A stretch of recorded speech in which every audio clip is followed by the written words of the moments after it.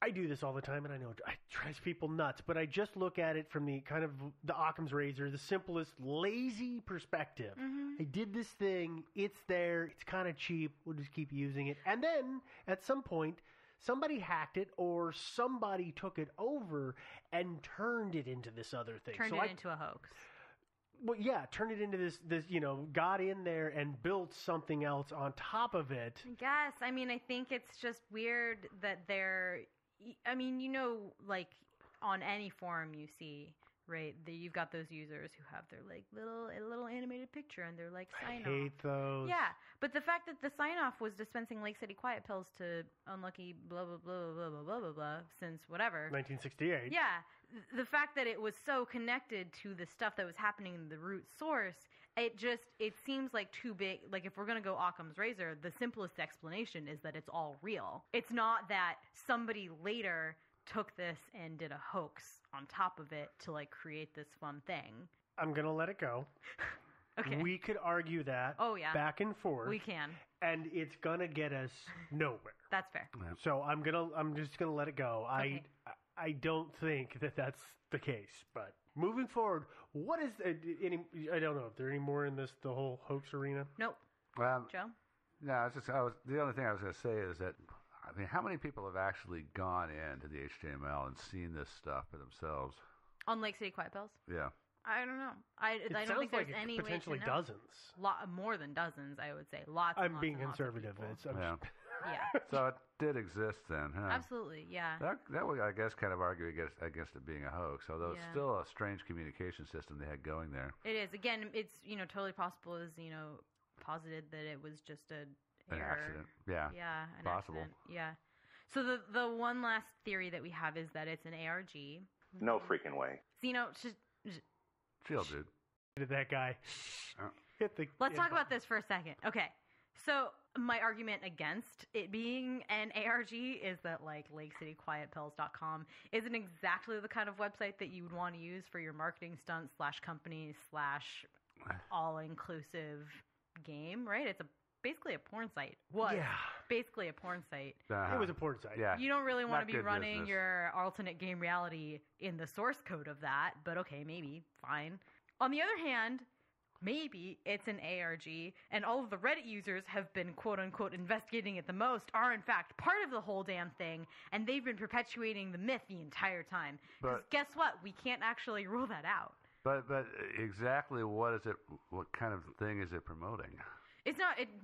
It's not that it'd be a promotion. It's that it would be an actual game that people are participating in, like a role-playing game that people are actually participating and pretending to be these different agents that are quote-unquote going out in the real world. They're not actually. They're not. They're right? pretending. They're Yeah. pretending to be these people, and that Reddit is just continuing to perpetuate that.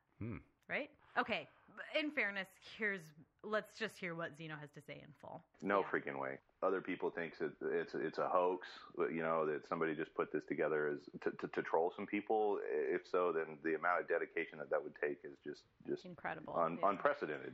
It's ridiculous. I think it's real. What do you guys think? Yeah, it's hard to believe, but that it really is the best alternative. But I think, like Xeno, is that it was just an error that caused some of the stuff to be written into the HTML code, either as like comments or logs or something like that. But the comments are kind of disjointed, like especially the stuff concerning the party, and you kind of feel like not everything made it out there, and I don't know why that is. Yeah, you'd think that we would have a more complete record of these communications. So I don't really get that why, but yeah, I'm torn. I'm going to use air quotes around the word evidence because it's just data on the internet. But the evidence that we have does lend itself to show that this probably was a thing. But at the same time, I'm not 100% convinced. I mean, it just, again, to me, is just something that could be a simple hoax of some goofball doing something and thinking he was being funny, and then realizing that people were reading what he was putting up and deciding to troll him a little more and troll him for a while. Trolls are going to troll, man. And then say, let me pull the ultimate troll and just start putting up gibberish and then do nothing. I mean, like that's completely plausible. That so is, I'm very torn. Well, here's the deal. The reason I don't think that's the case. It's possible, but this isn't really actually a very sexy case. You know, if people are going to try to start to really get something going, do a long con. You think it's going to involve kidnapping, murder, stuff like that. I mean, this stuff is just guys going out and being security guards, basically, bodyguards and stuff like that. I guess the other reason that I think it's real is because they vaguely reference going out into the field in the forums in Drunk Stepfather. As there are these discussions they don't say anything explicit, obviously, but users on Drunk Stepfather who are all members of, or not, all of the people who are posting these things on Drunk Stepfather are also people who we can associate pretty closely with Lake City Quiet Pills. They're talking about field experience. They're talking about Army experience. It's corroborated in different formats, in different forums where they're talking about these things. So for me, that speaks to more than just one dude saying like, let's do this funny hoax. But I can see one dude finding all kinds of joy in making multiple accounts and juggling that crap. I mean, there was a time where I thought, hey, it would be funny to pull this gag, and I started to figure out how to pull a gag on the internet, and realized very quickly, A, I wasn't going to be able to pull it off, but B, there's a lot of work and a whole lot of you got to be really organized. So, but there are people like that. Absolutely, there are. But I guess not to be a jerk, but your original argument was like, well, it's Occam's razor, that it's simpler that it's one dude doing a hoax. But at this point, it's not anymore. Well, but that's the thing is that this is why I'm torn, because I can see it being that simple. I can see it being that complex, and sadly, I can see it go in 90 degrees the other direction, where it's again some jerkwad hacks their server. I mean, we've had conversations about servers that have been hacked that I've had to deal with, and it's whoa, what? Yeah. And absolutely. Nobody knew. Yeah. I so totally simple. hear you. And I think that's the thing about this case that had me, you guys know, down a rabbit hole for a couple months now.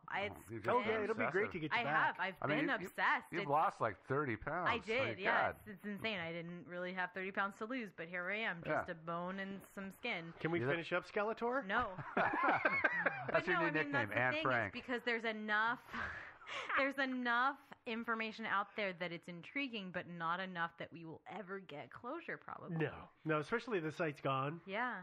This whole case. It's gone. It's done. Anyway. Yeah, I think it is, but you never know. I mean, it's got a quiet pill now. Yeah. It does, yeah. So if you want to read some of the Reddit threads that we've been talking about, unfortunately, again, we can't. I'm not going to link the Drunk Stepfather forums. No, Devin can say we will, but Steve will not do it. No, I'm not going to do that. So I didn't even go out and look at that. Yeah, so all of our research is going to be Reddit links this week, unfortunately. I'm sorry, guys. But if you want to read those links, if you want to go back to the original post of the original finding of this, you can find those links on our website. That website is thinkingsidewayspodcast.com. You can also leave a comment on any of the shows there. You can find links to our Patreon and our PayPal and also our merch websites all there as well. You can find us on Facebook. We have a page and a group. The group is private, so you have to request to be part of the group. Yeah, actually, I need to cut you off here or interrupt for a second. So, and we're going to have to start saying this on a regular basis for folks. We have recently, as of the time of this recording, we're starting to get a lot of folks who are sending us friends requests. Oh, yeah. Okay, well, the problem is we are active on the Thinking Sideways Facebook page, and we're active in the Thinking Sideways group. We don't do anything with the Facebook account itself. So yeah, the one that's Steve, Devin, Joe. Don't just ignore everybody is starting to friend that, and I've got it this week. Reach out to everybody who's friended us and tell them, listen, go here. And we're going to have to set a policy from here on forward of I'm not going to accept friend requests because we don't want to be the jerk who they're like, we totally friended you and you guys put nothing up and you say you do all that like that. We don't want to give that false impression. So. But also, if you post something on our Steve, Devin, Joe, whatever that page is called, we don't see that page. We don't read it. No. Just search Thinking Sideways and friend us. Or, no, not friend us. Don't friend us. Don't friend us. Okay. Like or join the group. Yeah. Okay? Why is it so complicated? It's so complicated. It's Facebook's fault. It is Facebook's fault. So I'm sorry to interrupt, but I just want to let everybody know that if you have gotten an email from us, or a Facebook message through Messenger, and then suddenly we fell off your friends list, it's because I'm going to, after a short amount of time, prune all the friends off because I don't want to give people the false impression that that's where the things we talk about are happening. Yeah. Right. I guess on the end of that tirade, you can also find us on Twitter. Oh, yeah. We do use Twitter. You can friend us anywhere on Twitter. I'm using Twitter a lot recently. If you want to hear about my escapades in playing Fallout 4, follow us on Twitter. We're Thinking Sideways. You'll have beat it by the time this comes out, right? No, probably not, no. I have a job and a life and stuff like that. You can also, we have a subreddit. It's Thinking Sideways. It's picking up steam. We do episode discussions. You guys can ask questions, things like that. We're there pretty often. If you want to just chat with us, if you have suggestions, if you want to be added to that list of experts that we used so heavily for this episode, drop us an email. We're thinkingsidewayspodcast@gmail.com. And then I mentioned briefly earlier, Patreon. We have that link on the website. You can also find us at patreon.com/thinkingsideways. If you want to make a sustaining donation to the show, you are more than welcome to do that. Obviously, it's optional. But we really, really appreciate it. It helps us cover costs like hosting and servers. And our hosting bill just came due, and it was like a lot of money. It's a lot of money. You two were not happy when I put on the green visor hat. As I said last week, you can either donate or you can stop downloading our show. It's your choice. But do one of those things. I'm kidding. But we really, really, really appreciate any donation that you give to the show. No, some people have, and I really do appreciate it. It's amazing. Yeah, it's great. Everybody, genuinely amazing. Again, it covers those bills, which is nice. Really, really nice. Yeah. Okay, I guess all that having been said, God bless you for making it to the end of this episode. Oh my God! How many people do you think are still awake? I don't know. None. Hey, we can say whatever we want. We could. They're all asleep. Yeah. We're going to the Rocky Mountains. Why did we make a 2-hour episode on something that we don't even know is real? Because it's on the internet, and the internet is fake. The internet, time is fake. Life is fake. Yeah, you're fake. It's a matrix. You can't prove I'm it. fake. Yeah. Crap, we gotta go. Okay. Yeah, now it's time to leave. Bye, guys. So, ta-ta, everybody. See you next week.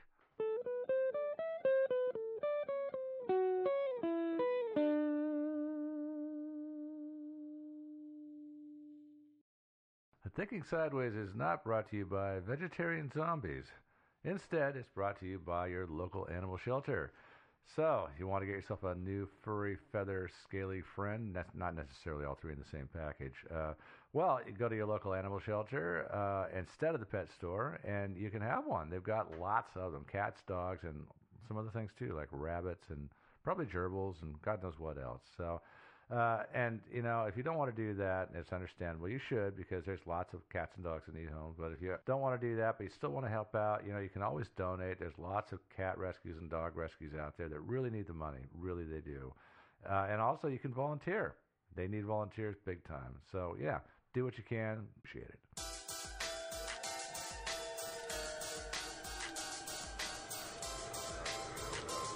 Thinking Sideways.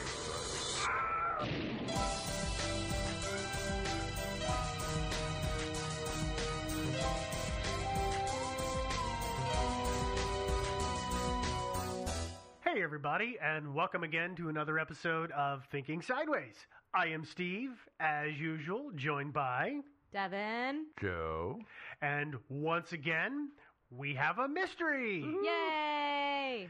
A 70s mystery. A 70s. It's actually... Although it's actually continuing to present day, though. Well, it is. It is continuing to present day. I was actually going to say it's a first for us, as we haven't really done a Vietnam War mystery before. And actually, there's a lot of interesting Vietnam War mysteries out there. There I've got are. a few on my list. And I don't know why we've avoided it. Probably because the Vietnam War is a bit of a third rail. You know, it's that electrified rail for a lot of people, even still today. It's similar to doing, shows about that are circulating around 9/11 or things like that. So I'm going to give the caveat in the beginning, as Devin always loves to say, this show is not necessarily about the basis and everything that happened in the war. It's going to be about our subjects. One little incident happened. One very specific incident in the war. Similarly, if you love the Vietnam War, we're not going to do a good job explaining it. No. It's not about the Vietnam So please War. don't email us telling us that we're bad at history. Oh, yeah. Thanks. Because we know. We know. We're really bad at history. It's big. It went on for a long, long time. Sometimes I read how long it is. I'm like, that was oh God. Okay. Oh, yeah. So let's jump right into the story. Okay. Shall we do that? Yeah. I guess, yeah. All right. So our story starts on maybe on the 27th of January, 1973, which for people who do know their history, especially around Vietnam, will know that that is the day that the Paris Peace Accords were signed to end the war/conflict/ whatever other thing people called it that was going on in Vietnam. Now, of course, the Paris Peace Accords were intended to end that conflict. Now, whether it did or not, or how that went about, that's a whole nother ball of wax. Yeah, there's contention about that. Yeah, there is. But I say that our story might start on that day, but we're not really positive for reasons that'll come out later on. Our story mainly, though, starts on the 4th of February, 1973. That is when a U.S. Air Force EC-47, operating under the call sign Baron 52, I like that one. took off from Ubon, Thailand at 11 o'clock at night. The plane and crew went about their mission, and, all was well for them. For a while. For a little while, and then they failed to make their required radio contact at 2 a.m., at which point a search and rescue effort was launched, but it would be 3 days before the wreckage would be found, crashed into the mountainside in the jungles of Laos. The plane, when it was found, was upside down. Its wings were shorn off. The rear portion of the plane was pretty destroyed because it'd been on fire. Burned, It had a pretty large fire. Problem, of course, is that at this time in Laos, in that area, this is part of the Ho Chi Minh Trail, so even though the hostilities are not supposed to be happening, there's still enemy forces around. All kinds of them. I mean, you're not talking just North Vietnamese and South Vietnamese communists. And there's also the Pathet Lao, Yeah, everybody's around, and nobody likes the Americans, which, big shocker, happens all the time.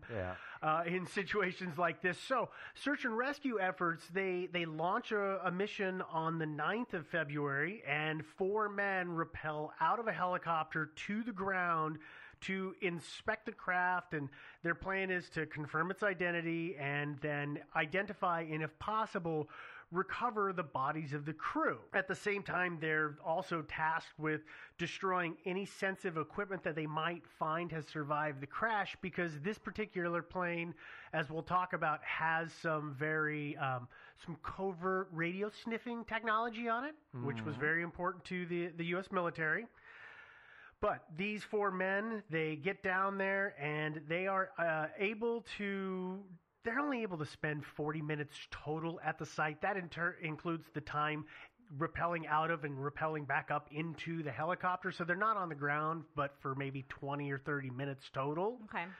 They're looking around, and they can get into the cockpit of the plane. Now, did they get in, or did they just look in the windows? Because I've heard from some accounts it looks like they just looked in from outside. They were. It sounds to me they were able to get a short distance into it based on one of the bodies that they found that would have been partially behind a partition.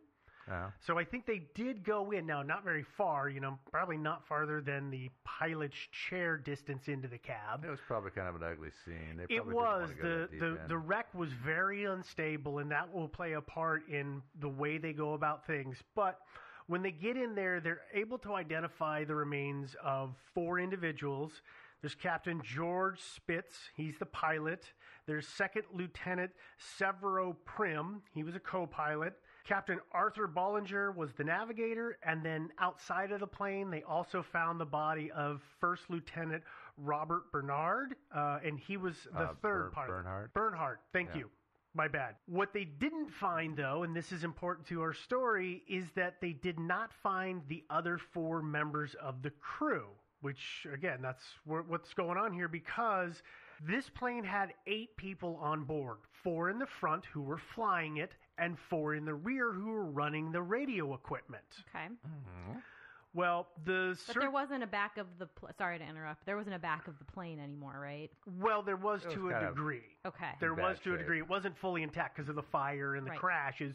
The tail had been ripped off. Like, this wreck was really, really unstable. Shape, yeah. It happens a lot in air crashes. Yeah, especially if they come down very hard. Yeah. So what the mystery here is, of course, is that if they didn't see the bodies of the men at the back of the plane, did they actually die in the plane, the crash, or were they actually able to bail out before the plane went down? And if so, what then happened to them? And there's a lot of events that happen after the plane initially disappears from radio contact that makes some people think that maybe they did get out, and we'll walk through all of that. But let's stop for a second and let's roll back to the very beginning of the story, because that's the general synopsis of why this is a mystery. Okay. It's a long synopsis. I know. Yeah. I'm a long-winded guy, according to the internet. Gonna say, didn't your mom teach you to be succinct? Yeah. Actually, I've met your mom. Never mind. I was about to say, do you really want me to answer this question? Because I could go on for a while. When Baron 52 lifted off, it was only 8 days after the Paris Peace Accords had officially gone into effect. But the U.S. military, being not the most trusting organization out there, didn't actually stop its covert activities. Yeah, you know, what the hell. Keep an eye on things. Yeah, well, and officially, I have to guess, or unofficially, I'm sure that they're like, well, listen, we need to keep an eye on the Communist People's Party of Vietnam and find out what's going on, just in case they're, gonna pull a fast one on us and break the rules. Well, that's what usually happens with ceasefires, so it makes a lot of sense. For context, remember, it's 8 days. I mean, when Baron 52 left, it was only 8 days.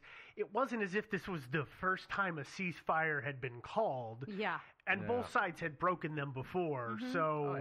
things like this might be why those things got broken in the past, but... Well, you do want to kind of keep it, see if they're actually abiding by it or not before you pull all your troops out. Mm-hmm. Yeah.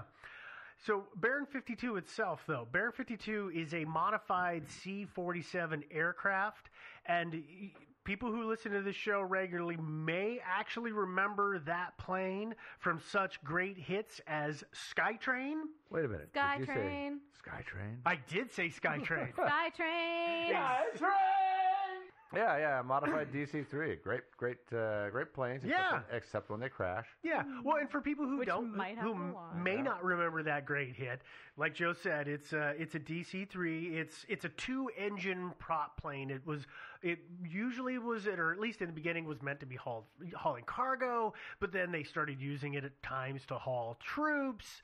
This particular plane, though, it is called an EC-47 because the back end of it is crammed full of electronics equipment. So, I mean, that's the simple version of what the E stands for. Yeah. And it had 4 radio stations that each had an individual man operating said radio to be listening in on whoever it was that they were following from the sky. Yeah, it was like they had a lot of RDF units in it, and so they could actually, like, since they were cruising along anyway, they could, like, get a fix on somebody, get a bearing, and then just cruise about 100 miles down and get another fix, and then triangulate, and that's where the bombers go. Mm-hmm. It's like pretty clever. Well done. Well, in this particular plane, their job was on this particular night was they were supposedly, because of munitions fire that they had been taking, anti-aircraft fire they'd been taking, these planes had started flying at about 10,000 feet, but they would also then go over the border, head to Laos and the border of Vietnam, and they were tracking a convoy of tanks. So they were listening to them to try and figure out how far they were actually going, and were they just maneuvering around, or were they actually hauling tail heading south to continue the campaign. Sure. That was their particular mission on this particular night. Okay. Now, the plane was, as I said, was staffed by 8 people. So the men in the rear, which they often would get called the rear enders, which is just an odd way to put it, but it makes sense. They were all part of the 6994 Security Squadron. Just rolls off the tongue. I know. I don't remember ever seeing military numbers that were more than 3 digits. I know. I was shocked to see that. You never heard of the Fighting 6694th? You never heard of those guys? No. I made movies about those guys. Oh, well, I must not watch enough movies. No, clearly.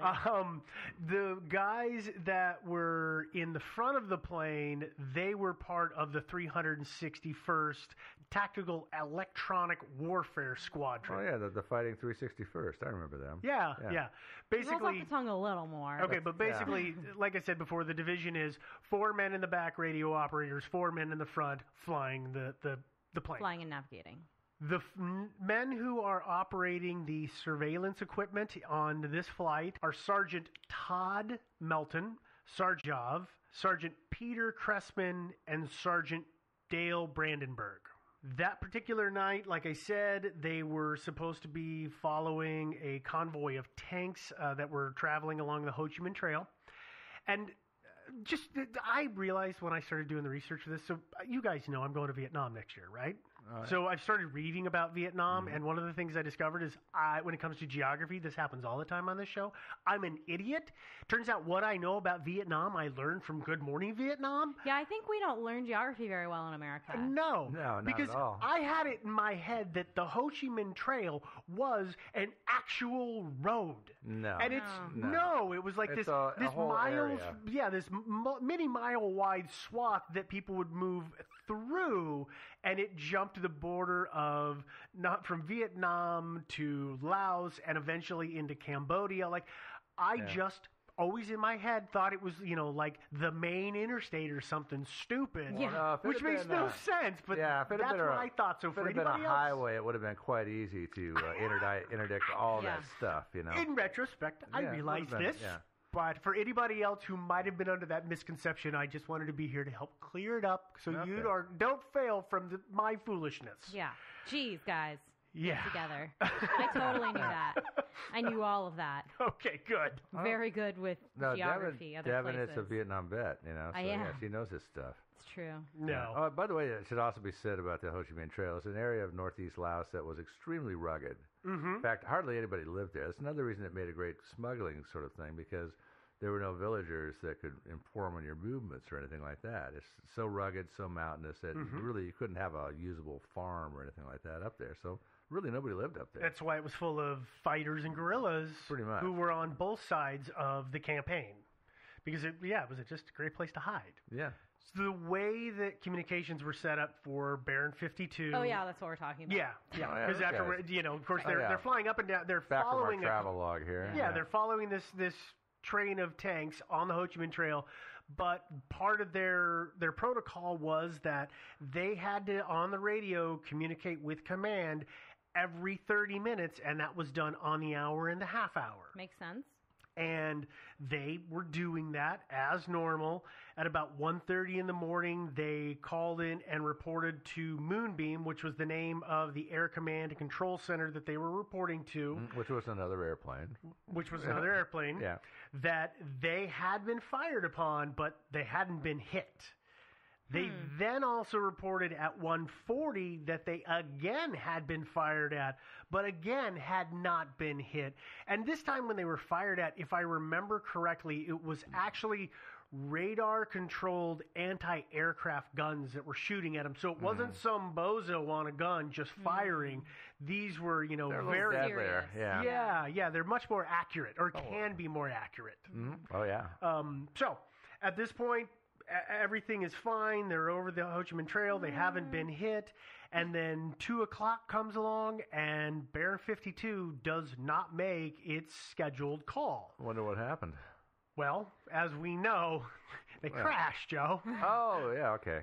Sorry, I forget so fast. It's okay. It's all right. It's hot in here today. Yeah. It's having that effect. I mean, the sweat is dripping off of me, and it's disgusting, and I apologize. It's pretty gross. It is. I'm shiny.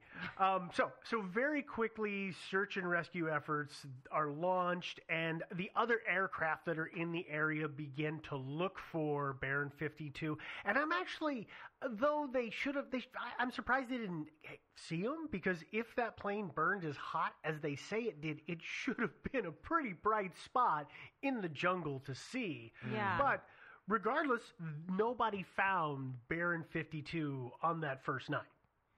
Yeah. Well, it's a lot of area, too. So, I mean, I'm sure they didn't, It is hundreds of square miles, that is a very good point.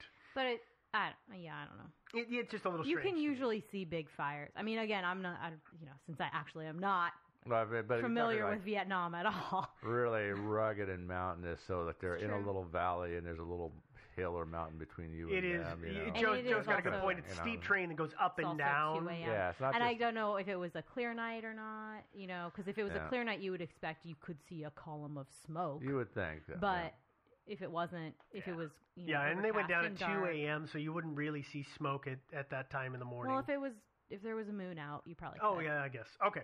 But anyway, the point of the matter is they didn't see him. But it's weird. But it's weird.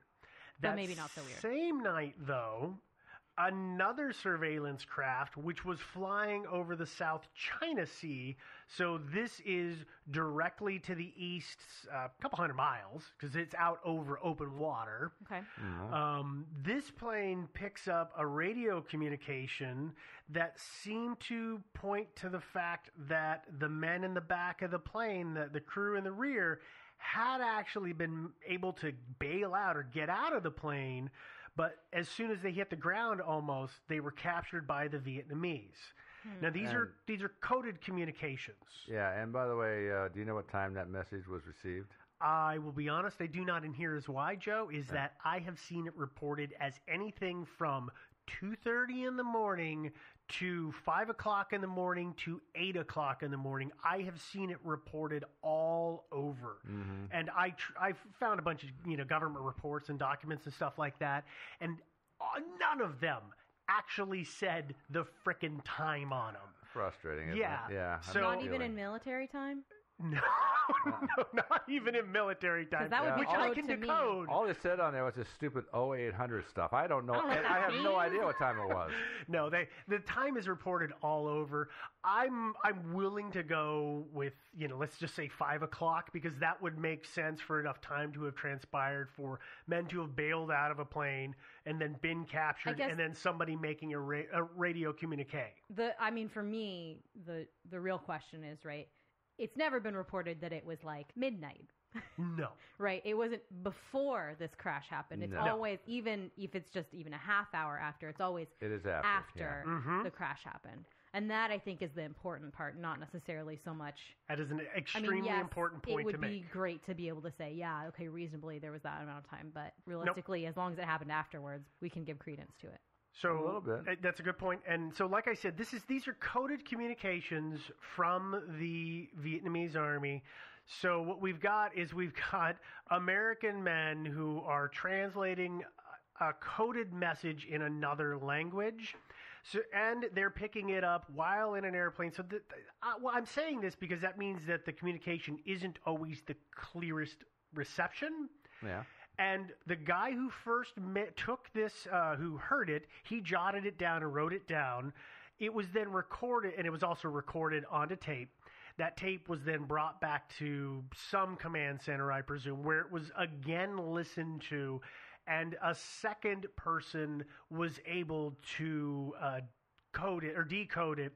And what happens here is we get two different versions of the message. Surprise, surprise.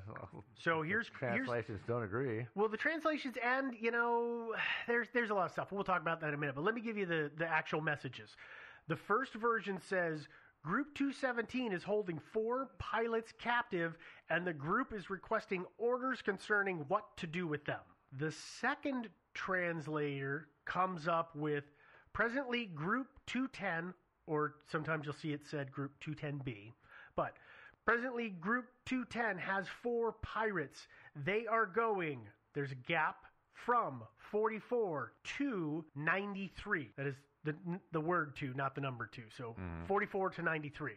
Yeah. And that's where it exists. Now, the problem with this log or this radio capture is what the military would do is they would have the second guy go through it and confirm it or correct it, and then they would send the tape back onto another plane to be recorded over again.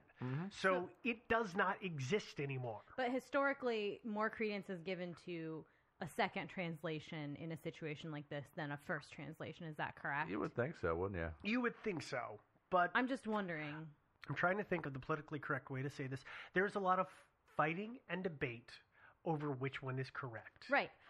In this particular instance, but I just didn't know if there was like a historic record of, I'm sure this happened all the time, right? That the translations were different. I would imagine. And so I just didn't know if the general consensus was, we're going with what the second guy who's not in an airplane in a stressful situation says, or if... Okay, so officially, the Air Force logs go with what the second guy has said. Okay. Because the second guy actually did get a chance to listen to it more than once, right? Yes. Right. Yeah. The first guy is doing it on the fly while it's being recorded. Yeah.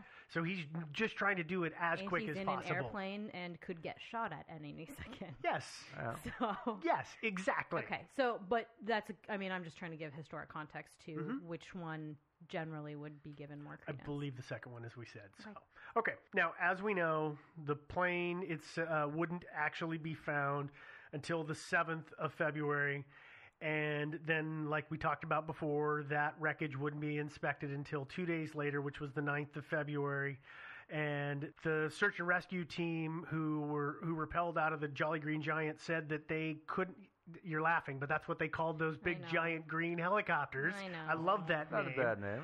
But they said that they didn't go into the fuselage of the plane because they were worried that it wasn't stable enough. And they were also kind of worried about booby traps. That too. They had also considered putting a rope around it and having the helicopter lift it up to try and flip it over, but they didn't believe that structurally it would stand that, and it would probably just crumble and be a waste of time. So they couldn't do a whole lot. And part of the reason that it was so unstable is when Baron 52 went down, it had about 5 hours of fuel on board. That's a lot of fuel to burn. That melts metal. That's part of the problem. Is it destroys it melts people. And it melts steel beams. Yes. It does. That steel beams light jet fuel on fire. You've got it backwards. Okay. Yeah. That's good to know. But of course, the important point here is that because, and this is the thing that people gravitate to, because they never went into the rear of the plane, they never actually saw any bodies. Now, just to give you a little bit of context here, the bodies of the men that they found in the front, they were badly burned. They were really badly burned. But was it Novex? Was that the kind of suit? I can't remember. Nomex might have been it, I think. Thank you. It's flame retardant flight suits. The flight suits are what kept their bodies from being entirely consumed by flames. Unfortunately, they didn't cover everything.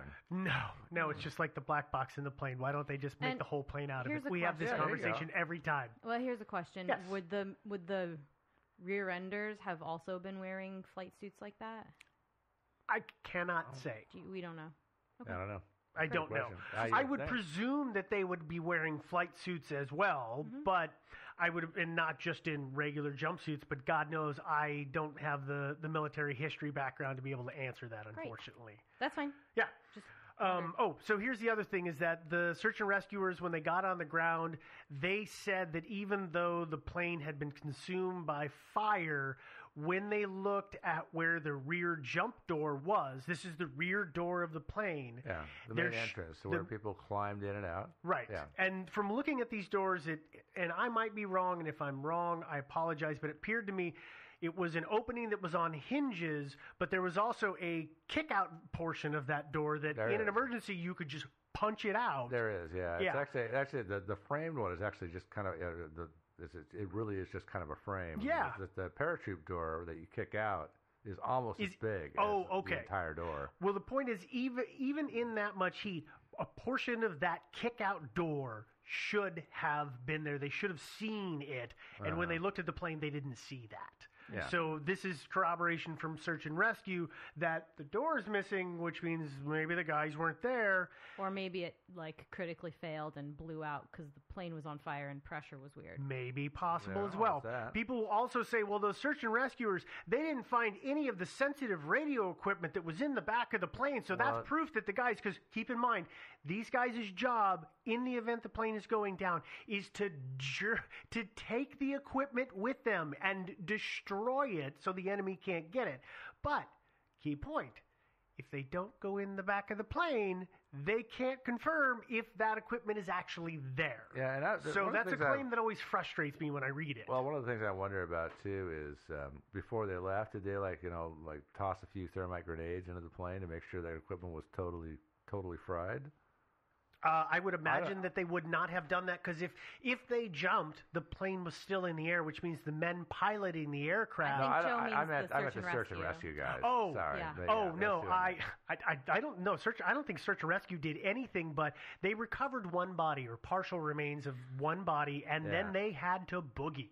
I understand their self-preservation because I understand they could also have been shot down or things like that. Or captured. But I would assume that if it was so important that the enemy not gain access to this proprietary covert technology, you would think they would destroy it. That if they weren't 100% sure that it was not there or already destroyed, they would have done something to destroy it. Yeah. So I guess for me, even though we can say they didn't go into the back of the airplane, it didn't look like the back of the airplane was really intact that much from the really grainy pictures you find online that are, I think, all aerial, right? Yeah, it's one aerial photo reused over and over and over and over and over and over and over. But you can hardly tell. But it does look like to me you can kind of see the front of it, and then the back of it just looks like it's blown out. And maybe your impression of that was different. But so I don't know that there was necessarily a back to go into. They could have done a visual search of.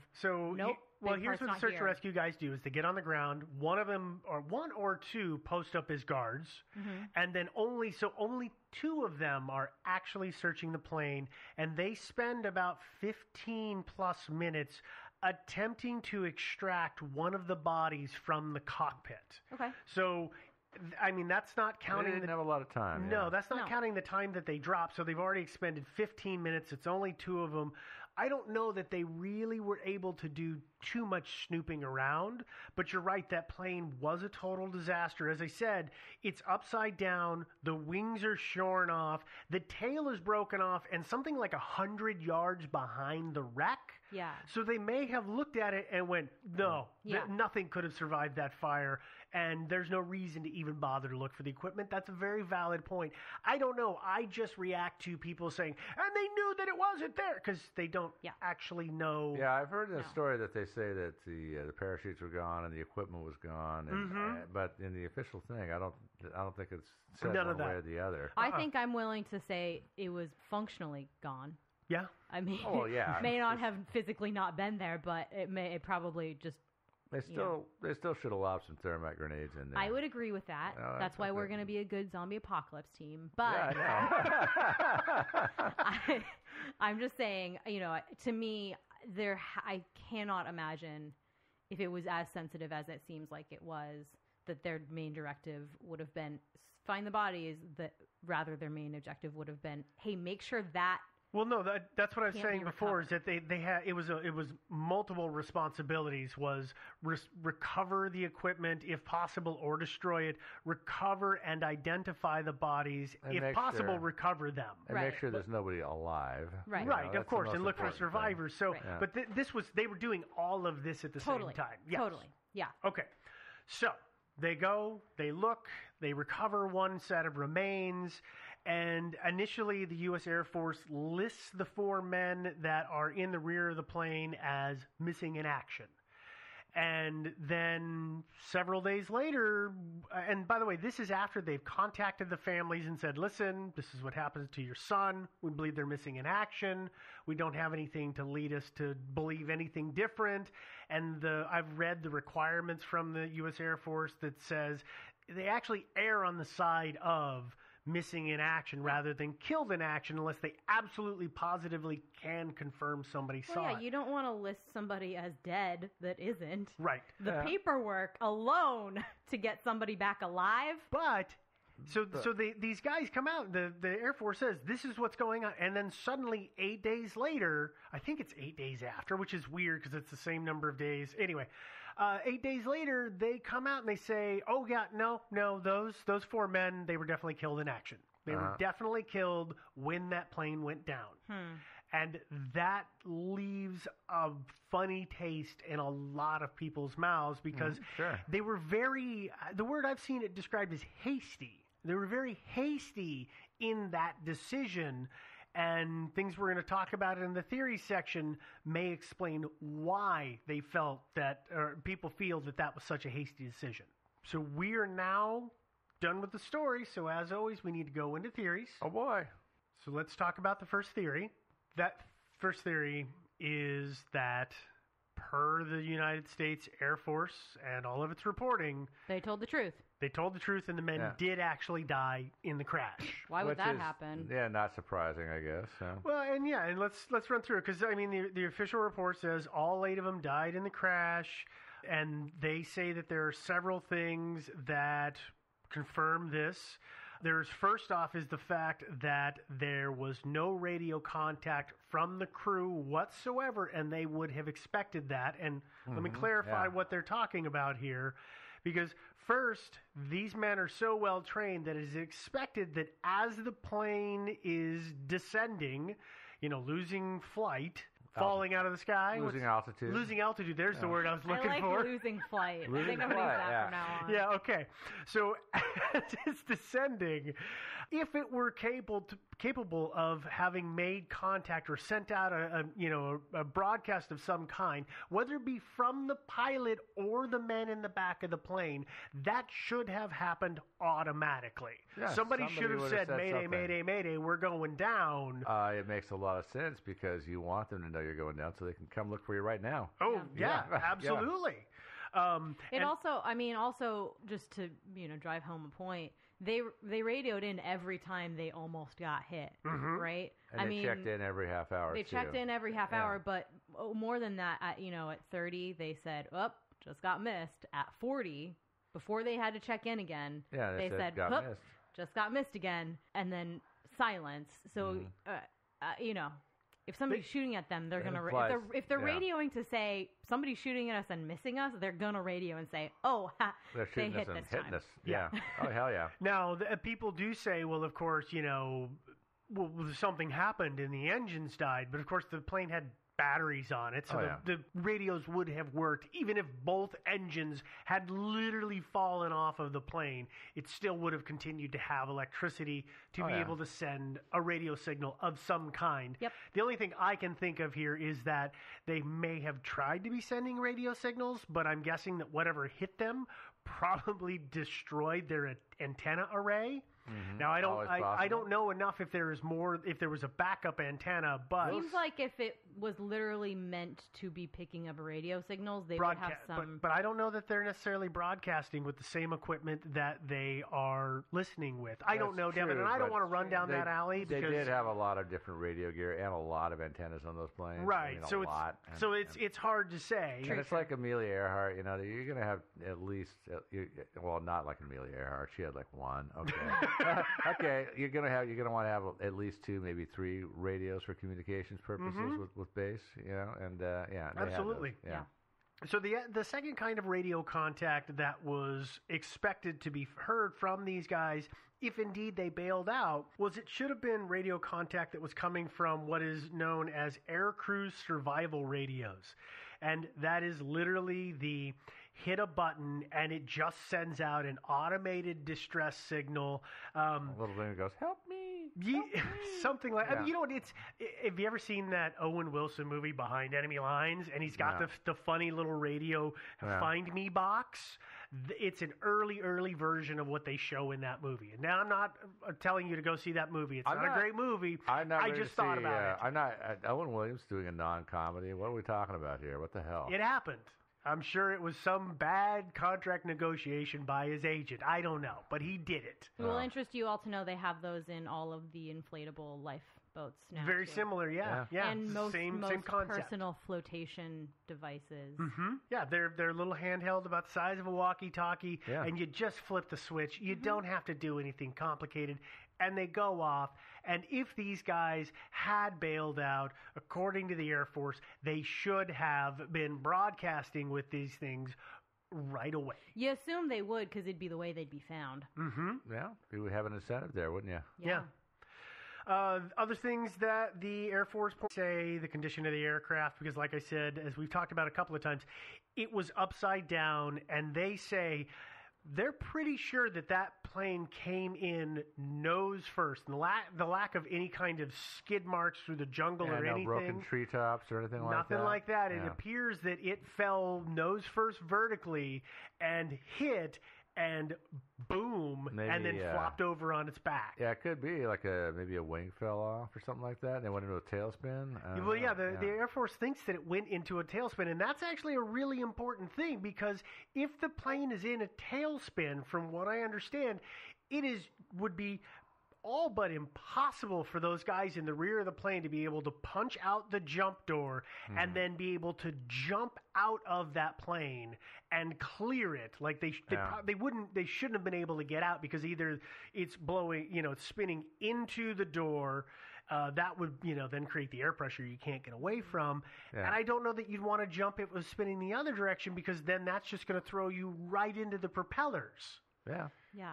I mean, this all sounds like logical reason. I guess, for me, I would presume to just kind of address the fact that they, took 8 days to go from MIA to killed in action. Mm-hmm. I think, what you were saying is true, that the Air Force is very tentative to just say military in general, yeah. Yeah, and so, people should be pretty tentative to just say, oh, they're dead. But it really, what it sounds like happened to me is, they found that wreckage and they said, okay, there's a possibility that maybe, without having assessed anything, there's a possibility that maybe they bailed out. We did not conclusively find their bodies, so, okay.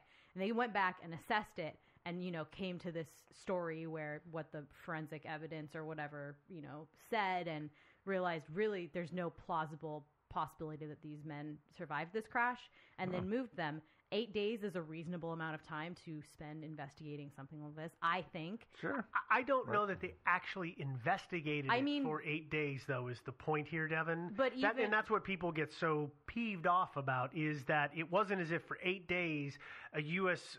Air Force group spent nothing but time looking at the data and saying, okay, what exactly happened, and giving a determination. It doesn't take 8 days to look at this stuff. Really. Right, but can I clarify that yeah. It would be even more suspicious to a lot of people if, like, a day later they were like, just kidding, killed in action.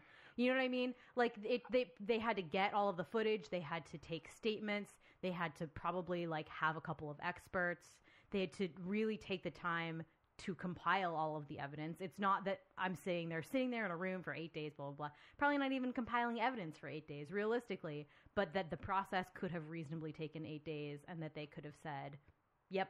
But again, what I was saying earlier is that their manuals actually point out, if you cannot confirm nobody laid eyes on what happened on the body, you do not change them from MIA to KIA. That's fair. And that's really what sticks in the craw of all of these families of these four men. And this was in 1973. For 5 years, these families just lived with the understanding that their sons had died in the crash when the plane went down.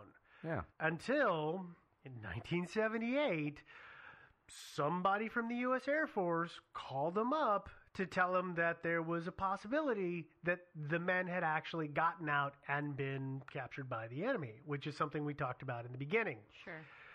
So let's move into theory number 2, which is they actually bailed out. And were captured.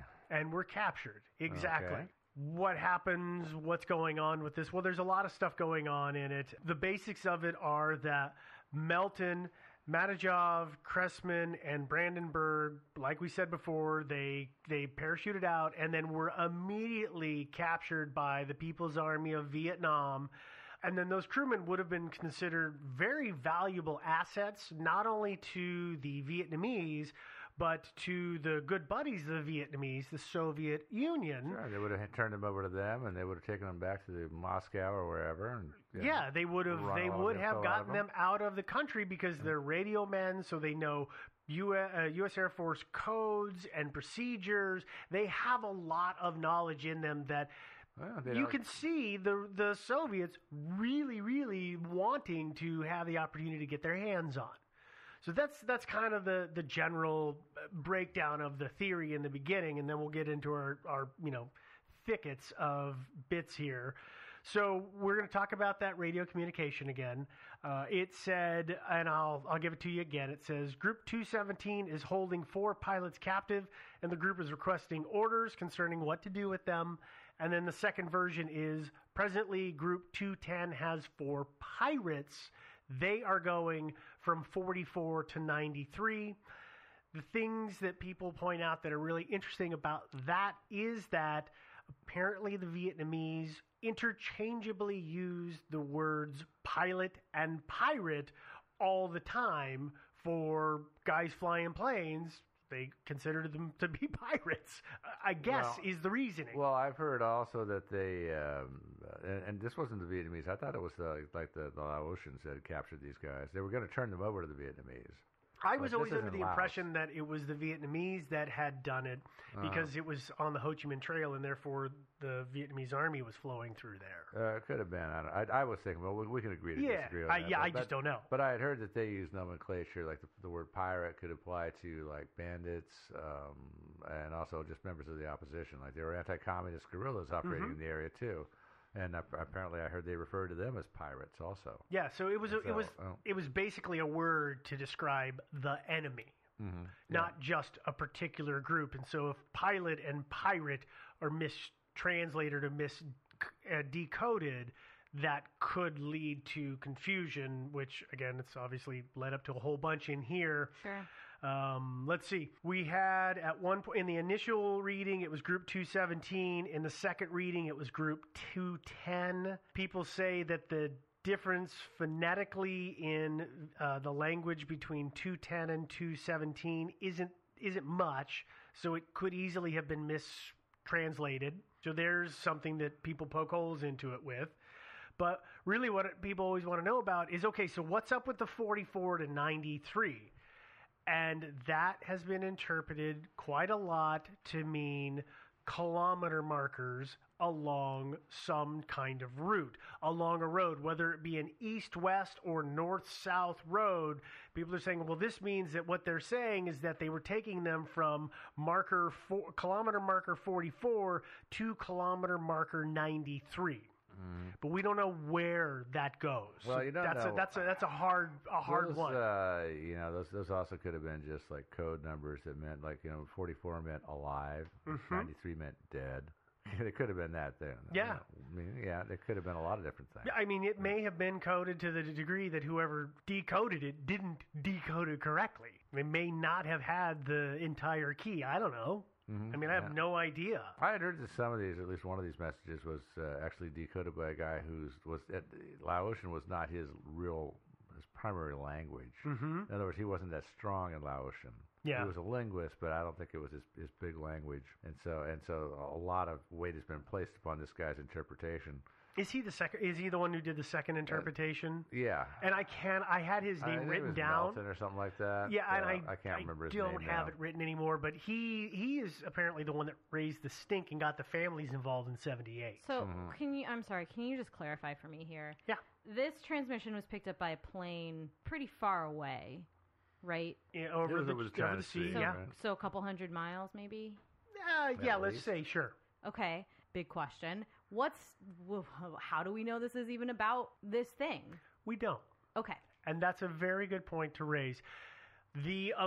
From the U.S. Air Force, they say that the person who was monitoring the frequency that this original message came through on believed that all of the communication that he was listening to was actually coming out of Vin City, which is 250 miles away, 400 kilometers from the site, from where Baron 52 went down. Yeah. People say, well, that's an awfully long ways away to be related.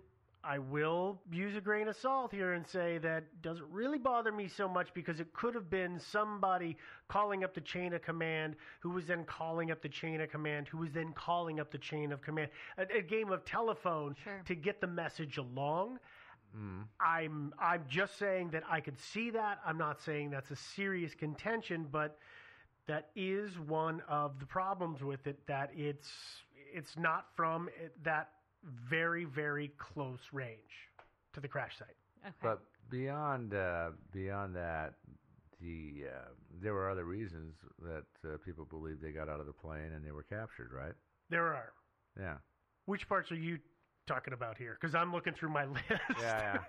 Well, no, I mean, I'm just talking about the door being missing and the parachutes being gone and all that stuff. Yeah. And are we through the debunking part yet? So do we want to go there yet? I mean, no, because there's a couple of things here that I find interesting that might explain why some of this stuff is going on. So one of the reasons that, so if these guys get out and they are immediately captured, remember that this is just about the time that the Paris Peace Accords have gone into effect. And one of the, it's not a stipulation, but one of the articles of the Accords is that prisoners of war will be returned and the bodies of the dead shall be repatriated. You shall send them home. Both sides should be doing this. Okay, so this is what everybody wants to have happen. So if that's the case, and suddenly the U.S. screws the pooch and drops a plane in the jungle, proving that it's doing what it's not supposed to, do you want to allow that to jeopardize the return of all those other guys? In other words, are you willing to forfeit these four for the other hundreds, if not thousands? But and just to be clear, this is not you talking. This is what the people. The theory says, say, yeah. I mean, obviously, we're not saying it's the trolley conundrum, right? Do you sacrifice you've got the one person on the tracks that you care about and the 20 people on the trolley? On the other track, and do you throw the switch? I don't know. It's a good question, especially on the possibility, right? It's not even. It's not even. We know for sure they might be alive. So are we going to sacrifice? Are we going to get caught doing this thing, or are we going to get our thousands of POWs back? Which is? It wasn't thousands; it was kind of hundreds. But I mean, you know what I'm saying. I know what you're saying. Yeah, although I don't think this thing would have jeopardized that. That's one problem I have with this theory is that. Oh yeah, no, there's a lot of problems. What the U.S. was doing over Laos with recon and all that stuff was not actually wrong and really in violation of the Accords anyway. I mean, I think they were supposed to be stopping all missions, and this is to me when I read this, it's a pretty blatant violation of stop what you're doing. All things. I mean, everybody is out. Quit doing it. Send everybody home. And here's all these guys at this airbase that are still flying as if nothing happened. It was just 8 guys going for a plane ride. I don't know what the problem but this was one of many, many, many planes that the U.S. had in the air, which is why not that they know of. It's just the one. Well, but they do because I should be a communications because of the fact that I mean, think about this.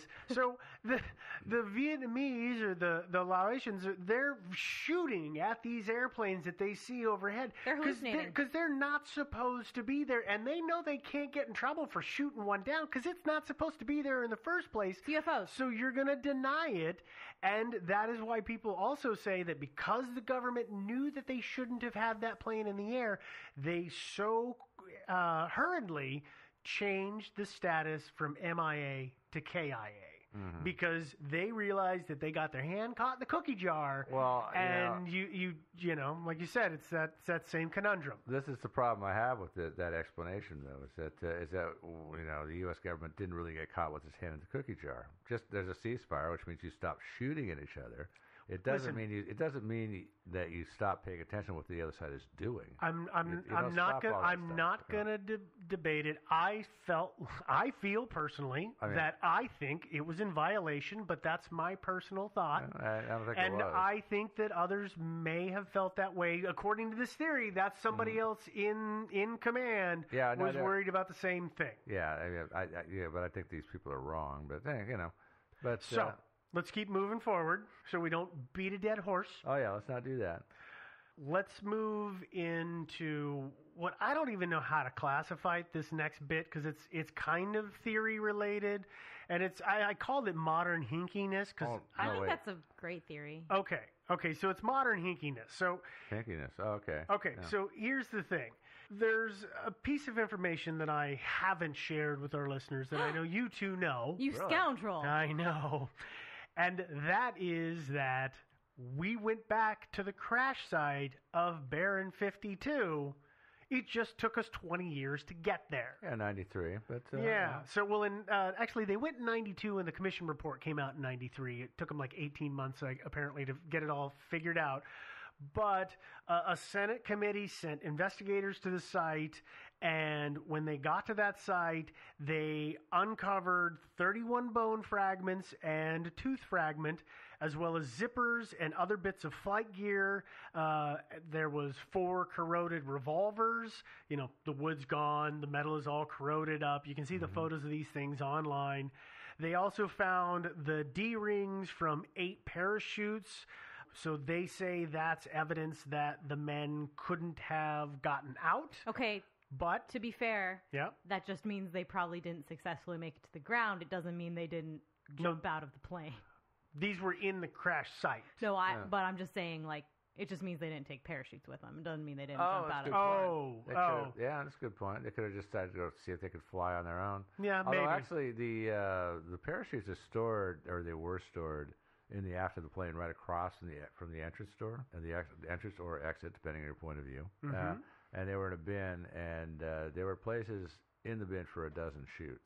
Mm-hmm. Yeah, I was going to say. Also, it seems like they would have extra. 12 minus 4 is 8 after all. Right. Well, but that's the thing is that if indeed there's only 8 chutes, where's the D rings for the extras? That's the question. Well, and so, but I mean, to some people, the presence of 8 rings or D rings from 8 parachutes proved that they couldn't have jumped.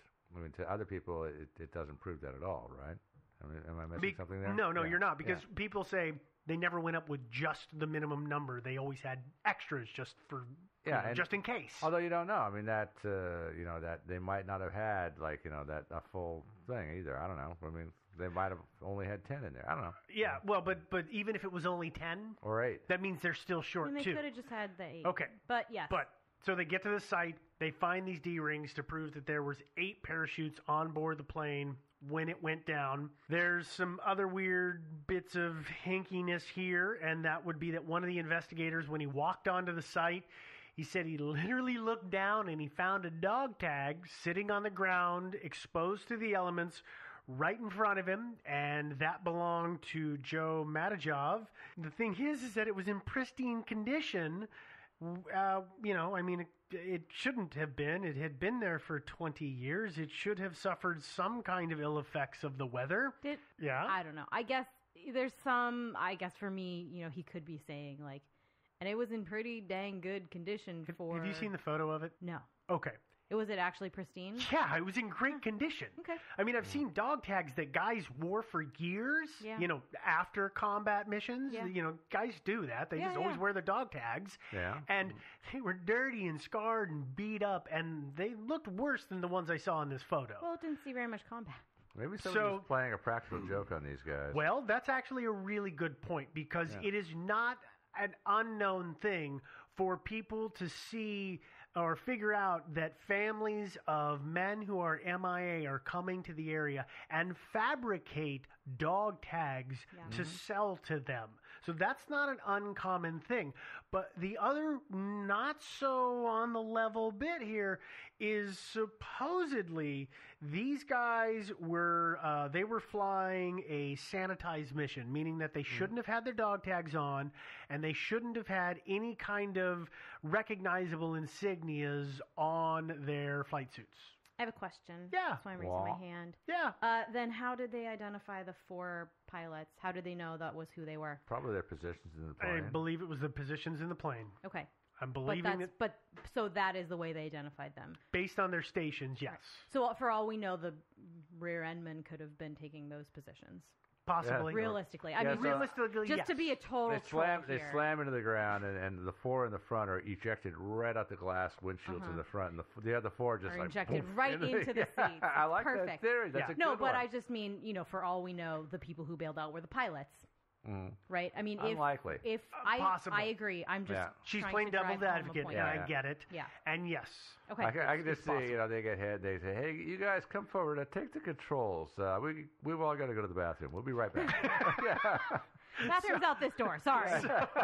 This isn't the bathroom. Whoa! Whoops. Yeah, no, April but Fool. it's weird that if they were supposed to be flying a sanitized mission, that this dog tag was there. Agreed. Oh yeah. So that's weird. The other thing that's weird is that the bone fragments that were all recovered, they couldn't really identify them to anyone because I kid you not, they were literally fragments. They couldn't even prove that they were human. You would kind of expect that. You would, after 20 years and in that situation. Yeah. But they said that they couldn't, they didn't, no, it's not that they said they couldn't. They said they didn't want to run DNA analysis at the time. This is 93, so of course technology has made leaps and bounds since then. But they didn't run DNA on them, so they couldn't confirm who or what it was. The other weird thing is that I mentioned that they found a tooth or a partial molar on site. Well, that molar, they matched it up to Peter Cressman. Here's the odd thing is that when the U.S. Air Force came to Peter Cressman's family and said, "Hey, this is Peter's molar, and we have these X-rays of his teeth to prove it," they showed them X-rays of a full set of teeth on the top and a full set of teeth on the bottom. The problem is Peter Cressman didn't have all of his teeth. He was missing teeth. He had to wear a partial. So whose X-ray is that they used to match the tooth to? Are they sure that? Well, it could have been a mistake or a fraud, or are they sure it wasn't just an earlier X-ray before he got his partial? I believe that before he went in to service, he already had that. But I mean, and if the partial was in his mouth when they X-rayed him, it would be very obvious. Oh, okay. Because so the partial has metal. The X-ray was not from previously. Previous. They didn't like contact family dentist back home and get X-rays from everything that I have read says that was not the case. That it was the military had those X-rays. It was their X-rays he took in the military. But this is so. Here's the thing though, and this is I know this infuriates the families, but the all of the armed forces. Okay, I'm not just going to point at the Air Force here, but all of the armed forces over the years have seriously dropped the ball when it came to identifying recovered remains of soldiers killed in action. There are times where they have sent parts to a family and then realized that, wait, they sent, I'm just going to make up names here, okay? They sent Bob's remains in place of Don's remains. But Don's remains are actually in Tim's grave, and they don't actually know where Don or the first guy's remains are, but the third guy's grave is actually filled with somebody else, and it's this weird, and there's no easy way to fix it, because what do? Well, you go to the family and say, we screwed up, we need to exhume your loved one, and you have found closure, and now, sorry, we got to take it away because we were wrong. No, you don't. You don't do that. I would think that they would just, like there's been cases like that. I would just quietly move the bones and not tell the family myself if I were in the military. But it does go to show you a couple of things. Number one, they do screw up a lot. But on the other hand, in circumstances like that, I could see where you could do that. But they also still seem to actually still be working on this. I mean, they actually are devoting a lot of resources to trying to straighten everything out, identify every body to the best that they can. They are trying now. But they're screwing up. And I was going to say, if you listen to the families, then they say, no, they're not trying, and they're trying to cover it all up. I mean, this is all a matter of perspective. And yes. I get that, because if you these be one way and to be given all of the information, and they feel like they've been jerked around for decades, that's bound to build up a lot of resentment. Yeah. So you can see where all these families get together. I mean, I read an article somewhere, and somebody said, when you read one of these, you think, well, the family is crazy and nothing is going on. And then when you talk to 5 or 10 families and they all tell you the same story, you start to wonder, what actually is going on? Is there some kind of something in the background, some plan that we don't know about, and it's a game that somebody else is playing, and we just don't know the rules to? I mean, it leaves a bad taste in your mouth. Well, I think there was a little bit of irresponsibility on the parts of some people, though. Like, a lot of people really kept this story alive and kept the families excited and interested in the whole thing. Mm-hmm. When, in my opinion, there's not a single shred of evidence that they survived the plane crash. I would agree with that. There's not one shred of evidence. Not a single one. I would say that the missing jump door is, to me, a shred of evidence. Nah, it's not. To me, it is. But it's missing wings. No. Here's the wings are nearby. Here's the real reason the door was probably gone is that they're actually. I mean, it's very possible that it blew out in mid-flight when they were hit. I get. Actually, the jump door, the parador, the paratroop door, whatever they call it. Mm-hmm. Actually, in Southeast Asia, on those planes, the crews removed those all the time. They flew without them all the time, because it was so hot there. That was one way to keep it cool in the plane. But these guys are flying at night. They're flying so at that's night in not February. an issue. But the other thing about these planes, well, it may or may not be an issue. I mean, it may well be that particular bird, they pulled that door off months before, or even a year or two before, and nobody even knew where the damn door was anymore, so they couldn't even put it back. They typically flew without those doors in place. See, and I've read a lot of stuff from airmen who said that the doors were there, but they always left them unlocked. Yeah. So they could get out faster. Yeah, but to me, there's absolutely no reason to put any weight whatsoever on that door being missing. The search and rescue team reported that the parachutes were gone. Well, of course, but they couldn't report those were gone because they didn't go into the plane. No, you can see into the plane by looking through the door, because the bin that holds the parachutes is right across from the door in the fuselage of the plane. Which door? And every account that I have read. The rear door, the entry-exit door, the main entry-exit door. They're right across. The jump door? Yeah, the jump door. Okay. They're right across from that. Every account that I have read of this, the search and rescue team reported that the door was missing. They also reported that parachutes were missing.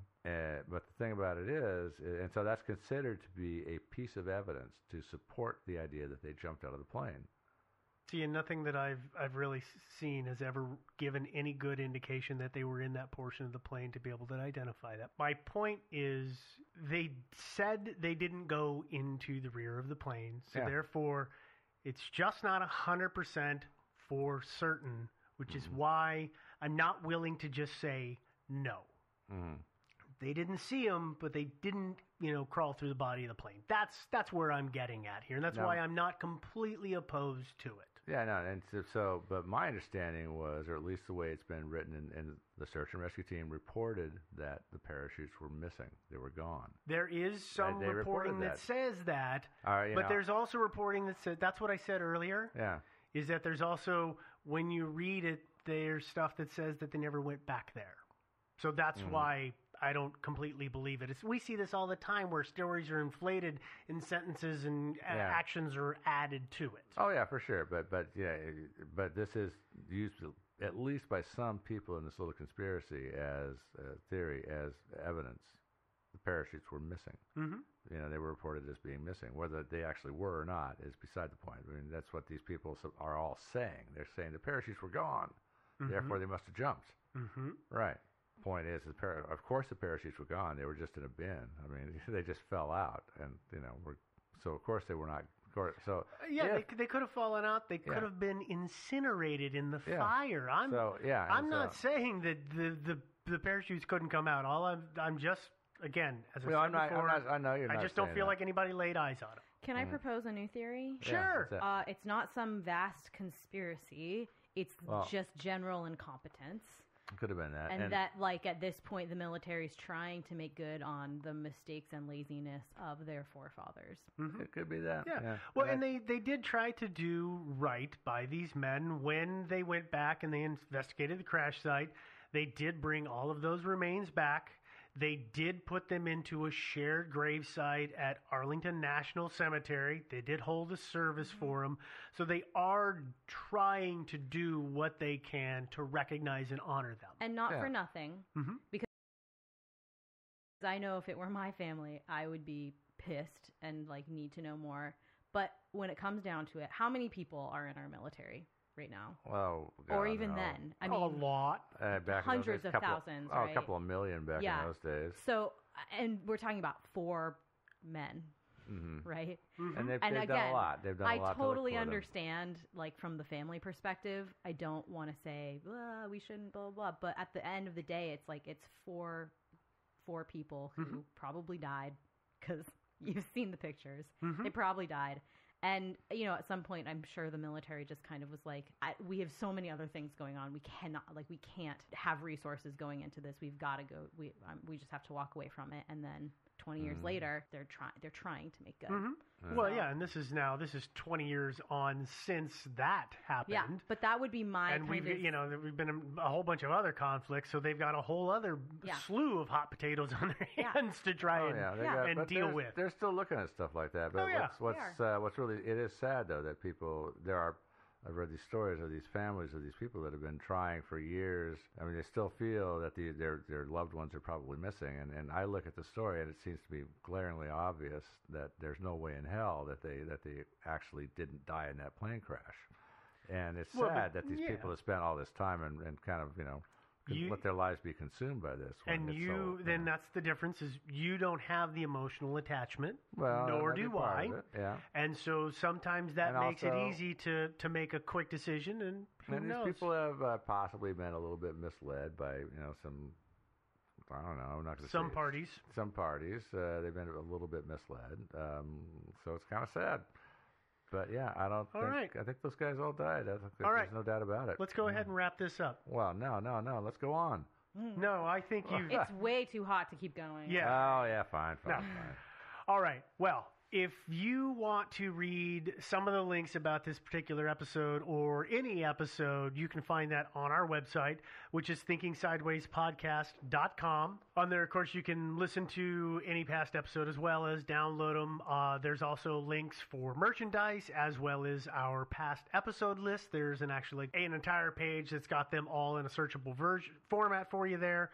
For those of you who are downloading somewhere else, which most of you are, you're downloading or streaming. If you're downloading and you're doing that from something like iTunes and you're able to leave a comment and a rating, please do. We appreciate that because that allows other people to find the show. If you're streaming through like Google Play or Stitcher or what other platform it might be, if that platform allows you to do comments and ratings, please do so. We appreciate that. We're on social media, so we are on Twitter. We are Thinkin' Sideways without the G in the middle. We are on we've got a subreddit. I was about to say we're on subreddit, but we have a subreddit. And then, of course, we have the Facebook page and the Facebook group. So like the page. Join the group. It's always pretty busy, always good conversations taking place. And if you, last but not least, if you have comments or questions or story suggestions, all of that stuff, you can always go ahead and email that to us at thinkingsidewayspodcast@gmail.com.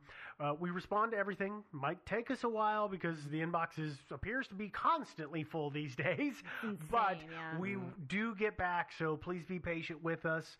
That having been said, you guys got anything else? No. No. All right.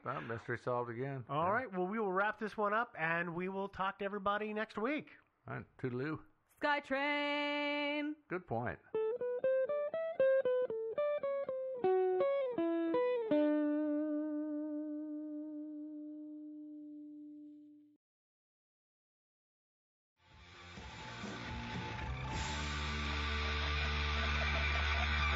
Hives there on XFM 104.9. I'm Ricky Gervais. Steve Merchant. He's with you. Oh, yeah. Yeah. Sentences and all He's that. just using the Well, traditional English but language. you put me off. You pointed to yourself, and I just said Steve Merchant. But you know we do that every week. You introduce me. Yeah. You say with me, and I go Steve Merchant. No, yeah. So no, it's a catchphrase that everyone's waiting to hear. No, but usually I go Ricky Gervais and you go with Steve Merchant. But this time you pointed to you, so I said it. But I didn't say it. It caught me off guard, so I didn't use the sentence. Oh, I don't like the way you sit, right? I've read medically that if you're slouching like that, can you try and describe how you're sat? But you've got the kind of have you ever seen that picture of when John Lennon was off his head on Smack recording Let It Be, and he was lying on the floor at Abbey Road? That's basically what Ricky looks like now. Chest pains, I'm scared. It's not good for you. That look at you can't breathe properly in the diaphragm, so you're going to speak badly. Hey, listen, I was trying to speak medical stuff there. I was trying to run into trouble. Anyway, Rick, what are the words to Wham Rap? No, what are the words to... I don't remember Wham Rap. What the hell's got into you? Hey, sucker. Now there's nothing you can do. Brilliant. I look forward to a forthcoming revival of your music career. Yeah. Rick, I had some devastating news last night. Go on. You know when I left you, I was off to buy a PlayStation 2? Yeah. I was totally in the mood for or it. Or a PS2, as he said. Yeah. Which confused him, Grandad. Anyway, so you know, I think I went in some electrical stop on Oxford Street. Yeah. And the thing I'll just say, the thing about Steve is I wouldn't say he's mean. He hates that. He's careful, right? And he will spend days to get £1 off.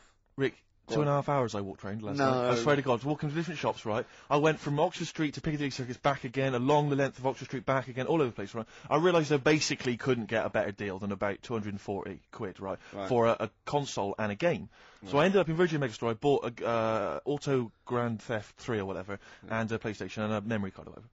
So I shoot off, and I'm walking off, and I'm going to the Tube, and I walk all the way to HMV, on opposite Bond Street, and I just popped in there because I'd forgotten to get something, and I went downstairs, and I was walking past the PlayStations, and it went, if you buy a PlayStation 2, I was absolutely devastated. What did you do? I crumbled. I didn't know what to do. I was thinking of taking it back to Virgin Megastore, going, it's faulty. Well, how could it be faulty? You haven't even got it home yet. Oh, I can tell. No, I didn't mean to buy this, though. What did you buy?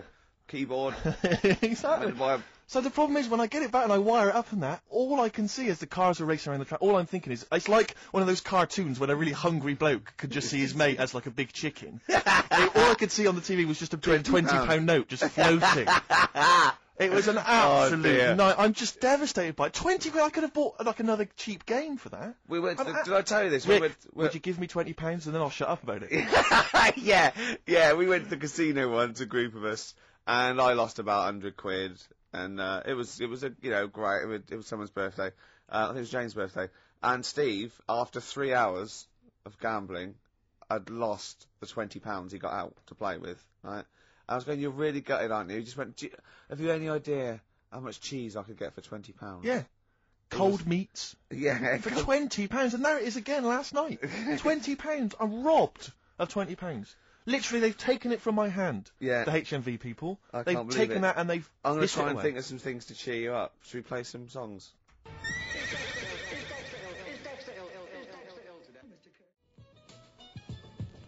Avalanche is there. Frontier Psychiatrist. I never enjoy any record where I think I or a 4-year-old could have made it.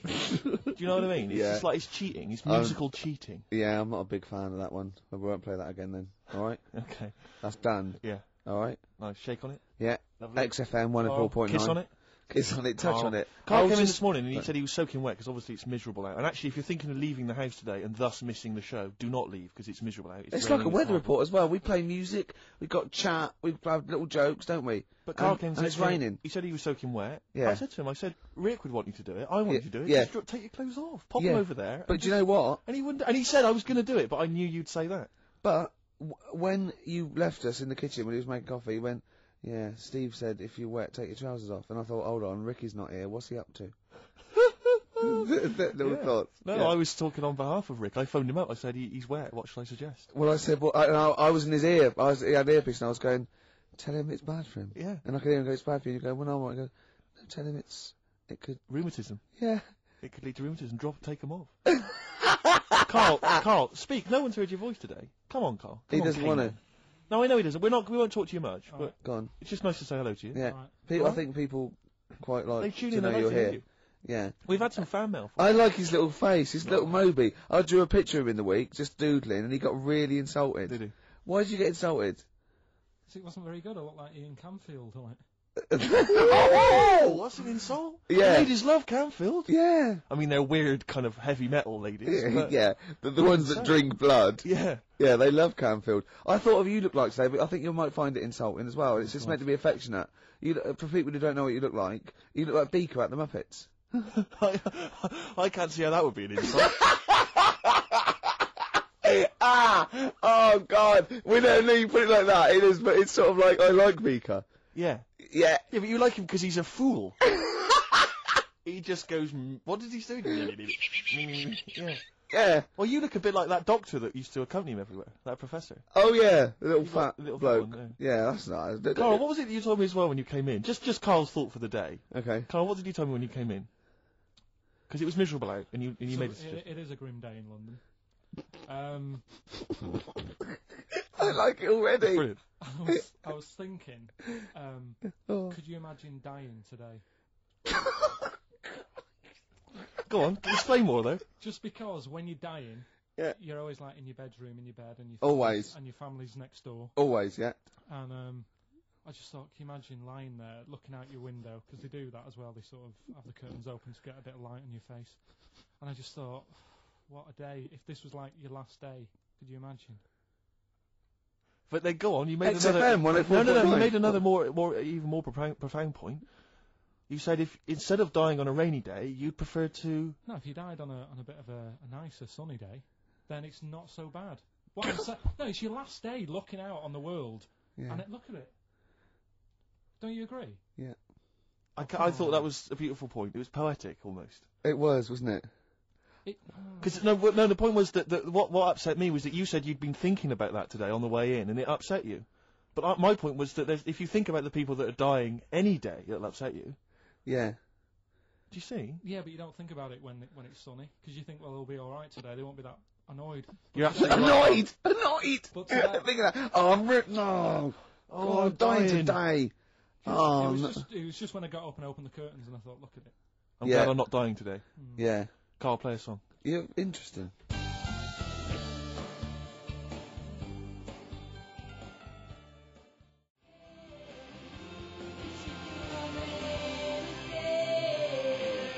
Mull Historical Society, watching Xanadu on XFM 104.9. I'm Ricky Gervais. With me, Steve Merchant. See, it doesn't work if you say with me, Steve No, Merchant. It doesn't work. I've got to say I've either got to say with me, Steve, or you just go with Steve Merchant. Sure. See what I mean? Okay. It's not as easy, is it? No, it's not. No. It's not as easy as it seems. You know this, right? I mean, What? the radio show. Oh, yeah, We yeah. do, right? Well, we just come in and we don't plan them. We just sort of like chat.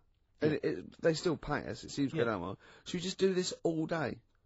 What, all day on XFM or? Or just get a license where it's Ricky and Steve FM, and we just chat and we go, what are you doing there, Steve? Just having breakfast. You go, oh, right, yeah. Yeah. Oh, what are you doing there, Steve? I'll just clean the windows and that. And we have a little chat and we go, oh, I'm just reading the paper. And we just talk and we play records. For 24 hours a day? Yeah. I mean, have you spotted any flaws in that plan? Or? It would be boring after about an hour and a half. Yeah. Is that it? Yeah. Oh, okay. I mean, this is boring now. No, And it's we've only funny. done 20 No, minutes. it's just we were talking about Carl having a thought, remember? Yes. And then I had that thought when I went out to get some orange juice, and I had that thought. So maybe this show can be about let's have thoughts. Okay. So we have thoughts? Yeah. Okay, or they could, if we haven't got any, they could phone in with some. Okay. Or email a thought, maybe, if you've got a thought. Just email that in. Just thought we could talk about it. Ricky.gervais@xfm.co.uk. It could be a thought about anything. Hey, can we go on? Can we not make those thoughts racist or homophobic, though, please? Yeah. Or, not downers. No, nothing that's going to bring us down, you know? Yeah. Upbeat stuff. Yeah. Go on, Carl. You were Do gonna... you know when you said 24 hours then? Yeah. Do you know how much it takes to run one of the escalators on the underground for 20 hours a day? How much it costs a year to do that? To run it how long? 20 hours a day? Yeah, that's what it runs. The Is this another of your facts? Mm-hmm. These are always substantiated by an independent source, aren't they? They're not just something you overheard on a bus. Am I just to check? This is I read fact. it. I read it. Did you read it on a wall in a sandwich shop? Sometimes I wish this was on telly, because when Steve said this, you have these substantiated by an independent arbitrator or something, Carl just looked at him. Yeah. Like he'd just spoken French. It just looked like that. It just did. Okay, so anyway, this information you've got from a reliable source, you read it on the back of a fag packet or something? No, I think it was in the Metro magazine in the week. Lovely. Okay. Yeah, So okay. and let's just hear it again. How much does it cost? Yeah, there's loads of escalators on the underground. Yes. And they run for 20 hours a day. Yes. Don't tell us how... Tell you what, Carl, that's such a fascinating fact. Don't tell us. Let's play a record, Rick. Okay. And then people can stay tuned if they want to hear how much it costs. This is like some sort of mental home radio. Yeah. Isn't it? I mean, we are... I mean, we're not mentally ill. We haven't, we haven't had any head trauma. We're educated people. Yeah. But we come out with just rubbish. Gobbledygook. Just nonsense. It's like, I can't grasp it. I don't know why he started saying... I've no idea what that thought was. You just said 24 hours about doing radio for 24 hours. So I thought, 20 hours. Oh, God! So we're now examining the thought processes that we all have before we get to something. Let's just hear a song. Okay, right, it's 1:30, and that film sounds good. Ooh, that film sounds good. Feature. This is where I choose a song from a film that film sounds good. See? This is a film that me and Steve both love, and he saw it first and got me onto it and said I'd love it, and I did. It was Rushmore. It was a great film, and from it features one of my favourite artists of all time, The Wind by Cat Stevens, and this is off the first album I ever bought from Teaser and the Firecat. This is The Wind from Rushmore. That film sounds good. Feature.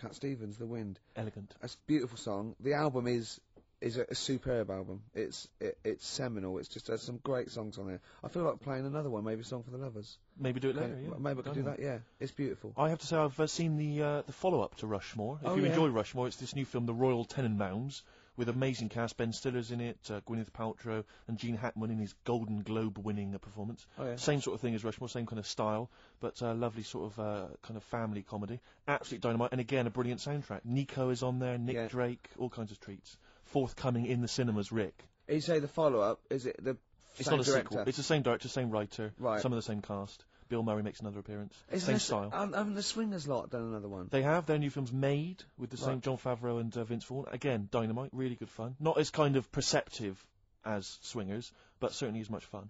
Have you seen Swingers, Carl? I think so. Is it the one where they've got a line in it? They've got a catchphrase in it, haven't they? You're the money? Your money?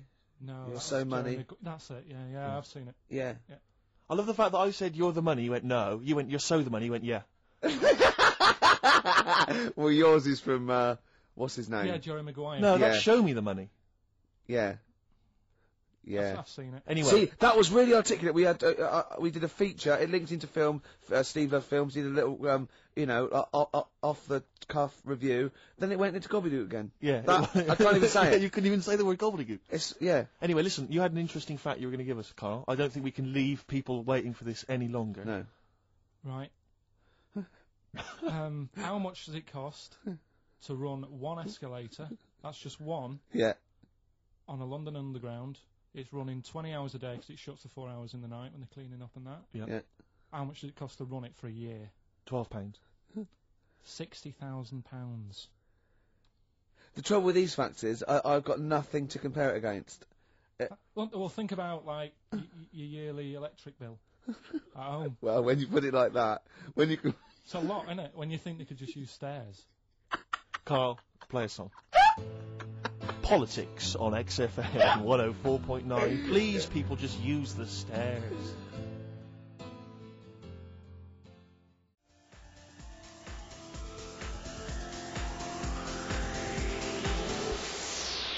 Kennedy Brothers. It's the video more than the song. Agreed. Good. Yeah. I just wish we could maybe tape the bits we're not on air, just because that's when Carl comes into his own. Yeah. He just said to me, I don't know what I was doing, I was sort of like pottering around, dancing around, doing something annoying probably, and he just looked at me, I looked around, he was looking at me, and I looked back, and he went, have you ever used a Y-front properly? Genius. It's a great question because the answer is definitely no. Definitely. Does anyone use their Y-front properly? And by that I mean get your winky out of the little sort of slot provided, as opposed to like put it to one side or pull them down or whatever. Has anyone used a Y-front properly? I don't think I've ever done it. I don't think I've ever done it. I've never seen anyone in a toilet doing it, Rick. You should be looking. I wish I hadn't said that. I caught you. Really? Yeah. That's actually how you prove people are gay. Yeah. You get them into this conversation. Yeah. Yeah. And it's a trap. Yeah, it's a trap. It was the trap. Yeah. I I'm not thought gay, that by was the the, way. Yeah. You didn't prove I was gay. I double bluffed you. Yeah. Because I knew the old gay trick. I thought it was the old gay lord say no thing. That is another method. Yeah, That there's innumerable methods of doing it. That's how Oscar Wilde was caught. Yeah. Yeah. What happened there? Well, the judge went to him. Did you see that film last night? Gaylord Say No, and he went no, and they went take him away. Yeah. Take him down to the cells. Yeah, take him to Reading. It is true.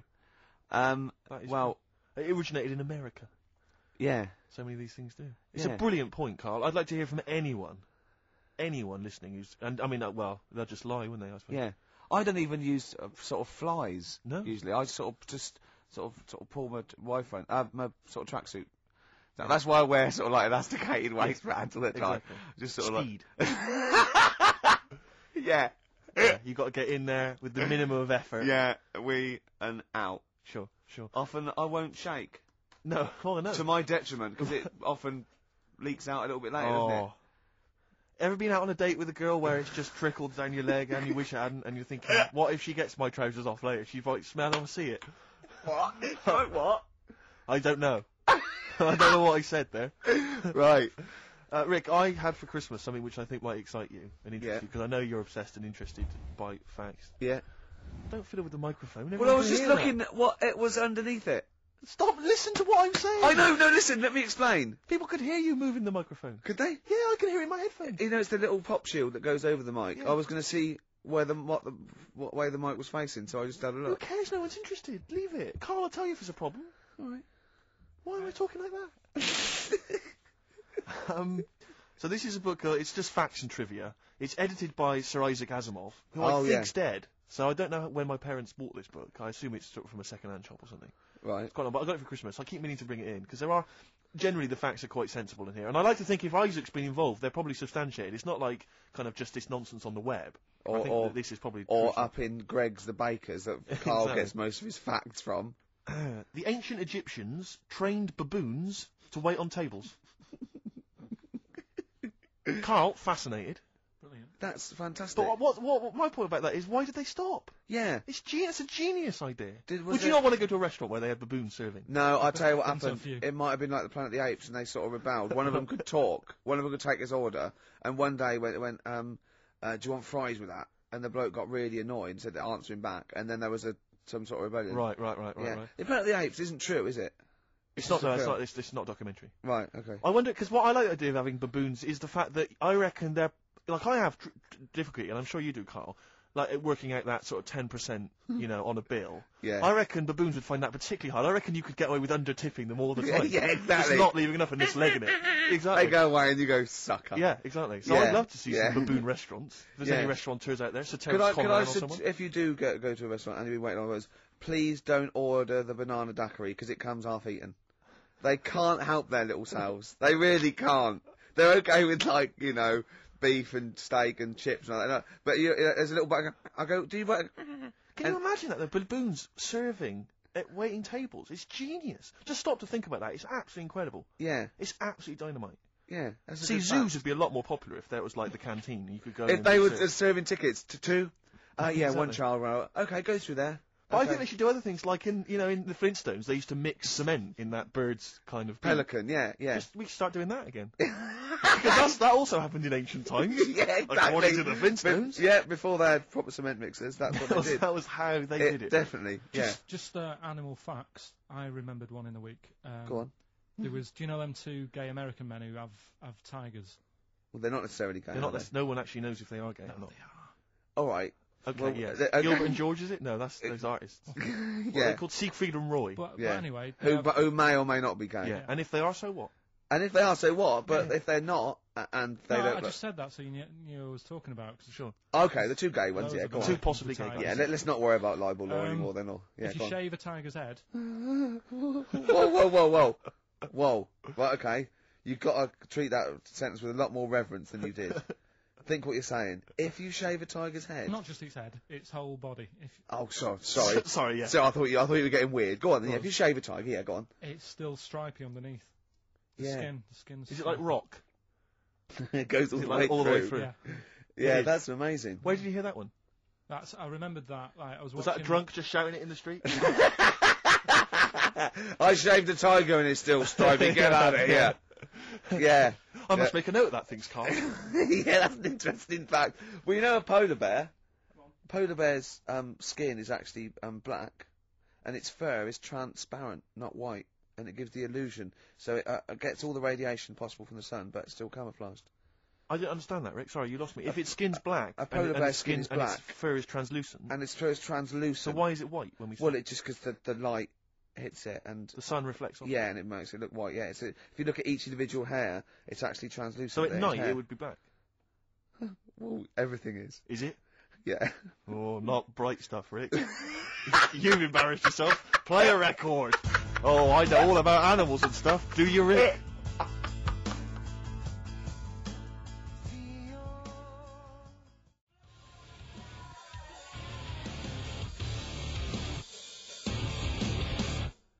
P-O-D. Bit of pod there. Alive. That's grown on me. Yeah, it's not bad. It rocks. I mean, we've got to give it that. I will certainly give it that, Rick. Yeah, XFM 104.9. Ricky Gervais. With me, Steve Merchant. So more from the facts and trivia book. Edited, as I say, by Sir Isaac Asimov, so not just overheard on the tube or by a drunk. Well, he might have overheard him on a tube by a drunk and just put him in a book. Yes. Listen to the whole fact here before you make any judgments. Okay. Sauerkraut was renamed Liberty Cabbage by Americans during World War I. Sure. In their denunciation of all things German, some Americans actually kicked Dachshunds. Are the little dogs? Yeah. Little German dogs, just give them a kicking. Because they were German. Or they were derived from Germany. I don't know if they got to like a small sort of French village and just said, bring out your Dachshunds. Why, what are you going to do to them? Nothing. Give them a little bit of food or something. You're not going to kick them, are you? Got No, some milk. 'cause I've heard about you Americans. No. Just bring out that little sausage dog. You say it aggressively. You said that aggressively. Like well, no, bring out the little sausage dog. Okay. Well, you're not going to hurt it, though. Of course I'm not. If you hurt it now, it's like it's against the Geneva Convention and I'm not everything. going to kick it. Well, I didn't even bring up kicking. I didn't even mention kicking, so why have you done that? I don't know. Well, I haven't got a Datsun. Oh. Sacre bleu. Yeah. Sorry. That thing down my trousers is just a baguette.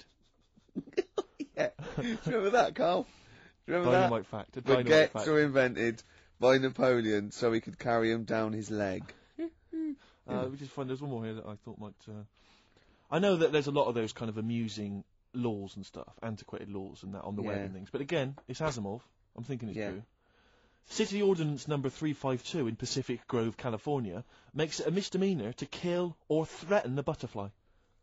Threaten? Yeah, you can't even threaten a butterfly. So if it goes... Don't even look at it aggressively. Yeah. Butterfly comes down, I go, what are you looking at? I go, nothing. Yeah. And he goes, Judge!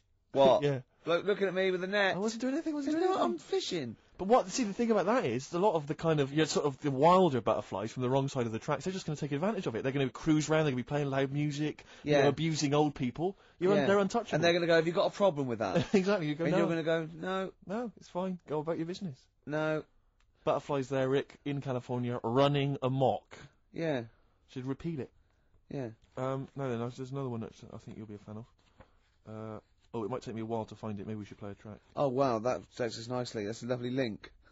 That thing about you said about playing a track. Keep going. This is Song for the Lovers, and I've chosen a great track here by Lloyd Cole, oft forgotten, but a great singer-songwriter.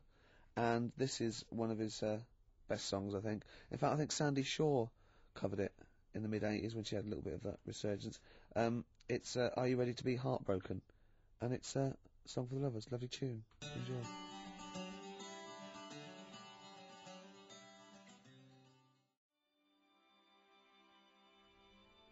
Are You Ready to Be Heartbroken? Actually, Lloyd Cole with his Commotions. That was done with, and I love it. Beautiful. Cheers. Facts and trivia, the last one, Rick. Go on. This is a sobering lesson for us all. Go on. At the Pan American Exposition in Buffalo in 1901, Yeah. President William McKinley received a line of citizens, shaking hands with each. In the line was a man with a handkerchief covering one hand. Neither of the two Secret Service men guarding the president was curious enough to take a look at what might be under the handkerchief in the hand of the man. Leon Golzgoz, an anarchist. Yeah. What he had was a loaded revolver, and when the president thrust his right hand out for the shake, Zolgozd fired twice. McKinley died a week later. So what he did there, it was outwit the might of presumably the FBI or the Secret Service by covering the gun with a handkerchief. Clever. That's brilliant. It's absolute genius. Just think how they had to explain that. And they go, how did you get close enough and shoot the president? And they go, we didn't see the gun. Why? Covered it with a hanky, did he? Oh, well, you're not to blame then. Exactly, we can't compete with that sort of, didn't you think to look under the hanky? No. Well, probably just thought it was a hand. Of course, because that's where the hand would be. Did you not think he was probably holding a gun or something? Didn't do that. We didn't train. We didn't do hiding it with a hanky, did we? All right, if you didn't do it, then it's not your fault. Don't worry about it. But he lived, did he, for a week? The president lived with it for a week, yeah. That's because they had to go to him, and they're probably shuffling around his bed going, sorry about that. Why don't you look? I had a hanky, did he? Oh, well, they're now in jail. Well, they were. Go on. Well, when we went into the jail, some bread and water, he had a hanky over his hand. Right, yeah. We thought nothing of it. Sure. And a gun? Yeah. It's a gun and he got out. See? Do you remember the gun? Yeah. That's terrible, isn't it? It's pathetic. No one's used that method since. I know. Because it was effective there, but you don't hear about that now. No. People using all kinds of elaborate methods to assassinate people, poisoning their wine. Yeah. I think that was Rasputin.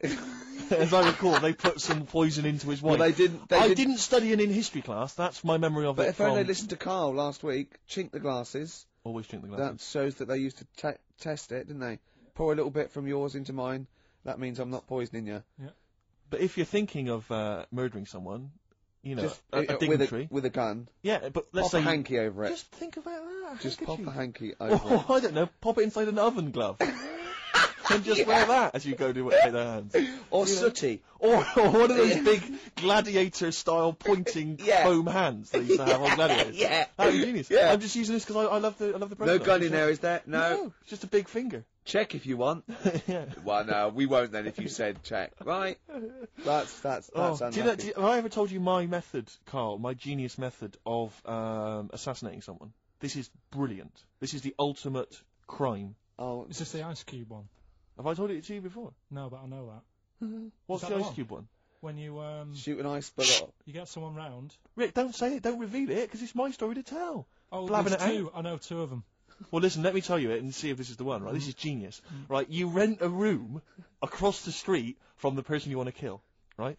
And then when their window's open one day, right, what you've done is you've made an arrow from ice, okay? And then what you do is you train, like, to become a brilliant marksman with a bow and arrow. It's an old one. It is brilliant, but this is why it's classic.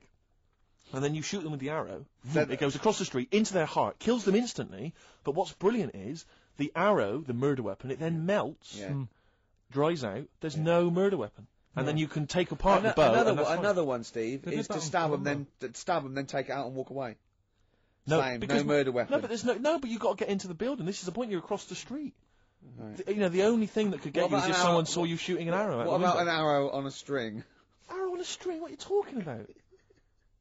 No, not an arrow on a string, because that's not going to work. What if the string broke as you were trying to loot? Good point. No, Rick, the ice arrow is the only way.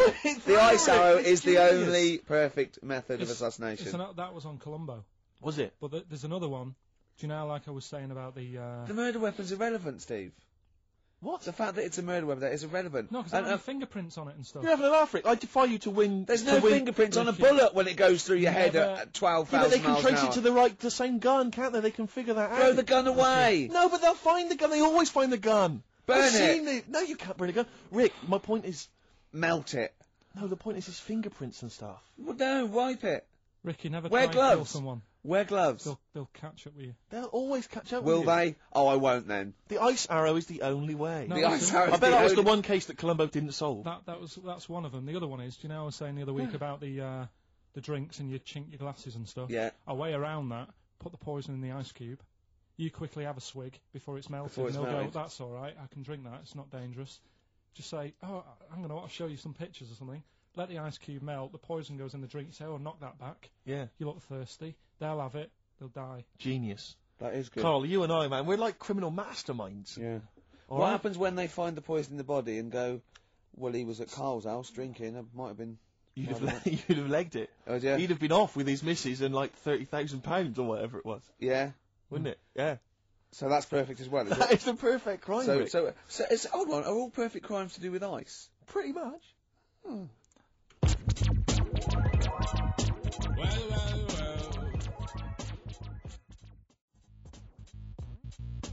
Roots, manoeuvre, witness. We were talking earlier about people who use Americanisms like Yeah. they've used it all their life, and it's our pet hate, isn't it? Really, Oh. like just people who say, "I was DJ," they're going, "I look, you know, the risk of sounding a little bit, you know, butt licky." Butt licky. What's that? Never heard that. Butt. Don't say butt. Yeah. Well, I heard someone say he was on my ass. Oh. He was on my ass. Yeah. I've never. What? I'll tell you what almost annoys me almost as much as that. There was a guy I used to know who'd pretend, and this guy was like, he'd never done anything wrong in his life. He had no street cred whatsoever. And I was driving along with him once, back from somewhere, and a police car just pulled out and was just following us along the road, because police cars sometimes do. Not following us, just happened to be driving in the same direction. And he went, hey, up the pigs, watch it.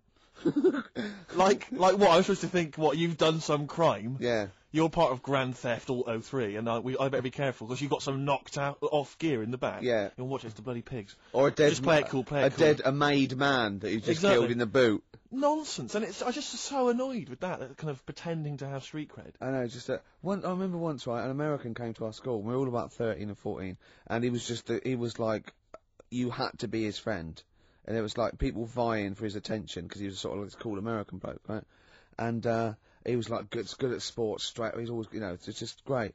And I remember someone saying like tube, a toothpaste, and he laughed, said tube.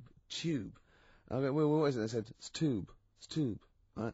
And people go, no, it's tube, right? And they go, it's tube, right? And I went, I say tube. He went, and they sort of looked at me, and they just thought, you liar. I just went, no, I say, let me think, no, I say tube. Oh. When you're a kid, like, any American you ever meet is the coolest thing. It doesn't matter if it's a huge fat bloke wearing Bermuda shorts and a camera on his neck. It's cool because they speak with an American accent. Well, that is cool. And they say being a huge fat bloke in Bermuda shorts is cool. Sure. Yeah. That's what you keep telling yourself. yeah. I'm growing into that look, says Rick. 41. The Canadian tourist look. Absolutely. But no, so anything, you know, sidewalk. Yeah. I mean, if I could say, like when I was sort of 14, if I could have said sidewalk, fender, you know, I always wanted to go into a sandwich shop and just order something on rye. I want to be one of those 80-year-old sort of Yiddish blokes. Those old, you know, sort of like old vaudeville Jewish guys that, you know, they sit in diners and talk, you know, like Walter Matthau talks. Right. Yeah. Like that. Yeah. I want to grow into that. A long coat and I go, ish. Yeah. Oy vey. Yeah. Maybe I'll start. Yeah. Well, convert to Judaism initially. Yeah. Be your first protocol, and then just tour the vaudevillian, you know, circuit. Yeah. In the Catskills. What am I? Some kind of schmuck? Yeah. Something like that. What do you, Carl? Would you like to be American? No, not at all. Really? Got me nerves. When I was in Get on me nerves. A whole nation there reduced. When I was in Barbados at Christmas. Oh, name dropping. Right. Yeah. There's loads of them there because that's. Was that when you were doing a bit of extra sort of waiting? Was that you were sort of your girlfriend was cleaning rooms, wasn't she? Went there for Christmas and there's loads of them there because that's like really close to America. That's like Blackpool is to Manchester type. It's thing. exactly like that. Yep. So I think that's the analogy a lot of Americans use. So, but I think they call it the tropical Blackpool. but they were going on. That's only all the brochures, I'm sure. Right. Yeah. And serious now, but Yeah, they were going on about the September 11th thing. Yeah. But they call it the. Of course, this is American. Of course, brilliant. The 9/11 The 9/11. That's what they call it. Really? Oh, that's awful. That is. So it's like people who say 24/7. Yeah. Well, I'm working Americans my say ass that. off 24/7. Well, Americans that say Yeah. that. Well, they're allowed though. Oh, Americans are. Yeah. I'm talking about an English person who might say it. Yeah. Fool. Yeah, no, that's terrible. Yeah. Do that American accent again. Yeah, of course. The 9/11. Where are you from? What? Can we Which part of America is that? That's how they sounded in Barbados. Sure. Sure. But Can Carl, you do any other impression? but Carl doesn't. I very much doubt that Carl likes newfangled countries like America. Yeah. He doesn't like London. No, true. So he's not going to Have you been like. to America? Yeah. Did you enjoy it? Went to Florida. No, they got me again. Got on your nose? Yeah. Went for some food. Yeah. And it was the last few days. I didn't take much money with me, and we were in Florida, and we were hungry, and we went for some steak, and we had our dinner and that, and I think it's their equivalent to the Angus Steakhouse. Yeah. Right. And sat down, had the steak, and that's huge, big portions. But anyway, we didn't have much money left, and we had like another 2 days left, so we didn't leave. We didn't have much money for a tip. Do you know over there they expect it? Yeah, a big tip, yeah. So we left what we could, and I don't know what it was. It might have only been the equivalent to 60 pence. Yeah. But he didn't have to do that much. We didn't have loads of courses because we didn't have much money. So he brought us like the main course and I don't know, a couple of Diet Cokes. And anyway, left them the 60p. Yeah. On the way out, and he comes running over. Excuse me, sir, you can have this back. Because it wasn't enough. I mean, Yeah. it's outrageous. What did you say? I said, all right then. 'Cause I didn't have- well, I needed it. I mean, I thought Yeah. it was nice to leave them something, but obviously it wasn't enough, so he got us a couple of more. Is it good Cokes. fun with you on holiday? I mean, do you enjoy yourself? Yeah. Do people go with you on holiday? I get bored after about 4 days. You surprise me. And then what do you expect out of a holiday, Carl? What do you go Sort for? of soak up some of the culture. Yeah. You liar! You liar! What did you learn about Barbados while you were there? A lot of crabs on the beach. Ah! I just imagine him sitting there with his knotted hanky on his head.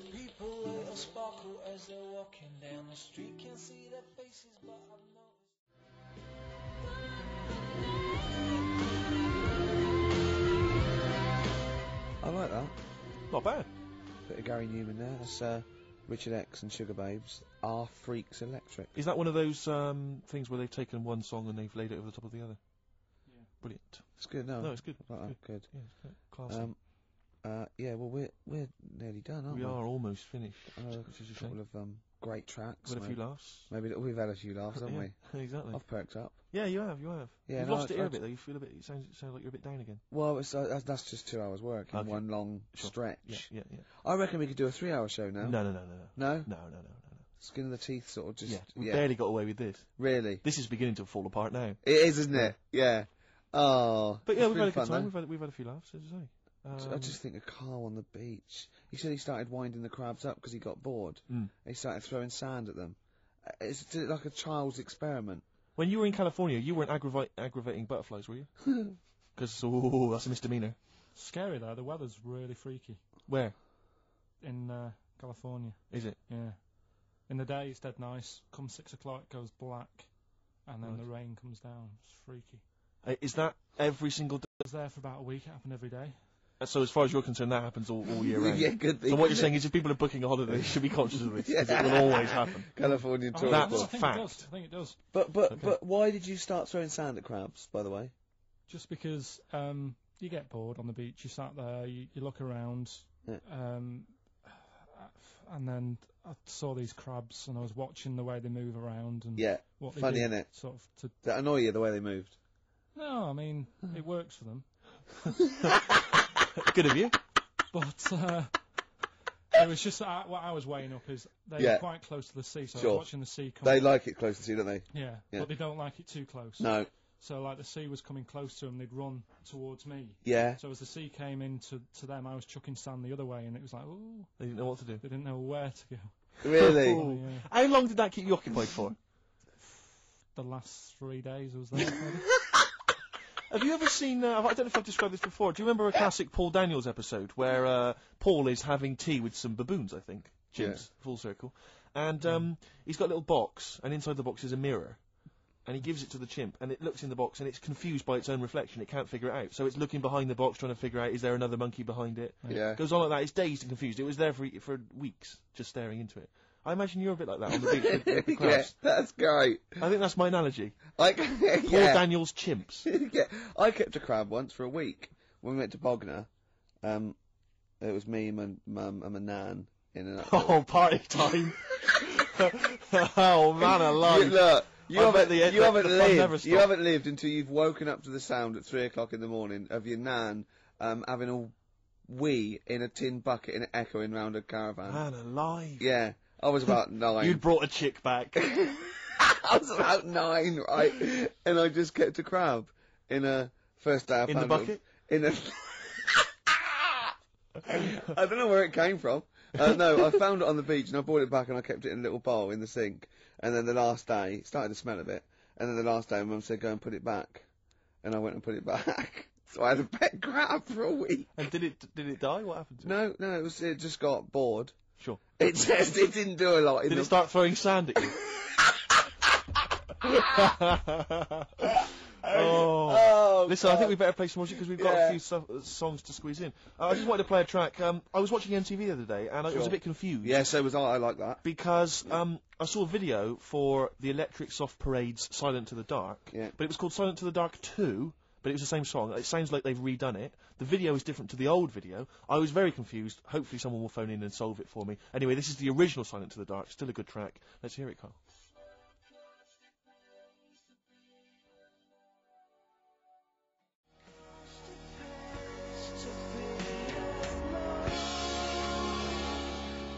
Silent to the Dark, the debut single by the Electric Soft Parade. I like that. Yeah. Very good choice there. Apparently discovered by XFM, is that right, Carl? Yeah, sent a tape into Claire Sturgis. You see? Big time now. What did she do with it? Sold it. Yeah. Got a little £5 starter bag of Skag. Exactly. Oh, and the rest is history. Well, I've enjoyed myself. I have. But can I just say, we don't just muck around and do stupid things and play great music. We're also informative. And I'm going to leave London with this tip that Carl, for no reason, just told me. Do you want to do it, Carl, or shall I tell him what you just said? Rick, we haven't got much time. You better explain it. Okay. He said, you've been on the Millennium Wheel. I went, no. He went, well, if you do, here's a tip. Go when there's lots of disabled people on there. And I was up for it. I went, why? He went, you get more for your money. Because they have to keep stopping and letting them off. You get an extra 6 minutes. All right? Good, solid advice if you're maybe going to go there today or tomorrow. Yeah. Thanks. Song for the ladies, Rick. I'll leave you with Lamb Chop. A lot of people aren't a fan of Lamb Chop for some reason. They don't like the way he sings, but this is a beautiful song. That's the reason. Up with people. See ya. Bye.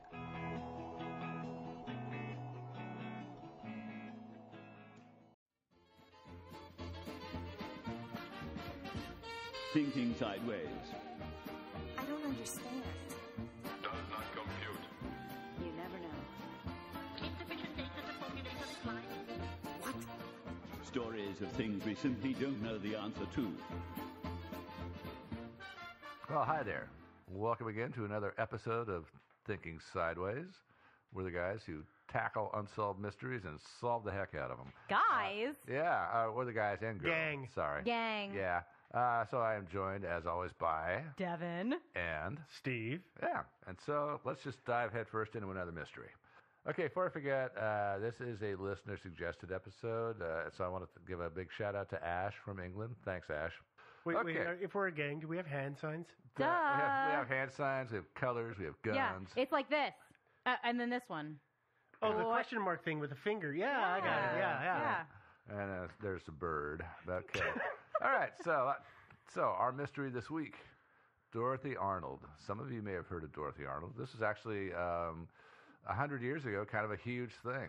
It got worldwide publicity. Let me talk a little bit about her. Dorothy Harriet Camille Arnold was That's the a daughter. name. Let's talk about that. I know Grandma and Grandma's names or something like that. Yeah, her mother had like 5 names. That's kind of a rich people thing, I think. But anyway, she was the daughter of Francis and Mary Arnold. Francis Arnold was a stinking rich perfume importer. They lived in a very posh Manhattan house just a block east of Central Park. Very nice part of town. They were listed in the Social Register, which is a big deal for rich people. You guys have probably heard of the Social Register, right? Oh, I'm on it. Yeah. Oh, you're on it? Oh, yeah. Yeah, I'm not. Totally. 1%er. Dorothy was a socialite. And definition of socialite is, quote, someone who is well known in fashionable society and spends a significant amount of time participating in social activities such as parties and other fashionable events. That's from Wikipedia. Parties, by the way, which none of us ever get invited to. Well, Steve does, obviously. Yeah, apparently. Because he's on highfalutin and stuff. Yeah. On the social register. I've decided to screw the mystery. I'm going to spend the next hour just ranting about the 1%. Okay. Yeah. I'm cool with that. All right. How about you? No.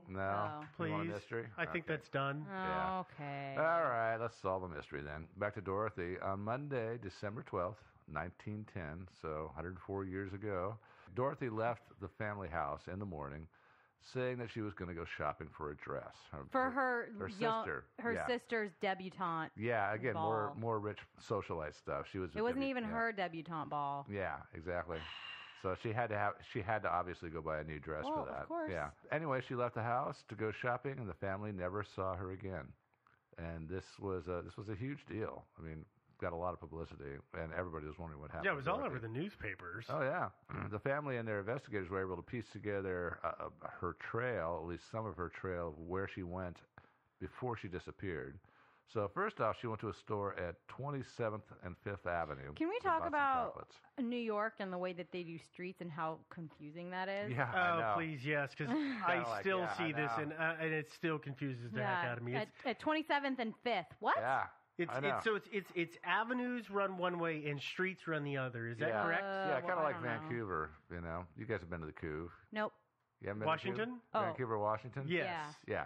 That's is it, so it's that way I too? don't know which one is north south and which one is east west, but it is avenues one way and streets the other. So I could literally be on 5th and 5th potentially. Yeah. Oh, yeah. Oh, that's so dumb. I know it is kind of dumb, but.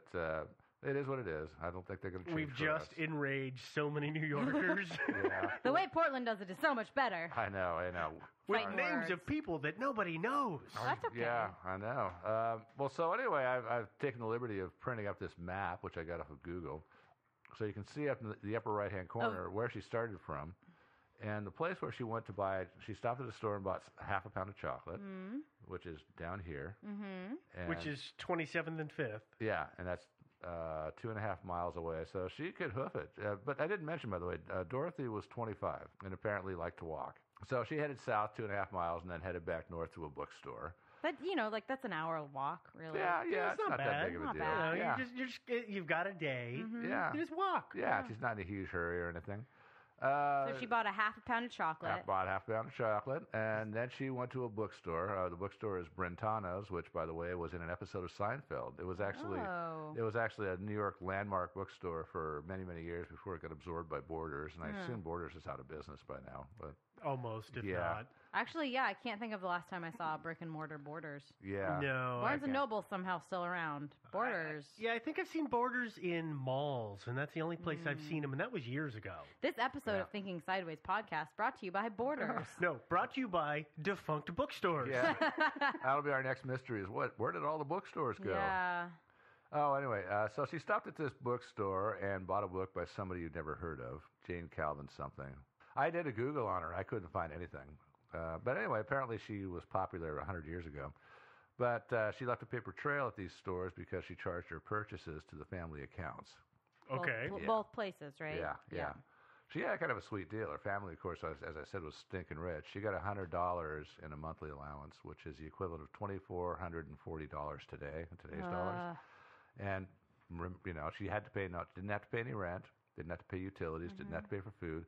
Plus, she could go out shopping and charge things to the family account. So she just on top of her allowance. On top of that $100 allowance. She had, That's I saw a mention that she had $30 or $40 in her possession at that time, right? I think the family estimated she left the house with $25 to $35. Well, I remember reading this. She had a day or two before gone out with friends, and I think she took her friends to a movie, and then they had gotten food afterwards, and she had gone to the bank and gotten $36 out of the bank, which seems like such a funny number to us today, but then was obviously a large sum of cash. That was probably $700 or $800, right? And then they knew how much she should have approximately spent at these locations, so they figured she had about $25 Give or currency take. at that for that time period on her, which Yeah. again is a pretty decent sum of money. It's a couple $100. Yeah, but it's not like run away to the hills, like No, finance the rest of your life money. No. either. No, not quite. So Yeah. it's that weird middle ground. Yeah. Anyways, I think that's worth mentioning. Yeah. More on that later. But okay, anyway, so after the bookstore, outside the bookstore, she ran into a friend of hers named Gladys King, and they chatted for a bit, parted ways, and this was at about 1:45 in the afternoon, according to Gladys. And that was the last time she was seen by anybody who knew her. She literally evaporated from the streets The of last New York. time, didn't the story go that Gladys turned around a second time to wave goodbye? Oh yeah. And saw her at and saw her 5th and well, something, basically, a couple blocks away.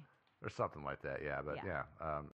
she just sort of vanished from the earth into the history books. Over the following months, many people from across the country claimed to have seen her because after the news got out, people were phoning in tips from all around the country claiming they'd seen her.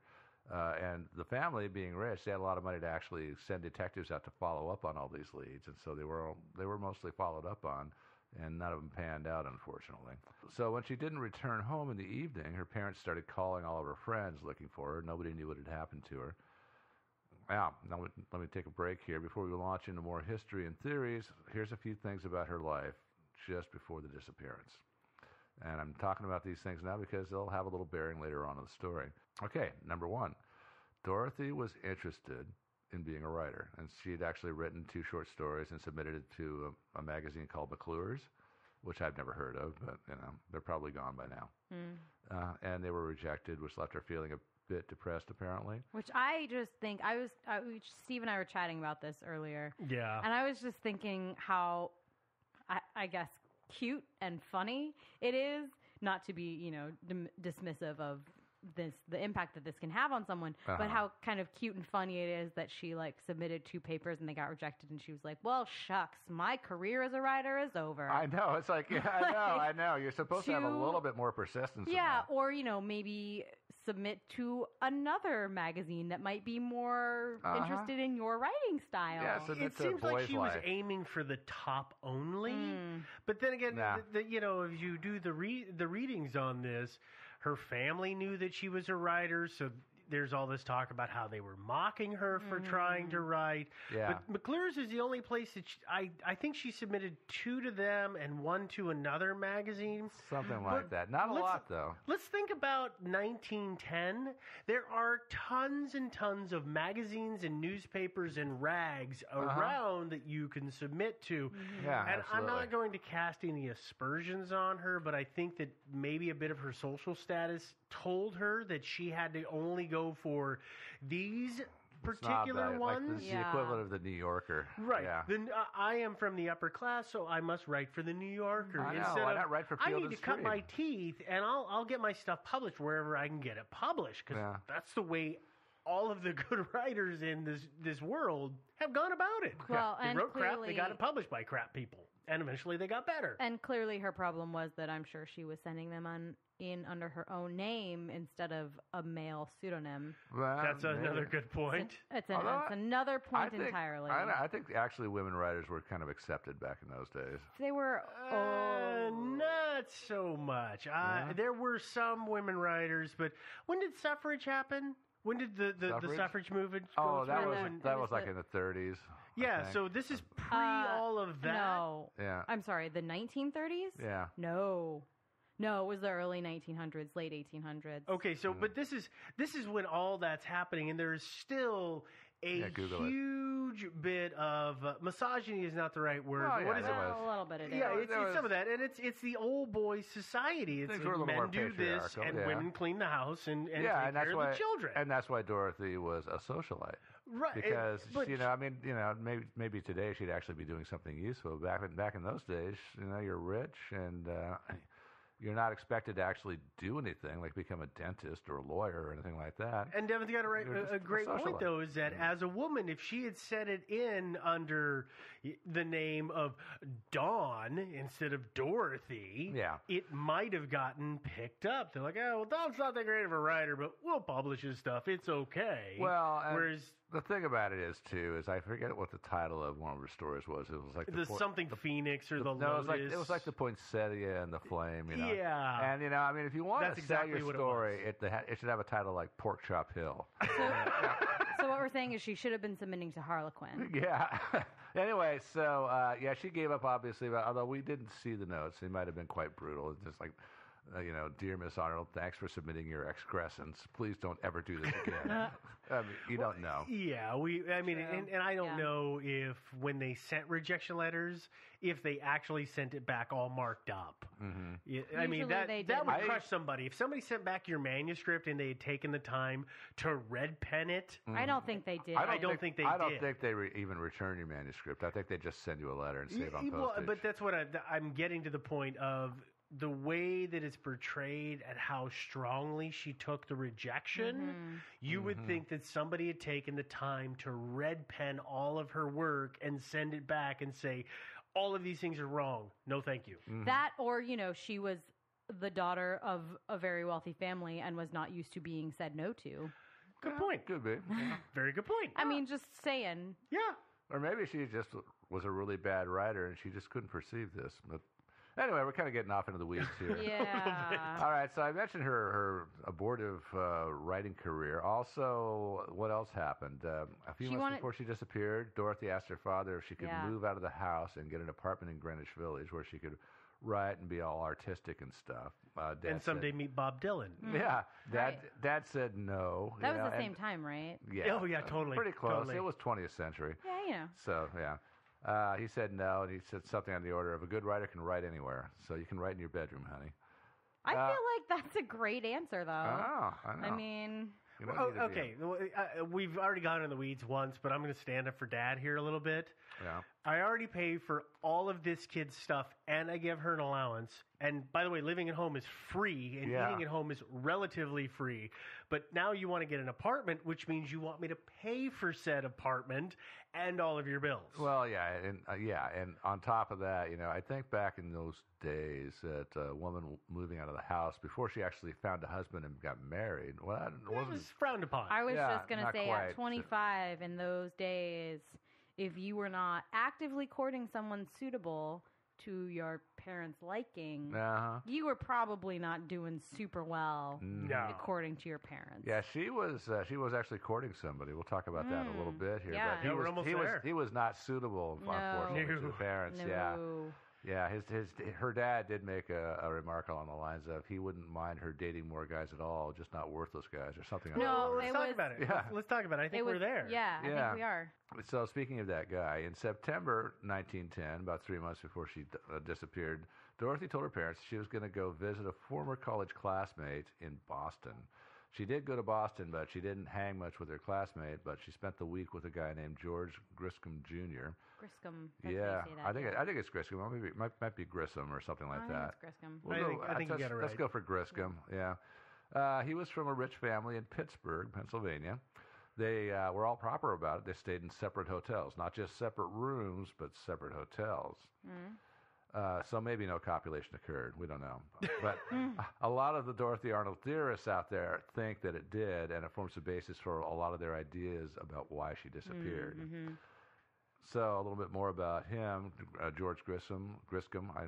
She was seeing him, and obviously there was something going on there, but Dorothy's father basically forbade her from seeing him, because even though he was rich, he came from a good family, he was considered to be, by Dorothy, Mr. Arnold, to be a worthless slacker. Yeah, I mean, he was like 40-something, 42, right? Yeah. And living at home Yeah. and kind of just like living off of his parents' money. Yeah, not pretty really. much, yeah. He wasn't earning anything for himself. Yeah, I had heard that he went to law school and got a law degree and was working as a contract lawyer, for doing contract law, but apparently not working too terribly hard. Yeah. And still, if you're 42 and still living at home, you're really not very ambitious, let's face it. Yeah. Well, sorry. You're not 42. That's true. Yeah. Right, yeah, he wasn't out making a name I don't for even himself. know where that was going. Yeah. Thanks, Joe. Yeah, I'm just kidding. I feel better about my life I now. just really wanted to stick a finger I'm not in your gonna eye. go throw myself off a bridge like Dorothy did. Oh no, wait, I'm sorry. Yeah, you're getting ahead of her. Yeah. You gave away the ending. No, she didn't really throw herself off a bridge. So George was not a suitable suiter. Not in the eyes of Dad. Yeah.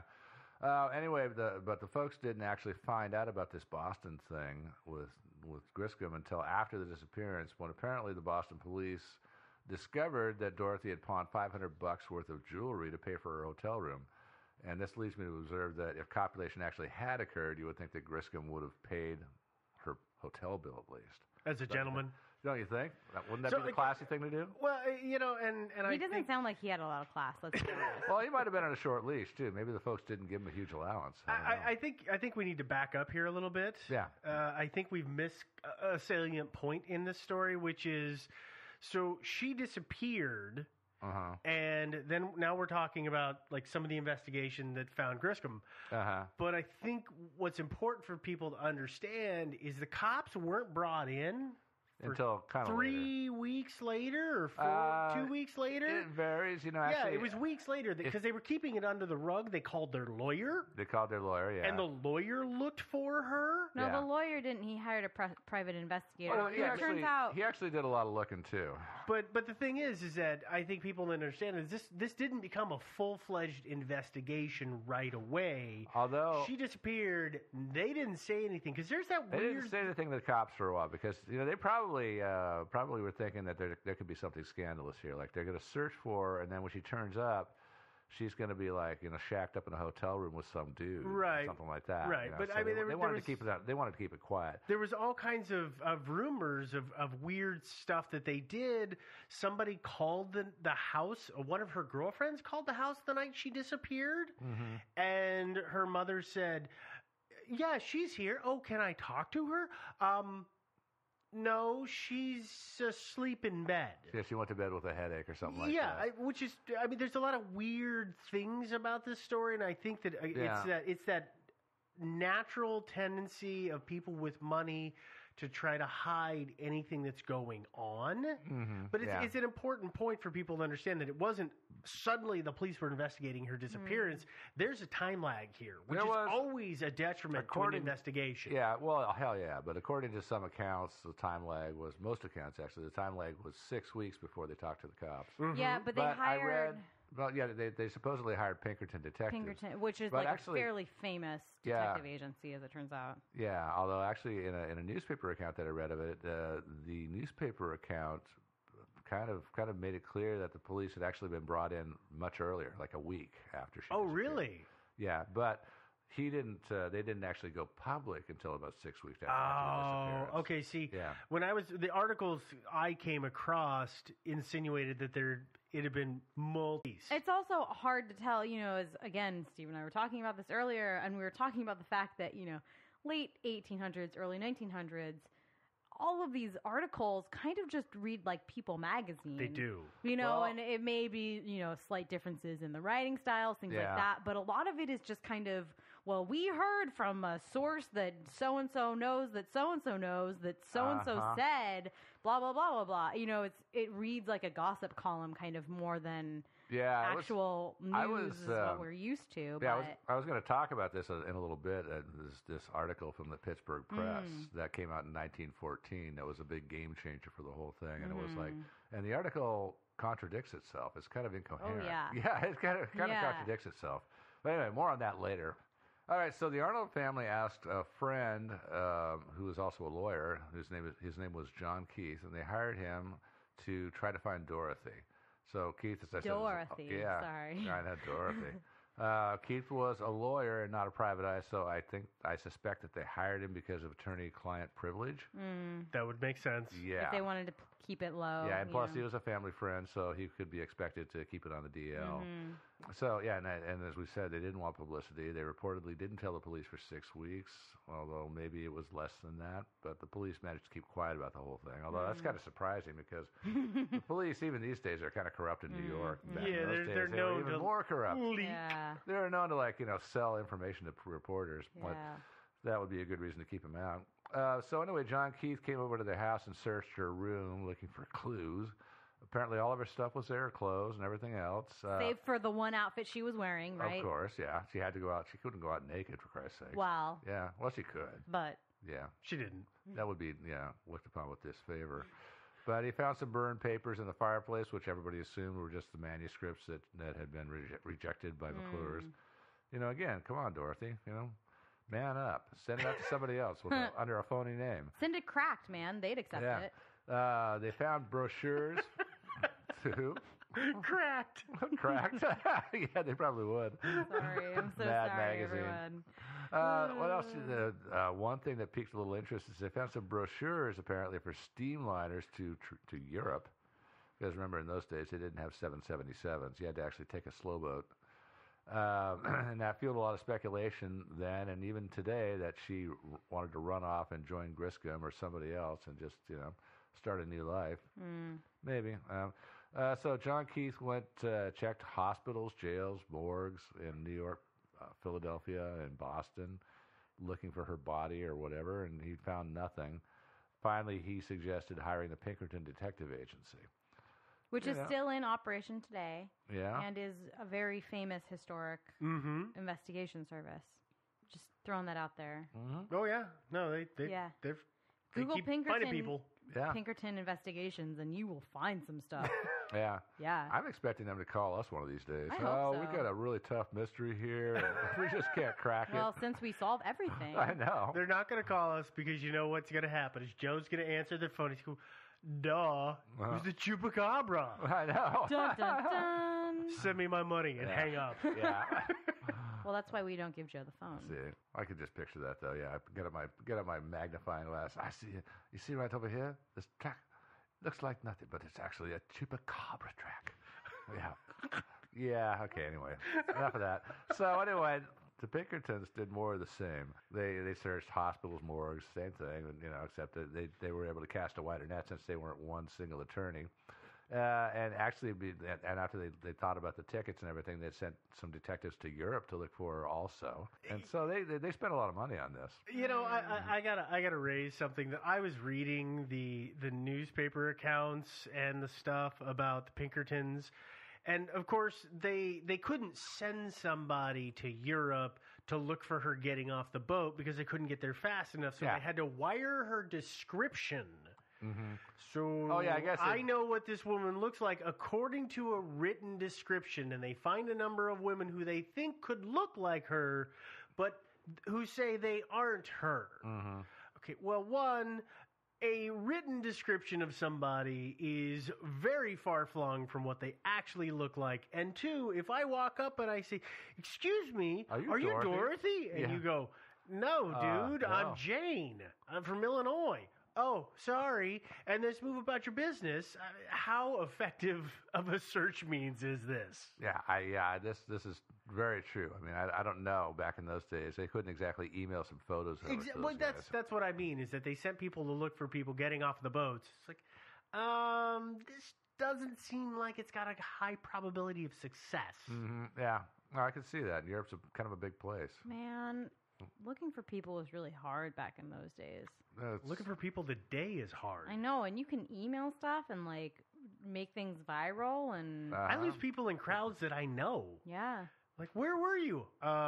2 feet in front of you. Really? Yeah, I was hiding from you. I was hoping never to see you again. Obviously. In plain sight. Yeah. So they looked in Europe because of the steamliner brochures, right? Yeah. Were there any other reasons that they found to look in New York? Or, in Europe? Yeah. Well, there was one other guy, yeah. There was George Griscom, who it turns out went to Italy. I'm not sure exactly when he went over there, but he was in Italy with his folks, tootling around.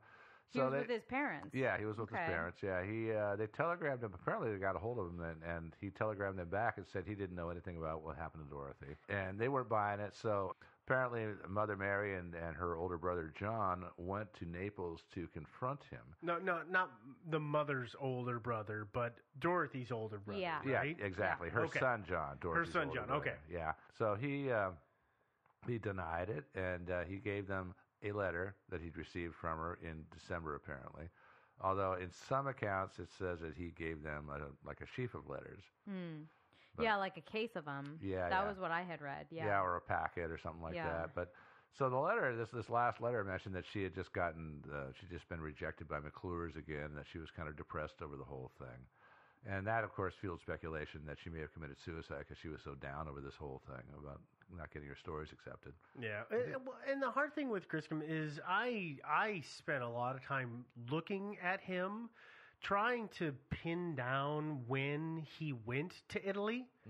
Because I thought... That's what I was curious about, too. Yeah, I really was. Everybody thinks, maybe he murdered her. You know? Well, so I was like, well, okay, when the heck did he leave the country? I wasn't able to find that out. And out. all you can ever find is when he came back. Yeah, I know. Nothing says when he left, which either means that A, reporters just didn't think to ask, or B, he just never said how long he'd been on holiday. Yeah, I guess I got the sense that he'd been gone for a while, and finding out that he went with his family kind of makes his story less suspicious to me.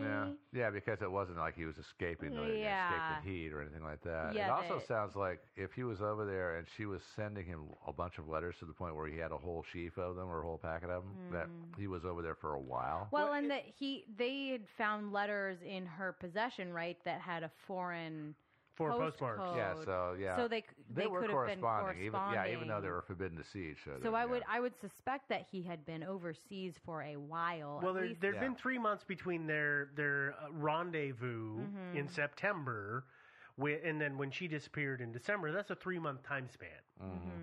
If you write every couple of days, that's going to be a stack of letters after a couple of months. Yeah, well, I was kind of assuming that he was not hanging on to every letter ever that she wrote, but just the ones that he'd received since he'd arrived in Europe. And maybe the ones while he was in the States were back home in a drawer, but I assumed that the ones in that sheaf were just ones that he'd received in Europe. Sure, and let's reiterate the fact that those letters come over on ships. Yeah, they take a while to get there. It takes a while to get there and back. So if you have a couple, even just like 5 or 6, that represents a couple weeks either way. Yeah, and so he probably, that last letter probably got that in, who knows, mid to late December, maybe even January. Yeah. And by the way, this confrontation took place in January 1911. Yes. Yeah, okay. Yeah. And she disappeared in December. It seems 12th. unlikely to me that he was in the States at that point, but, who knows? Okay, so anyway, we're back. We're going to resume the history, just one more little thing, and then we're going to talk about some theories about what happened.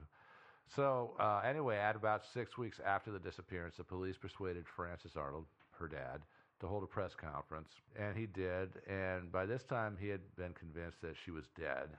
And so he said at the press conference that he thought that she'd been murdered in Central Park and thrown into the reservoir. And so everybody in town started drinking bottled water. Just like in Portland, Oregon. Yeah, and then, but there was one problem with that theory, which is the police pointed out to him that it was the temperature was like 22 degrees or 21 degrees on the day that she disappeared. So, and the lake was frozen over, and people had been skating on it. So. I'm not sure why he was so convinced that she had been murdered and much less thrown in the lake. He was so convinced that she was dead that in his will, she wasn't mentioned later. Yeah. No, she was mentioned specifically that he left no provisions for her because he had been sufficiently convinced that she was dead. Yeah. He said, in fact, I am intentionally not leaving anything for her because in my mind she's dead. Yeah, which is like a step extra, right? Yeah. It's not only saying like, well, my daughter's dead, so I'm just not going to mention her. It's saying, no, I'm going to take the time out in my will to say, oh no, she's absolutely dead. Yeah. So that to me is a little hinky. Well, and we're about to get into theories, right? Yeah. So let me just throw out this random one. Yeah. And this is fueled by my extensive knowledge of New York socialite behavior from watching Castle, is that they do all kinds of weird things to protect the family name. So if he is so convinced that she's dead, how do we know he didn't have her knocked? Well, we don't. Because if he's like, oh, I'm just going to make a provision. She was thrown into the reservoir. That's because that's what the guy that I hired her to knock her off for whatever offense he deemed so terrible to get rid of her for, had said he had done. And then the guy goes to throw her in, and it's frozen over. So and she skips, joke's on you. And then he drags her somewhere else. But I would, it's plausible. Well, if this guy was from the start, he was dang near from the start it sounded like he was convinced she was dead. Well, not from the start. I mean, but I think as time went by, he just became convinced that she was dead for God knows what reason. Probably. But and again, this is the newspaper recounts, which makes it difficult. Most ones that I noticed saying, "I'm pretty sure she's dead." Yeah. Now maybe that's him being practical and detaching Accepting himself the from the inevitable, situation yeah. because his daughter is missing and he's got no other choice but to presume she's dead. Or maybe it's, well, I sort of know, and let me just lean towards this theory and see if anybody else follows me with it. Yeah. Well, this guy knew his daughter pretty well, probably. I mean, most people know their family members really well. So the options, like she like say just left, just for whatever reason, or just ran away from home. He may have known her well enough to know that could never happen. Mm-hmm. Like, for example, look at her behavior regarding her literary rejections. Mm-hmm. She didn't have a lot of stick-to-itiveness. I mean, he maybe understood that she didn't have, what's the word that I'm thinking about here? Resilience? The resilience, the chutzpah, to actually go out and make a life of her own. He probably figured that if she did run away from home, she would have been back in 2 weeks. Yeah, right? she would be like me running away from home and making it halfway across the block and sitting there being like, why aren't they coming after me? Yeah. This is such a long walk. I know. I'm tired. I'm hungry. She could have. There were some theories that she'd had an accident and had amnesia and she was in a hospital somewhere, but obviously they'd searched all that, so that possibility was ruled out. Mm-hmm. And there's not, so there's not that many possibilities in his mind. Probably it's like she hasn't come back, and I know she would be back by now if she was still alive and it didn't have amnesia, so she's got to be dead. And she didn't just up and die because she was in good health. So that means that, New York, it was a dangerous place. Yeah. Back in those days, it's very possible somebody. But anyway, we're getting ahead of ourselves. Yes, we are. Okay, let's talk about theories. There's a lot of stuff out there. There's actually still, even today, many years later, there's still people talking about this. I went through. There's a website called Web Sleuths. Have you seen those guys? Yeah. Yeah, we've seen those guys. We know those guys pretty well. I almost made it to an entire thread, and it Wow. went on for years. I mean, it was a long thread. And boy, I mean, I found a few useful little nuggets in there, but holy crap, I had to wade through just a ton of bills. That's why to find out. I think that's why Steve and I just don't do that anymore. Yeah. I found that I will read about the first dozen and then I quit. Yeah. If I can find a link to 3 good things in a row, I will link it and we'll read it. But pretty much other than that, I just can't. Yeah, it's the issue with all forums, but we've gone into that before. So. Oh yeah. But anyway, there's a lot of theorizing on those, and I'll talk a little bit about that later. But and actually, as this thread went on that I was reading through, it's like the one theory that came out. Seemed to come out on top that more and more of them seemed to believe in was our theory number 1, which is that Dorothy ran away to join the circus. Okay, but not the circus, but ran away. Yeah, right. Exactly. That's the Joe interpretation. Yeah, exactly. It's to the point where all these people are, lots and lots of these people are saying, I hope she just really had a wonderful life, and yada yada, and it's like, dudes, really, I mean, and it's kind of a group thing kind of thing, because there were other theories that were kind of prevalent, and then more and more of them seem to trend to this whole that she ran away to get away from her domineering father. So what is this theory? Yeah, and so in this interpretation, she was chafing at her domineering father, although it's not necessarily clear that he was domineering. I mean, there's stuff like on her Wikipedia page, and there was a lot of this on this particular Web Sleuths thread, that her family was they were completely mean to her. They tormented her. That was the whole thing about finding out about her writing, rejections, and just sneering at her and mocking at her. But there's not much evidence in that. I mean, this stuff kind of it got to the point where, in this thread, for example, it built to this point where they're saying, it started out with, they're teasing her, they're mocking her, and then it got to the point where they were so vicious towards her. I don't blame her for leaving. I mean, they just convince themselves of this stuff. Well, and the only bit of evidence that really I've seen in researching this was that she stopped getting mail for her writing at the house. She got a P.O. box. Yeah. So that the family didn't see those letters come through. Yeah. Okay, well, if she had one rejection, and then she got a P.O. box because they teased her, and she got a second rejection, Okay, well, that just makes sense. My family doesn't need to know what I'm doing. Well, They exactly. can be jerks because they're family. That's the whole thing. Is you're 25 years old, you're living at home, but you don't want your parents and your family to be in all your stuff, right? So that doesn't necessarily mean her family was being nasty to her. Yeah, that whole theory really screams to me the kind of demographic that comments on threads like this very often, right? And I am not so far out of this demographic of the kind of mid to late teens, early 20s demographic, where it's very easy to play the victim and identify with that person who's being victimized and oh man, her life was so hard. Mm-hmm. It's you forget that, oh my gosh, she was being given $2,400 a month just for existing. I know. She was living a totally pampered life. Yeah, maybe her family was tormenting her, but probably not tormenting her, probably just every family teasing. does, where you're just the writer over there, the artist over there, which my family does all the time. Everybody's family does. That's part of a healthy family dynamic. Yeah, sure. But when you're in your mid to late teens, early 20s, you see that as oh, my family hates me. My life is so hard. Yeah. And I think with stories like this, it's really easy to grab onto that one little tiny nugget of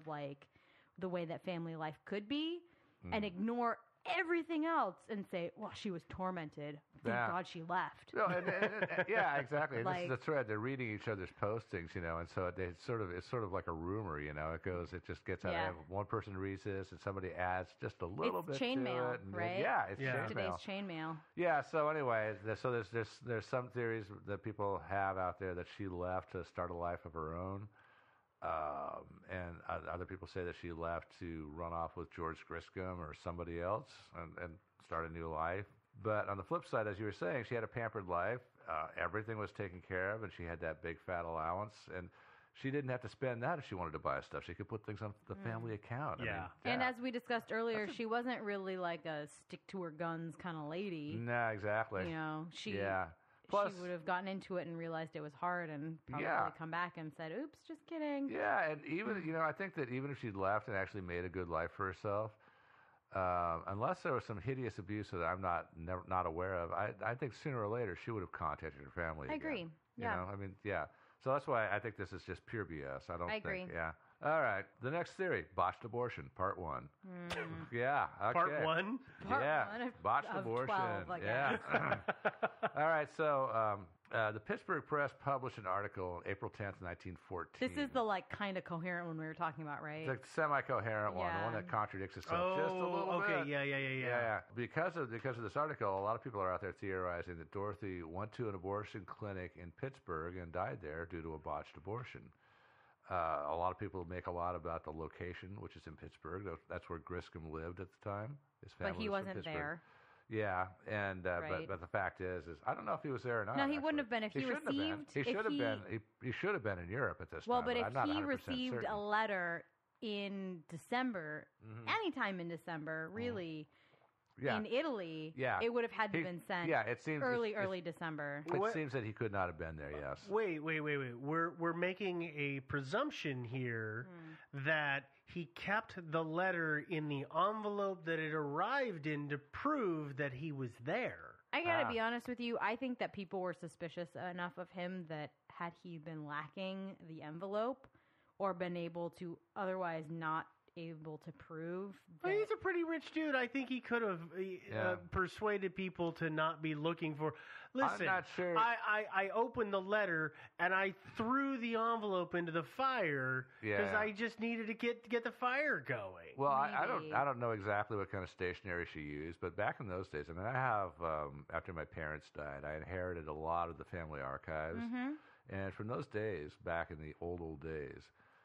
Stuff that went across the ocean was generally they had this. It was like this blue paper, where the paper of the letter itself folded up and made the envelope, because that's to save weight and save postage. And so, of course, Dorothy didn't necessarily need to do that. She was rich, so maybe she could actually have a letter in an envelope. But back in the old days, I can show you some of those things. It was like it just sort of really super thin paper, and it all folded together neatly and made the envelope, and the letter was the envelope. And so it might have been that.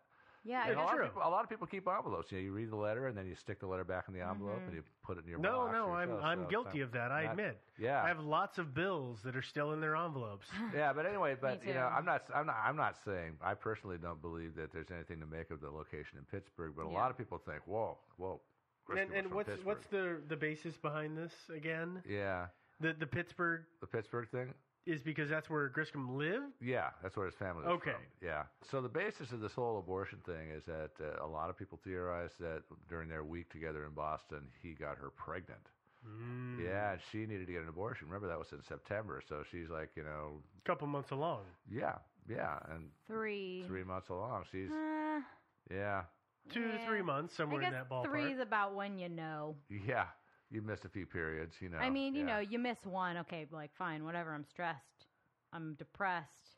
I've been 2. eating Cheetos for the last 3 weeks. But or I'm anorexic, but yeah. Sabor de Soledad's, Yeah. Yeah, and then, I guess 2, you probably make the appointment. 3, you go to the appointment? I don't know. I don't think, I can't say. Yeah. Well, so anyway. I have no idea. Nope. Yeah. So the article included testimony from a local doctor. His name was Lutz, and he said that one of his female patients, Lutz, why is that making you laugh? Because I just made a 30 Rock reference, and now we're making another one inadvertently. Oh, I apologize. Totally inadvertent. Yeah. Sorry. Yeah. All right. What does Dr. Lutz say? Well, the Dr. Lutz apparently told the local DA, and this appeared in the paper, that one of his female patients had been to this abortion clinic, and in other parts of the paper actually has 2 articles about this in the same day. In the other article, they call it a sanitarium. This one they call it a clinic or whatever, where women were operated on. I feel like that was a fairly interchangeable term in those days. I know. Sanitarium doesn't necessarily mean what it means today in those days. Well, anyway, so he said that one of his female patients told him that she had been up there and that she had seen Dorothy Arnold at this clinic, at this abortion clinic. Yeah, and so... And this is years after the fact. This is 3 years after. Okay. This is 3 years after. Oh, excuse me. It's about 3 about years. 3 years. A little over 3 years after. But at the same time, this newspaper, the ability of the press to misquote and distort things. Yeah. But just another paragraph down, they do the whole woman patient of Dr. Lutz says that she saw, but then a paragraph down, they say the source of Dr. Lutz's allegation is that the doctor himself, the abortionist who ran the clinic, told him. Well, and then don't they later say that, actually the tip was from the assistant, the abortionist's assistant, well, Lucy? but that actually goes back 3 years. I'll explain that in a second. Oh, okay. Yeah, I'll actually explain that. I'm confused, obviously. Yeah, I know. No, it is confusing. I'm still because... If you read about this, it says that John Keith went and investigated a sanitarium in Pittsburgh, Pennsylvania, right, that's right, where she was reported to be. Right. Yeah.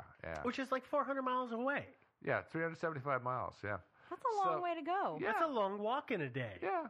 To me, if the clinic's owner, the abortionist, whose name was C.C. Meredith, if he had actually had Dorothy there and killed her in an abortion. By botching it. It seems a little hard for me to believe that he would tell somebody else that she was there. Yeah. That's an illegal operation to start with, let alone just talking about it. Well, yeah, because... killing somebody. Yeah, and it's not just... You're not just going to be... If you kill somebody, you're not just going to be tried for illegal abortions, you're going to be tried for murder. Uh-huh. Yeah, and so it's something you're going to keep your mouth shut about. Murder and then all of the, hundreds of illegal abortions you've performed, which I think at that point also account to murder. Yeah, probably, or at least manslaughter. Mm-hmm. But interestingly about this particular little place, this clinic, is that John Keith had been there 3 years before.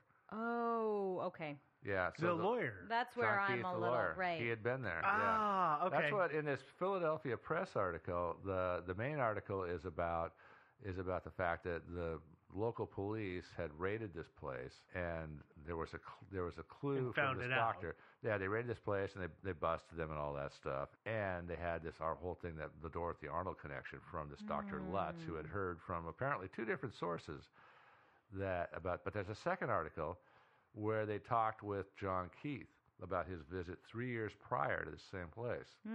Yeah, and that's what you're talking about, where he got a tip from somebody. Yeah. So somebody in the clinic, apparently, contacted a lawyer who contacted Keith. And she said that she was in a sanitarium in some accounts, or that she was, in this place. And it's the story is confused because like alive in this place. Like alive in this place. Okay. She said that somebody was in their sanitarium who claimed to be Dorothy Arnold, and you'll find this in some of the accounts that are out there on the web, and they make it look like it's a separate place, but it's the same place. Interestingly enough. So anyway, John Keith had been there. Apparently, he'd received a tip from a lawyer in Pittsburgh, right, who was informed by a person in this quote unquote sanitarium, whose name turned out to be Orr, O-R-R, and so he came straight away to investigate this. And when he came in there, he actually had to coerce Dr. Meredith, the abortionist who owned the place. He actually had to coerce him a bit into letting him in to see him. Basically, he threatened to show up with the chief of police and a whole bunch of reporters if he didn't get a private tour. And so Dr. Meredith was like, "Oh, okay, I'll give you a tour." And so he shows up, walks in the door, and spots nurse Lucy Orr.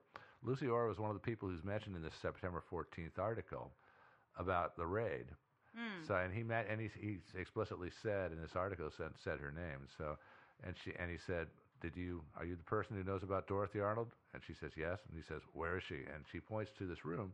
So he goes into the room and looks at this woman that's in there and says, and it comes back out and says, that's not her. So did she actually tell you? Because she had said that this woman was saying she was Dorothy Arnold. And so he said, did she really tell you that? And this woman said, well, no, she didn't actually tell me that, but I didn't think you'd come otherwise. But I think she looks just like Dorothy Arnold. Yeah. And so he went all the way out there. That was 3 years before this big bust. Yeah. But, okay. So why is this not a good theory? Because it was a terrible lead. Yeah. Well, okay. that one. Well, first of all, the reason this is a ludicrous theory is Pittsburgh is 375 miles away from Manhattan. So you're not gonna cover that kind of ground in a quick afternoon. You're not gonna say I went shopping. Yeah, hell no. Okay. Fair. So, yeah. Okay. There are some people who have said that they believe that the Arnold family knew that she was with child and needed to go get it taken care of, and they sent her away to go get it taken care of. So they knew she was in Pittsburgh. Why? But then why would they be calling all of her friends that night when she doesn't come back? Also, why would they send her to Pittsburgh? Yeah. It's New York. Surely there's a reputable abortionist there. I'm sure there were plenty of unreputable people doing that kind of work. Oh, sure. But I'm sure that, as reputable as the people in Pittsburgh are, you could find in New York easily. Yeah. It's New York. It's a big city. That's one of the reasons that a lot of people like this whole theory, though, is that because Griscom lived there and he was supposedly a wealthy playboy, then he knew a good place to go. So that's fueled that. Okay, the next reason why this is BS, and this kind of is tough on the next one too, but the letter that or letters that George Griscom actually handed over to the family from when he was in Europe. So she would, if she was knocked up, she would be talking about that in those letters.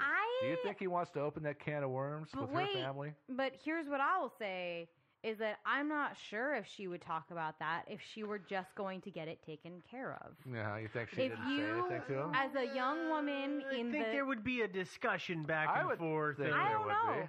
I don't know if that's true. If she had just decided, nope, this isn't the right time for me, my parents are not going to allow me to marry this man, I clearly cannot have this baby. If she had just made that choice on her own and gone and solicited some kind of shady abortion, back alley abortion, this opens a can of worms. Ideally, there would have been a conversation. Yeah. But is there always? No. Well, maybe not. But I think there probably would have been, which is why I kind of felt like, he probably. Fair. But you're right. I mean, maybe there was no mention.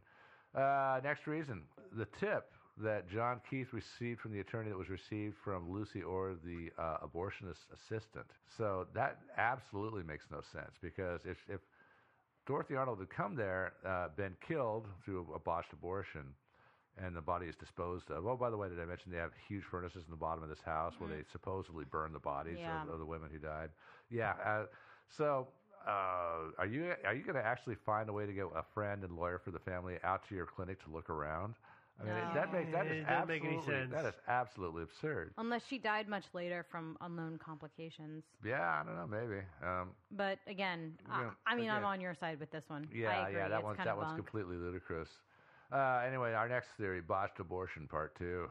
So in this one, a convicted fellow named Edward Glenoris. This is actually the most colorful story yeah. theory in this entire thing. Yeah. He said that he was in prison at the time, but he said that he was paid $250 to bury the body of a young woman in December 1910. He said that an acquaintance hired him to drive a woman from a home in New Rochelle. New Rochelle is about 15 miles northwest of Dorothy's home. It's on Long Island Sound. Mm-hmm. It's supposed to drive her from New Rochelle to Weehawken, New Jersey. Not exactly why. So they arrive at New Rochelle, and Edward Glenoris and the guy that hired him, whose name is Little Louie, were met by 2 men, and one was named Doc. Such a New York name. I know. Little Louie. Hey, Little Louie. Louie. Yeah. Hey, Little Louie. Hey. So they were met by 2 men, one named Doc and another that he described as a, quote, wealthy, well-dressed man, unquote, who reportedly matched George Griscom's description. And, I'm not buying any of this, but we'll talk about that later. So they loaded this unconscious woman into the car, drove her to a house in Weehawken, New Jersey, and then Little Louie told Glenoris during the drive that the woman was Dorothy Arnold. Glenoris said he recognized her, and then the next day Little Louie contacted him again to, quote-unquote, finish the job. So they went back to Weehawken. Doc told the men that the woman had died at that home in Weehawken during an operation. So Little Louie and Glenoris drove the woman's body back to the home in New Rochelle, wrapped her body in a sheet, buried her in the cellar. Wait, I thought they buried her in a cellar in West Point. Accounts vary. Okay. This is like and is again, the internet. that's why I'm asking, because I know this is one of those things where it gets kind of muddy in the tellings. Yep, I know. They actually dug up cellars and homes in the area, but couldn't find any human remains. So anyway, why is this BS? Okay, number one, I don't think she was pregnant to begin with. I mean, but number 2, I mean, she might have been, but New Rochelle is about 15 miles northeast of the family home. She could have jetted up there, left the home. Hey, I'm going to go shopping. Jet up to New Rochelle, get your abortion, get back.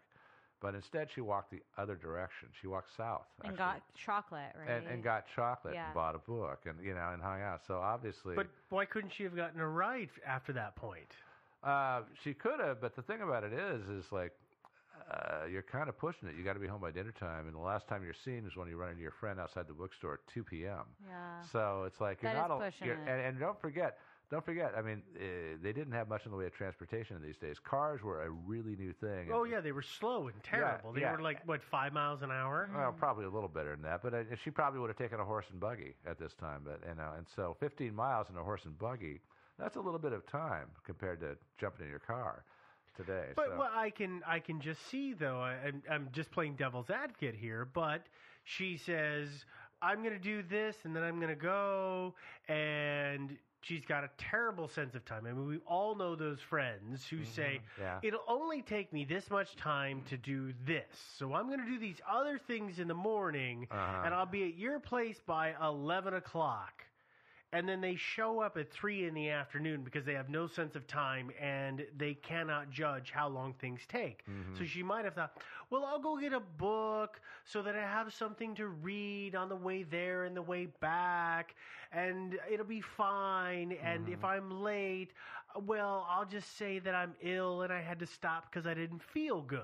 Yeah. I mean, I'm obviously, this is conjecture, but I'm just looking at it as, well, maybe this could be the thought process that was involved if she really was pregnant, which again, I'm not positive she was. Yeah, but I'm not at all. I'm just saying if this is a possibility, and that seems, I know tons of people who do that crap all the time. But and I know people like that too. But this is a pretty important thing. This is a big deal. You know, you're knocked up, and this is your salvation. You're going to go get this abortion and everything. It's going to save you from being publicly humiliated and cast out by your family. Pretty huge deal. That's something I'm sure she would try to be on time for. I don't think she'd screw around for buying chocolate and books. Don't you think? What do you think? She might have been making a day of it. Yeah. I mean, not to be aloof about what she was doing, but she might have said, well, I'm going to do these things, so at least I do these things, and then I will go take care of that. Or trying to cover her tracks. Yeah, knowing, okay, so here are the 2 places or, 2 best places that I have family accounts at, right? Yeah. That aren't near this clinic that I'm going to. So it doesn't look like I'm going to this clinic or this house or whatever. Mm-hmm. I have an account at this chocolate place that's a couple miles away, and then I can go buy a book, and I ran into a friend. How convenient! Oh my goodness! Mm-hmm. And then or swing around the corner, panic, catch oh a God, cab. I ran into a friend. Yeah, I mean, either way. Catch a cab. Well, look, let's remember this is horse and buggy days. So Okay, a horse fair. and buggy goes what 5-6 miles an hour. Is it horse and buggy days? The car was not very. The car very was big. The car. There were actually people. Actually, believe it or not, Henry Ford was not making Model Ts at this time yet. The first thing that came out They were that was steam kind of cars. mass produced was Oldsmobile was actually producing cars, but not huge numbers, and there just weren't. And there were a lot of small manufacturers making weird claptrappy kind of not. Yeah, reliable everybody was stuff. making their own car. Oh yeah, but no, mostly it was horse and buggy. And so you have to expect that if she had caught a horse and buggy, she had to go all the way to New Rochelle from her place, which is now, after all her miles of walking, now in Lower Manhattan. She had actually added miles to her journey to New Rochelle by walking in the direction that she did. It's going to take quite a while to get there. True. And then I don't know how long abortions. It's been so long since I've had an abortion. I can't remember how long it took. That was terrible. Yeah. Absolutely terrible. I Joe. guess I just kept thinking cars because it sounded like, the felon. Yeah, he said they were supposed to Whatever. drive her. Yeah. But driving back in Could those have days, been it means driving in a buggy or in a wagon. I guess or something Model like that. Ts were like the 20s. Mhm. maybe? Okay. All right. I guess I just have this Yeah. old new view of what cars are. It- So yeah. what are the other non-abortion theories? Are Oh, there? let's get into a different theory. Okay, another theory is suicide. She Oh, was good. depressed. Oh, we Another just went beautiful from theory. depressing to more depressing. Thank you, Well, Joe. yeah, that's the thing about it is, I think one reason that so many people are in love with the whole idea that she ran away to start a new Because that's life. somehow the nicest theory. Yeah, Yeah, everything it's else really what is it everything is. else is kind of horrible. Yeah. You know, I mean, Yeah. seriously. Yeah, because so the last 20, 25 minutes have just been joy. I know. Yes.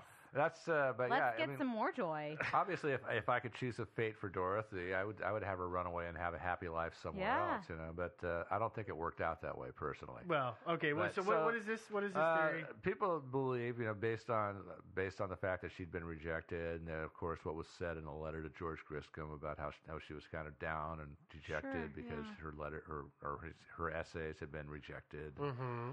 And even John Keith, the attorney, said years afterwards that he believed that she committed suicide because of her literary failures and because she felt so, Because sad. she and got humiliated. rejection from 2 different. Yeah, she got. But I think it's this is possible, but I don't think it's necessarily true because number one, the body was never found. Which is still possible. I mean, she could have jumped off the Brooklyn Bridge and her body drifted out to sea and was never seen again. Mm-hmm. Maybe. Possible. Although, of course, there was lots of foot traffic and horse and buggy traffic on the Brooklyn Bridge in those days, so she probably wouldn't have been able to jump off that bridge or any other bridge without being Certainly noticed. not at midday. No, kind of, or or mid-afternoon. And the other thing is that not the people who saw her, of course, her family saw her before she left, and her friend Gladys King saw her. None of them noticed anything unusual or depressive about her. And so. And that seems to be the sort of thing that is really, really open to suggestion, right? If somebody says, oh, well, maybe she jumped off a bridge, they'll be like, oh, she did seem a little depressed. Yeah. If she even seemed like the teensiest bit depressed. Yeah. Although, again, on the other hand, people who are about to do things like that, oftentimes you kind of hear descriptions of them as being like really liberated Euphoric. and free and euphoric. Yeah, maybe she felt like she'd made this decision and something like that. But my theory is that maybe she was depressed, but she was shopping and she's that just made her happy. Yeah. She was a shopaholic. Alternately, she was shopping and couldn't find the right size, and it made her even more depressed. Yeah, that's probably what it is. She found this beautiful smock. God, we And it are was just going downhill, you two. Yeah. This is spiraling out of Sorry. control. Yeah. Yo, come on. What's the next theory? Because it's got to be better than these Next two. theory. Okay, so she was abducted, robbed, and murdered. No. Yeah. Yeah. Yeah, Joe, I know. you are no longer allowed to pick your own stories. We'll do them for you. Depress Fest. I mean, I don't like this theory either, but it's plausible, and actually I find it most plausible of all because I managed to stumble across some crime stats from the New York City Police Department. From those years? From 1910, yeah. I just lucked upon it, and according to them, in the boroughs of Manhattan, the Bronx, and Richmond, which is what we now call Staten Island, thousands of people, I can't remember the number, it added up to like 4,000 or 5,000 people were reported missing just in 1910 alone. And of these, 309 men, 216 women were never heard from again. So that's 525 people that disappeared permanently. And so some of them, I'm sure, ran off to join the circus or whatever. Or, left the area and just said sayonara to everybody they knew. Yeah. There was no reason to maintain ties. Yeah. And so I'm sure plenty of those people lived, but a substantial chunk wound up in shallow graves and at the bottom of the river. And that's what I think. And I'm trying to remember, and guys, help me out and correct me if I'm wrong, weren't opium dens kind of a thing at that time frame, or is that earlier in history? I mean, I can guess it was like the 1870s and 80s, maybe kind of the 90s. Segueing into the 20th century. Yeah, and I thought it was later, but... Well, there's a lot of drugs these days that this is just a weird cyclical thing of they're popular and everybody does them, and then they fall out of fashion, and then they start coming back, and maybe they're not as big, but it's there's a lot of stuff that you hear about in the news, that drugs that do that. It's not just drugs, it's everything. Yeah, I gotta say though, when drugs fall out of fashion, that doesn't mean everybody stops doing it. Right. I mean, cocaine, for example, is not nearly as big as it used to be, but it's still lots of people used. doing it. But I just wonder, is it opium dens were a thing where it was known that people heroin, for example. Yeah, or heroin. They would know, they'd go to this place and they would do it, and they would stay there while they were, quote unquote, experiencing their high, and then they leave. But occasionally they just OD and they wouldn't wake back up. And who's to say that this girl didn't have some kind of habit like that, because she's got the money for it. Yeah. So she goes out on a quote unquote shopping trip, and this time she doesn't go charge anything to the family because she didn't find anything that day, but she went to that place and she hung out all day, came home, and no tally, she did not. But then she comes home and she does what she does, but one day she just doesn't come home from it. Yeah. I mean, I'm not saying that this girl had a drug habit, but I'm just looking at, well, if we're going to say that, it's suicide or death by some other means, well, it's possible that OD, because that's the kind of thing that happened at that time as well. Well, other things that happened at that time, right, is like the kidnapping of white women to sell into slavery or prostitution. White slavery, yeah. I mean, across the country. I mean, that's a thing that still happens today, but, that certainly happened. I mean, for the Shah of Persia. Well, and let's be honest, like, Oregon has the Shanghai tunnels. Like those are like later than that time period. It's happened for so long in our history that like who knows? I mean, there's so many different options that could have happened to this woman. Mm-hmm. Yeah. So I'm gonna say one thing against the opium/heroin theory is that she was well known around town, and so she had to really seriously worry about getting found and busted. I mean, maybe she had a habit. And I hate to put Dude, this out how there many too. Hollywood stars do we discover had a problem for years? Yeah, I just don't think she would have gone to an opium den. She might have had a connection somewhere. But I hate to talk about this more because I don't want to drag... The den is the general term. Yeah, but I'm not saying you're right. I'm not saying you're wrong and I'm right. Yeah, yeah. Oh, no. I hate to... Because so many of these series kind of drag her name through the mud. That's she got not what we're trying to do. Abortion. Oh, yeah. She was a heroin addict and all that stuff. But... it's a possibility. I mean, I think the simplest, easiest thing, though, really is just that there was a lot of street crime. Somebody just knocked her on the head, robbed her, possibly raped her, and then murdered her. Or it could have been one of those. It could have been one of those dealios where she's like, "Do you know who I am?" And they go, "No." And she says, "I'm a wealthy socialite. I'm famous around town." And then suddenly the guy's like, "Oh crap! I was just going to rob you and rape you, and now I got to kill you because, I mean, they're going to take this stuff seriously." And so it could have been something like that, too. Yeah. But Who the hell knows? I mean, I personally hope she ran off to join the circus and had a happy life. I really do. I doubt really it, hope but, that she had a happy life with the dancing bear. Yeah. And that's all there was to it. Became Big Bertha and Right. The bearded lady. Yeah. I sincerely hope so too, because like, what other option? Because none of these things are really They're nice. all awful. This has got to be one of the most awful. depressing shows we've ever done, and I am not letting him pick his own stories anymore. No more. From now on, you have to run them by us. Yeah. I did run it by you, as I recall. In about all of 2 seconds. Oh, it's this, and she disappeared. Oh, okay, that's fine. No, we're not running by. We're just selecting. We're vetting. Him. Yeah, I had I forget it was. I had her and some other disappearing person. It's like, well, or no, some other person who mysteriously died. And I said, well, which one sounds more interesting to you? And said, oh, go with Dorothy. So yeah. Oh, suddenly it's my well, fault. truly, I just wish she ended up in Oz. Yeah. Yeah. With her That's dog. my theory. With her dog With Toto. Yeah. Toto. Yep. Toto. It's I actually hope so. Toto, I think, but actually. It's actually T-O-T-O. Toto. But it's spelled Toto, but she always pronounces it Toto. Toto. That's another reason I hate that movie. Yeah. She mispronounces the dog's name. Here we are. Yeah. So anyway, favorite theories? Anybody? The circus.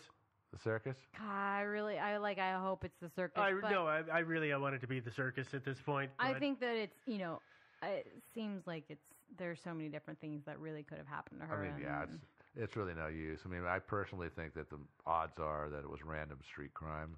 Yeah. And the that's only kinda where I'm reason that leaning. this makes this like a high-profile unsolved mystery, right, is that she was like a socialite. Yeah, she was like rich this and happens all famous the and this stuff. time. Yeah, it did. Well, apparently from all the disappearing people in New York in People that disappear year, all the time. lots and lots of it going on. And we're talking about this one because she was rich. Yeah, she was, But yeah. Yeah. Anyway, sad story. But anyway, I will say for the record that I'm pretty convinced that there was no botched abortion. I don't think it was that. I mean, I think it's pretty convincing. At least we're not dragging her through the mud, right? Yeah. Yeah. Hopefully. All right. So anyway, sayonara, Dorothy. That ends our mystery. Another successful mystery solved, and all kinds of. Just so the listeners know, Steve and I are both giving him the what? Okay. Please finish the story. All right. It's sad, and I'm gonna cry. Yeah, it was a pathetic, sad I story. haven't cried like this since Pocahontas. Yeah, you're probably wondering where you can find our fabulous stuff and download it. Although that's kind of stupid because you've already done it. But you can find us on iTunes, and you can download our stuff off of our website also, thinkingsidewayspodcast.com. You can send us an email at thinkingsidewayspodcast@gmail.com. You can also, if you don't have time to download us and put us on your iPod, you can stream us directly using Stitcher. All right, and you can find us and, of course, like the hell out of us on Facebook. All right, now it's time for your favorite part of the episode, which is listener email. So today we've got an email from Crary. I won't tell you his last name. And Crary, as you know, most of our emails are from people who talk about how they adore us and they wish they were us and stuff like this. But, yeah, Crary is not. I'm not gonna call his email negative, but it's a slightly critical one. Well, it's an honest conversation. It's a thoughtful, good feedback. It's a thoughtful, good email, and I'm glad that Crary wrote to us to tell us his concerns. So going back to the Montauk episode, the Montauk Project, let me quote from Crary's email. In the discussion of the, quote, going back in time to right the Civil War nonsense, someone, I think it was Joe, and I think I remember saying this. It was you. Yeah, I checked it. Yeah, mentioned that slavery would have given way to industrialization. I apologize and this is still Crary talking, as one should never argue counterfactuals, but it's a subject a bit near to my heart. I'm going to skip a little bit here. However, I think such hand-waving of slavery as an historical force simply doesn't stand up to scrutiny. And I apologize, too, but it's kind of a long email, so I'm not going to read everything word for word. Back to your emails, Crary. While the institution of slavery may well have evanesced in the face of the modern capitalist state, we should remember that there were some in the South who opposed this very ideal of the modern economy. And that's very true. This is me again, not Crary talking. In America and in Europe, there were lots of people who were very opposed to the factory system and to capitalism, and a lot of those people are still with us today. Yeah. And so it wasn't an inevitability, and so Crary is quite correct in saying that. So let me skip ahead. And also, this is back to Crary, also, even if slavery were to go, this does not mean the legacy would. We still live with the legacy today in this country. And he goes on a little bit, and I'm not going to quote any more of it. Not that your email is not worth quoting in its entirety, because it's a very good, thoughtful email. It's a very good, lengthy email. Yeah, and I think that's the hard part. Is it's a very lengthy email. It Yeah. has a lot of good historical points. No, in he makes some very good points. Yeah, but no, I think you're right. It's a good email. Yeah, no, it is good. It's great actually, and well, I thank you for bringing it up, because I think that Crary, if you saw what I said that way, then probably some other people did. So I really thank you for bringing it up and giving me the chance to talk about what I really meant. I think what I said was capitalism was eventually going to wipe out slavery. Industrialization. Industrialization Yes. would wipe out slavery, which I think it would have. That's not the same as saying that I think that whether the South versus the North wins is 6 of one, half a dozen of the other. I didn't mean that at all. And obviously, it's a good thing that the North won. If you're a slave, and the question of whether you're set free today versus 50 years from now, well, that's pretty huge. Yeah. And so, I mean, and that's the same. Another reason I sort of said what I said is that I don't think that post-Civil War things really improved that much for black folks in America. It really took a long time. We're still working on it. Yeah. Well, yeah. And we're the still whole crawling Jim out Crow of that. thing. Oh yeah, I mean there was That segregation big- and Jim Crow. Yeah. I mean, and lynchings and all kinds of stuff. I mean, a hell of a lot of the slaves wound up going back and working on the same plantations they'd been slaves on, except as sharecroppers. So they're still technically free. They were better off, but anyway, I'm not saying 6 of one, half a dozen of the other. It's a great thing that the North won. And anyway, but like I said, Crary, thanks a lot for the email. I appreciate the mention of all this stuff. Yeah, this is something that we don't really Yeah, realize, because we all have known each other long enough to that, we know what we mean. Oh, I totally on get things it. like this. Yeah. When Joe says something like that, we're like, oh yeah, totally, we totally get what you mean, and then we realize, so not everybody knows that. Yeah, for all our listeners too, feel free to write emails like this. Don't feel like you need to just write in and send us love letters. I mean, you can be critical. You can tell us how much we disgust you. No, we have gotten stuff in the past that has been constructive criticism, and that is valid stuff to send us, and we have gotten a number of them in the past, and we've only benefited from it. Oh yeah, It's only been something that has helped make us better, because there's weird little ticks that we have done or things that we have said, and off air, folks may not realize it, but we've had long discussions of figuring out how to make sure certain things happen that are better for the show. So this is a very positive thing, and I really appreciate now we know not to talk about the Civil War. No, I mean, we don't know, there's so much that we're a fairly new podcast. I mean, we're not exactly we're like a professionals year in. We do this for fun, and we're getting a fairly good response. But occasionally we're going to put our foot in it. Yeah, maybe and a so little it's bit, great that you guys let us know when we do things. Absolutely. Because, you definitely because should. we're in a bubble. Yep, a little bit. We're in a little bit of a bubble. Okay, so anyway, that's it. Again, Crary, thanks a lot for your email, which I, again, think was very thoughtful and intelligent. Appreciate it. And feel free to write us again, too. All right, so for Thinking Sideways, the podcast, this is good night. Really? That's what you're going to do? I can't. All right, let's do it again. Okay, well, this is Steve, and I'm just going to say goodbye. Hey, guys. Why do white girls travel in packs of odd numbers? Why? Because they literally can't even. Oh. Just like I can't right now. God. Please, somebody turn off the recording. Oh, so what did the 5 fingers say to the face? Nope. Slap.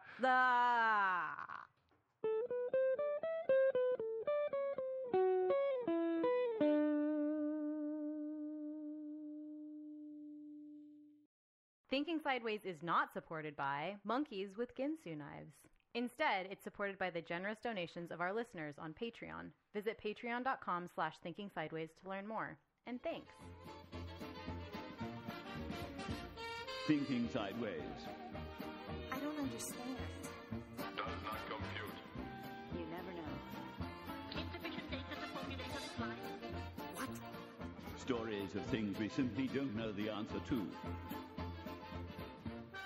Well, hey there. Welcome to another episode of Thinking Sideways.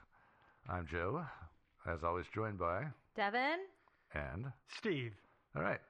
And this week we're going to talk about, guess what? Another unsolved mystery. What? Yeah. I thought we were out of those. Yeah, no, we're not quite out. We will be soon. Okay. Sorry about that, folks, but Then yeah. it's Cooking with Joe, right? Exactly. Yes. Yeah. Okay. It's going to be a terrible show. Yeah.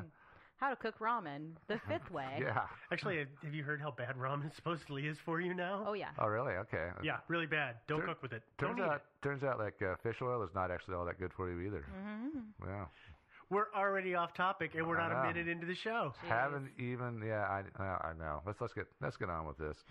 So this week we're going to talk about an interesting little mystery out of Ireland, which is a strange and mysterious island. We're going to talk about the case of Peter Bergman, who you guys, people may or may not have heard of. Before we go any further, I would like to give a shout out to our listener, John, who suggested this topic. Thanks, John. Yeah. And so let's get started. So who was Peter Bergman? Nobody knows. It's almost certainly was not this guy's real name. There might be somebody out there who does know, but they're apparently not talking. So our story began in 2009, specifically June 12th, 2009, when Peter Bergman showed up at the town of Sligo, Ireland. And then 4 days later, he was found dead on a beach north of town. You cut this one close under the 5-year wire, didn't you there, sir? I You've been know. sitting on this, haven't you? Yeah, it's only 6 years old. 6 years and a couple of months. Yeah. Well, anyway, he was found dead on the beach. An autopsy was done, of course, and it turned up no signs of violence or foul play. It also showed that he had advanced prostate cancer, he had bone tumors, and it appeared that he had had a few previous heart attacks. So not in the greatest of shape. No. There was no evidence of painkillers in his system, although he did say he had some aspirin in his possession when he died, but he wasn't taking them apparently. Which is, like, we should mention, really, really odd. That is for somebody. odd. He would have likely have been in an immense amount of pain, or at least some pain. Right. Yeah. I'll disagree with that. Well, I just, everybody says, well, he had to be in such pain. I'm not sure. I don't know how that much that's pain true. I would mean, I have know been it was in his bones and everything else, but I've known people who have had massive amounts of cancer all through their body. They felt a little off. And that was it, till they happened to go to the doctor and figure out what was going on. Yeah, so they were relatively okay. So I don't know that he necessarily would have been in really any substantial amount of pain. That's fair. Yeah, it might not have been. It's hard to say. I mean, I've seen video of him, and he didn't appear to be all doubled over in pain or anything like that. Oh, there were two other strange things that were found in the autopsy. He had one kidney removed, and also, even though he was found apparently washed up on a beach, he didn't die by drowning. That's a mystery. That's weird. How did he die? Yeah. Who was Peter Bergman? What was he up to in Sligo in the days between he arrived on Friday and he died on the 16th of June? What brought him to the town? What brought him to the beach at Ross's Point, which is where he died? And how and why did he die if he didn't drown? Really? Yeah. It's intriguing, don't you think? Yeah, this is like the Tom and Trude case. Yeah. Yeah, kind of. Man? It's reminiscent of that. Yeah. It is. Yeah. Let's get to the last mystery first, which is how did he die if he didn't drown? Well, actually, it turns out he did drown. Even though Wikipedia and Web Sleuths, etc., say that he didn't drown, he actually did. How do you know that? I got this from the website of the Federal Office of Criminal Investigation in Germany, which is kind of their equivalent of the FBI. Okay. Yeah. They have what's called their unknown dead section, unidentified dead people, and he's got his own page on there with his description and his photograph and everything, and it lists the cause of death as drowning. Yeah, so it was interesting to me because I did a fair number of, I actually spent this entire afternoon, because it was 2009, so there should be records of, there would have been newspaper articles in my mind, right? People would have been like, wow, this guy washed up on shore dead. Like, that's weird, and the case anyway, and I couldn't find anything. I found one newspaper article that said he died of drowning. I didn't find any. I found one newspaper article. It was the only one I could find that was pre the release of the movie we're about to talk about. It was from April 2010. And it didn't say anything about the cause of death at all. It didn't address it. It actually didn't address any of the health anythings. So I thought that was a little odd, but you couldn't find anything about the autopsy. You couldn't find anything about anything from that actual time, even from that year, which I thought was weird. Yeah. He didn't make the papers. Oh, he didn't make the news. It made the news, but it's one of those things. It very kind of local. Popped up and then died out again pretty quickly. Well, I searched through the archives of the local newspapers, the Chronicle there, and it didn't have anything. It was very odd. And it's possible that, as I said, it was just this afternoon, so it's possible had I, given myself more time to do more digging, it would have cropped up. But I did a lot of Googling, and it didn't. There's not a huge amount out there about this one. There's not, Yeah, I was going to say, I know I found a lot of repetition in what was available. Yeah, and almost everything I found was more about the movie than it was about the case. Oh, and what it was about the case tended to be not word for word copy paste like we find a lot, but very very lax rewritings. Yeah, yeah. I noticed that. Yeah.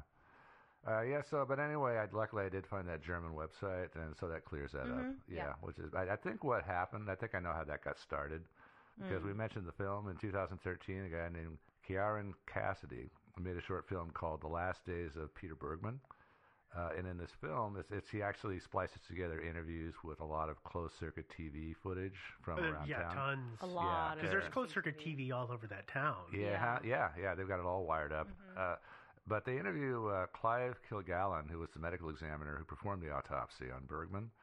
And he stated in the interview, he said that initially there were no outward signs of saltwater drowning. And my takeaway from that is that he meant, at first glance, he didn't look drowned.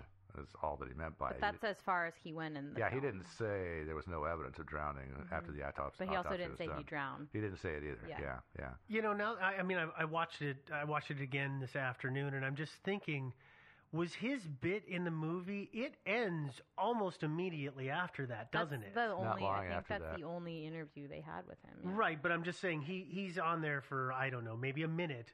But as soon as he says that bit, it cuts to something else, and I wonder if that intentionally got left out? Yeah. I don't know. I don't want to point fingers. I'm just wondering. I don't think the film intended to mislead because, for example, you hear the detective who investigated the case saying after that he thinks that perhaps Bergman intended to be carried out to sea and not washed back up on shore. So it seems to me that they just didn't even talk about the cause of death because it was just glaringly obvious, and so they didn't feel the need to talk about it. Sure. But it didn't come across as obvious as they wanted it, maybe. Yeah. Which we've been guilty of a time or two. Yeah. But and obviously you can infer that he drowned because if he hadn't drowned, then that would have added a huge bit of mystery to this whole thing. What, did he just go to the beach and will himself to die? And they don't bring up anything like that. And also, Kilgallen in his interview, that's the medical examiner, said nothing about a missing kidney. And you think he did a pretty thorough autopsy. He found the cancer and the bone tumors and the heart attacks and all that stuff. And he didn't notice there was a missing kidney. Yeah, it seems like he would have mentioned that. Yeah, the only place I looked around and I didn't find any mention of that other than the Wikipedia page. So I think we can discount that. And I couldn't find. I followed the links. I know, sometimes we just read a Wikipedia page and go on our business, but I actually did my due diligence and tried to follow all of the links.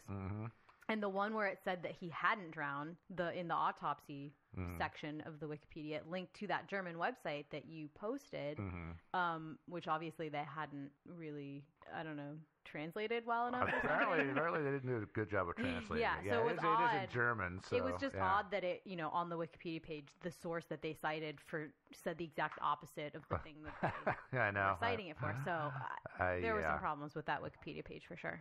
Definitely, yeah. Yeah, it happens. Anyway, so now we've solved that mystery. Let's talk about the rest of it.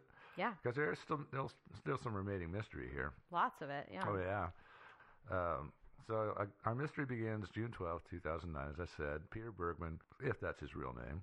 We have to call him that because that's all we know him by. Yeah, that's all we know him by. That's right. So he got on a bus in Derry, Northern Ireland, and rode it to Sligo, which is also in Northern Ireland, but not in Northern Ireland. It's in the north part of Ireland, but not in Ireland. in Northern Ireland. Yeah, okay, just so you know. There's a couple of capitals in that, isn't there? It's the capital N and I and the capital I, but lowercase n. Is that how you're differentiating these? Exactly. In your notes here? Yeah, okay. Exactly. So Sligo is in the one with the lowercase n. This is going to get confusing. Oh, yeah. And Sligo is a coastal town of about 20,000 people, so... not a city. Of course, I've looked at it in Google Earth and Street View, and it's a charming little town. Bergman arrived in Sligo, and he went to the Sligo City Hotel and checked in. He didn't have a reservation. He was a walk-in. And interestingly, the hotel didn't ask to see a passport or ID or a credit card or anything. He just paid cash. Up front. Yeah. Yeah. Yeah. And so typically hotels usually want to see a driver's license, right? Something. Yeah. They want something to hold in case you filch out or you do a bunch of damage or anything like that. Yeah. And they did not. So when he signed into the hotel register, he gave his name as Peter Bergman, and he listed an address in Vienna, Austria, which, as it turns out, was a vacant lot. Yeah. Yeah. And here's something interesting, though. And that is the bus station in Sligo is right next to a hotel, the Sligo Southern Hotel, which basically charges about the same rates for a room as the Sligo City Hotel. And if Bergman had taken the most obvious, easy route to go to the City Hotel, he would have passed by the Clarence Hotel, which also charges about the same rates. So instead of going to those hotels, he went to the Sligo City Hotel, which makes you wonder. Well, maybe odd. It's like he picked it out ahead of time. Yeah, it is. It's almost like, maybe he went there because they wouldn't ask to see ID. Maybe, but how would he know that ahead of time? Good point, actually. Yeah. Actually, I had an email conversation with one of our listeners, Gavin, relating to this, and he told me that there are actually a lot of German tourists like to go to Western Ireland. It's very popular. They're among the between British people, Americans, and Germans are the three heaviest travelers. So he was saying it seems really possible that he went there. He'd been there before. Oh, yeah. So, yeah, he might have been familiar with Sligo. But he might have also gotten this. He took a cab to the hotel from the bus station, so he might have gotten this from his cab driver, too. Maybe his cab driver told him. Yeah. We will never know. Okay, now he's checking in at the hotel. He's got a shoulder bag, which is kind of like a laptop bag, and he's got a larger piece of luggage. And you guys have seen it on film. It's not really a suitcase. It's more like a really huge black bag. Is it like a duffel bag? No, it's kind of like a big open top bag. It's as big as a suitcase. But imagine those shopping bags that they have. They have just the two loop handles, and they're like kind of open on the top. Like those big blue IKEA bags. Yeah. Okay. Yeah. So he had this really, really great big bag, and he had that, and his laptop bag, and that's what he had, according to the closed-circuit TV cameras. He had a heavy accent, probably German or Austrian, although there were some people who said they thought he sounded more Eastern European. He appeared to be 55 to 60 years old. He had short white hair, was wearing glasses, and also wearing a waist-length black leather jacket. You guys have seen all the video. He wouldn't have stood out in a crowd. No, not at all. There was nothing weird, unique about him. Yeah. No, not at all. Well, anyway, he spent the weekend. He checked in on a Friday afternoon. Spent the weekend hanging around the hotel. He ate in the hotel's restaurant, and he left quite often to go out for walks. Didn't be a tourist? The woman at the front desk called him. How'd she refer to him as a friendly face or a familiar face around? Yeah, she said he was a familiar face. That she would always see him. Yeah, that whole weekend she saw him a lot. He was around. Yeah. But he would leave quite often too. And every time he left, he was carrying a purple plastic bag. And by some accounts, he left with that bag 13 times. And whenever we returned to the hotel, he didn't have the bag with him. Well, I mean, he may have in a pocket or something, but he wasn't carrying it full of stuff anymore. Yeah, exactly. Yeah. The contents of the bag had disappeared. And it's not, just so people get the idea, it's not a huge bag or anything like that. It's a plastic bag that I would say is kind of equal in size to what you would get from, say, a grocery store. It's not packed full of stuff, but it's just a little one. Yeah. Yeah, it's not a huge bag. Like the kind you get from Forever 21 when you just buy a shirt. Yeah. Because I always shop at Forever 21. I know you do. Yeah. I'm not. No? Please, Joe. What else? Please keep going, please. So if I shop there, can I be 21 again? Yes. Yeah. You are automatically. Yeah. Whoa. Okay. They won't think you're just the creepy old man. Yeah. No. Cool. I'm there. Anyway, I mentioned before the closed-circuit TV cameras. They're not only is the town all wired up with closed-circuit TV. I'm going to call it CCTVs from now on, but also the City Hotel has got a lot of CCTVs in it also, and the Gardaí, that's what they call the police in Ireland. The Gardaí investigated this thing. They got the CCTV footage from the hotel and from all around town. It started going through it, and that must have been a job, huh? Oh. Yeah. Yeah. I mean, really a lot of TV watching. They got all sorts of little bits of video of Bergman, he was leaving and entering the hotel, always leaving with the purple bag and always returning without it. There were clips of him walking around Sligo with his purple bag, and also clips of him without it. But you never see him actually doing something like emptying the bag out into a trash can or handing it to somebody or throwing it over a wall, or, you never see that. Mm-hmm. So you either see him with it or without it. Yeah, and that's I don't know if that's random chance or if he actually was well aware of all the CCTVs around town and he deliberately avoided doing whatever he did with the contents of the purple bag when there was a camera around. Well, the funny thing is about that is when you watch him on the footage, he looks like he's aimlessly wandering around. Yeah, and he's not wandering around like a tourist. He's not looking at stuff. He's just walking around. He's walking around. There's a couple of scenes I remember in the movie that you see it, and it's like, wait, that's the same street. He walked down one side, and then later on up the other side, and then came back down it. And I'm sure that they weren't all in the same walk, but it's like you just wander around, just up and down. Yeah. I don't. And I don't know. I was too lazy to actually compare all of those things to actual Google Street View, so I could try to retrace his tracks. Sure, yeah. No, it'd be pointless to do that anyway, since the clips that are in the movie, you don't know if they're even in chronological order, so you really can't trace his movements out. A huge job. So were the contents of the bag, or the bags, or the contents of the bag, were they ever found? No. Oh. No. Well, let me tell you a little bit about the investigation. Oh, sure. Sorry. Yeah. Oh, no, that's okay. Well, what they did is after they discovered this whole thing about the purple bag, they started looking in all the garbage cans around town and all the dumpsters, and they even went down to the city dump and dug around in the city dump seeing if they could find the contents of what he'd been emptying out, and they found nothing. So they just found regular old garbage. Well, but okay, I'm going to run with the idea that he's just getting rid of his personal belongings, his underwear, his toothbrush, his shaving kit. It's kind of generic stuff. Yeah, exactly. How are they going to know it's his? Yeah, he always used Crest Sparkle, so this must be his tube of toothpaste. You have no idea. Yeah. It's in amongst a whole bunch of other garbage. Yeah, I know. They were just looking for something special, like a diary maybe, or a wallet. I guess, but then you have to wonder, why? I'm sure there was a dumpster just right outside of the hotel. Why wouldn't he just go and dump all of his stuff in that dumpster? Well, exactly. Why these very meticulous? Oh no, it's weird. I don't know. Out? It's odd. The police actually formulated a theory, which is that he was trying to erase his identity. Because I don't know I don't think I mentioned this, but when they found the body, they obviously took him for the autopsy. They removed the clothes. They also found the rest of his clothes down the beach a little ways, and they found out all the tags from every garment. All the tags had been cut out. So once again, it's more like Tom and Shoot again. Yeah. And of course, there was no ID in the body or anything like that. And so the belief was that he was trying to erase his identity by getting rid of every article of anything that he owned. Yeah, I still I hear that. I just still am not totally sure why it had to be in this very meticulous, spread out around. Well, yeah, the thing about it is this is what I don't like about this theory, is that he got on a bus in Derry. God knows where he was before he was at Derry.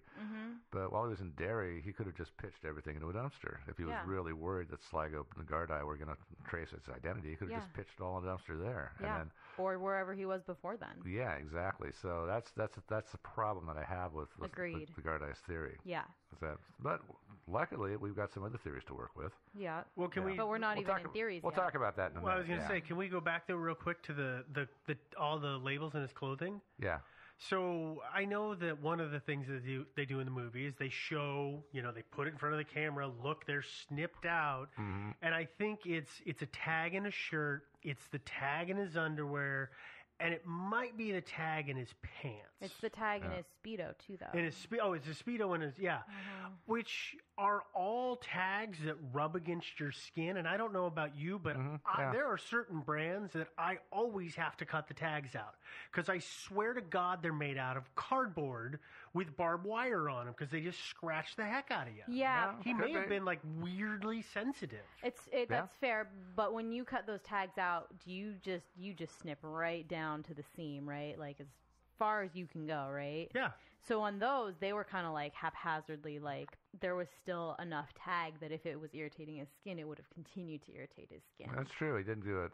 It wasn't a great job. It wasn't a totally thorough, neat job. No. It wasn't like this is like scraping the crap out of my skin. I got to get rid of it. It was I will agree with. I will give you that. I mean, it might be that he just needed to get most of it off, or maybe it was a hack job. No pun intended. Yeah. Yeah. Yeah, so I don't know how much you can read into the whole tags removed, and it looks a little funny. But anyway, I want to go back to the investigation a little bit. Yeah, they canvassed the town. They found everybody they could possibly find who could had talked to him or had any kind of contact, and they didn't get a huge amount of stuff, but they did find out that on Saturday, the day after he arrived, he went to the post office and bought 8 82-cent stamps and airmail stickers. But if he mailed letters, and he probably did. If he mailed any letters, nobody knows, because obviously by the time they discovered the body, the letters were long gone. True. And they obviously don't keep a record of that. Mm-hmm. So yeah. Well, some places do.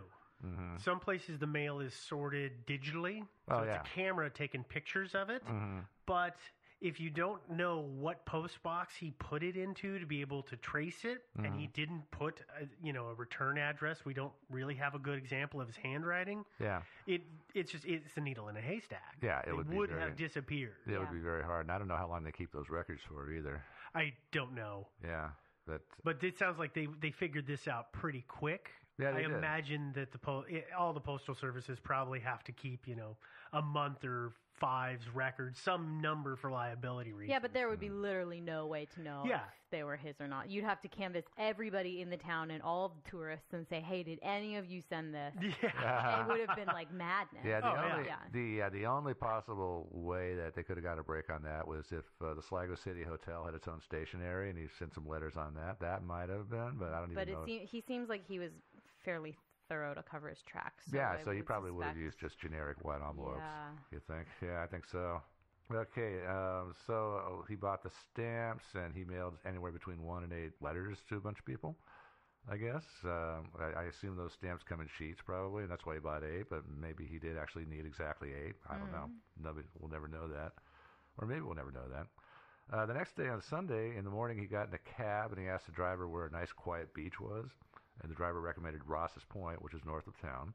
They drove up there. Bergman got out of the car, looked around, got back in the car, and they drove back to Sligo. So that was his day at the beach. Okay. Except for the next day, of course.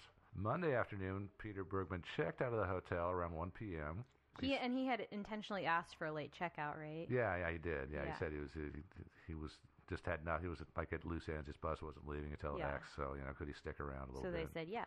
Yeah, they said fine. But when he checked out, here's the funny thing. He still had a shoulder bag, but the large bag was gone. And in his place, he had a small piece of black luggage, which the police called a hold-all.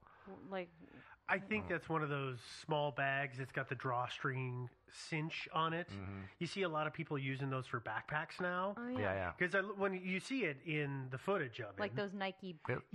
Yeah. And it's just, and you can wear it people wear it as a backpack with the strings. I think that's all that was. Okay. That's what I got the impression of looking at it. Yeah, I'm not sure. It looked to me kind of like one of those slim little bags that zips across the top, and then there's 2 loops for handles. It looks kind of like one of those to me, but it's hard to tell. It's kind of low res footage. I thought I read somewhere that it was like a wrist bag, like it had a wrist strap on it, so it was like a shave bag almost, like a toiletry bag. Well, it looked kind of flatter and longer than that to me. Yeah, it did to me too, but So, you read all kinds of stuff online. This week on Luggage Talk. Yeah, for I know. real. Yeah. And he also had a purple bag, the trademark purple bag. And he so, did. But the big bag was gone. He walked to the bus station. When he got there, the black hold-all was gone. So he had either disposed of it somehow, or maybe he put it inside his shoulder bag. I'm not really sure. He's the big disposer here. At the bus station, he got a cheese sandwich and a cappuccino, and while he was sitting at his table, he pulled out some pieces of paper and looked at them. It's hard to tell from the video, but it looks at one point like he's writing something down, and then at another point, it looks like he could either be folding the paper back up or maybe tearing it up in pieces. It's hard to tell. I thought the investigator said that he had torn it up. Yeah, it sounded like he said that. But you see it all over the internet that he's tearing it up. But when I looked at it, like because it was folded into quarters when he opened it, and it looked like he had folded it again, was almost rolling it back into the smallest ball of paper possible. Yeah, that's it was possible. hard to tell, though. Yeah, it was really hard to tell. Yeah. And his bus didn't leave until 2:20. So between the incident with the pieces of paper and 2:20, he apparently got rid of the shoulder bag and the purple bag because, he went to the beach after this, and the beach was where he was found dead the next morning.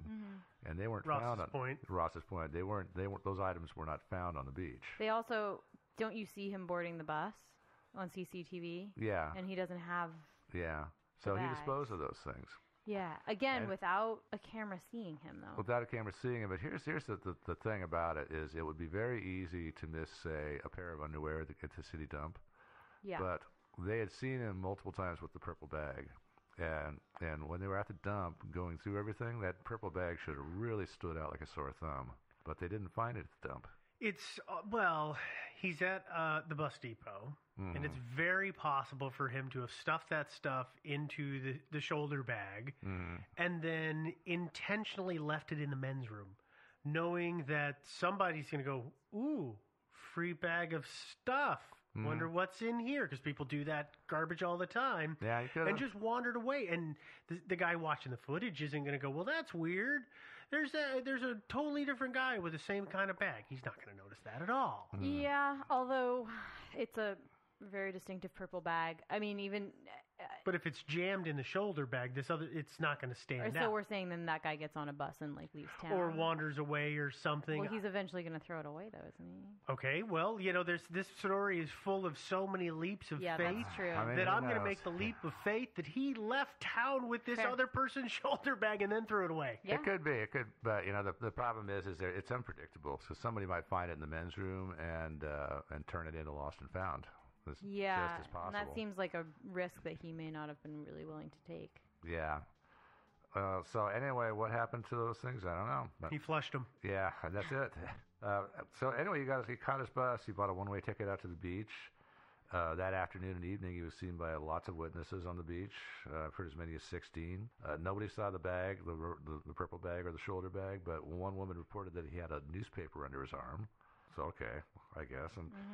And his body. I kind of doubt that if he's getting rid of everything, it seems weird that he picked up a newspaper. Well, he had some time to kill. Because I got a feeling like he didn't go for his swim until after dark, and it turns out he didn't, right? Because somebody saw him at they saw him at like or something. And the sun doesn't even set there until 10:10 on that date. Yeah. And so he would have, if he wanted to wait until after dark so nobody would witness it and maybe try to save him, it would have been pretty late. And somebody did see him there quite late. Yeah.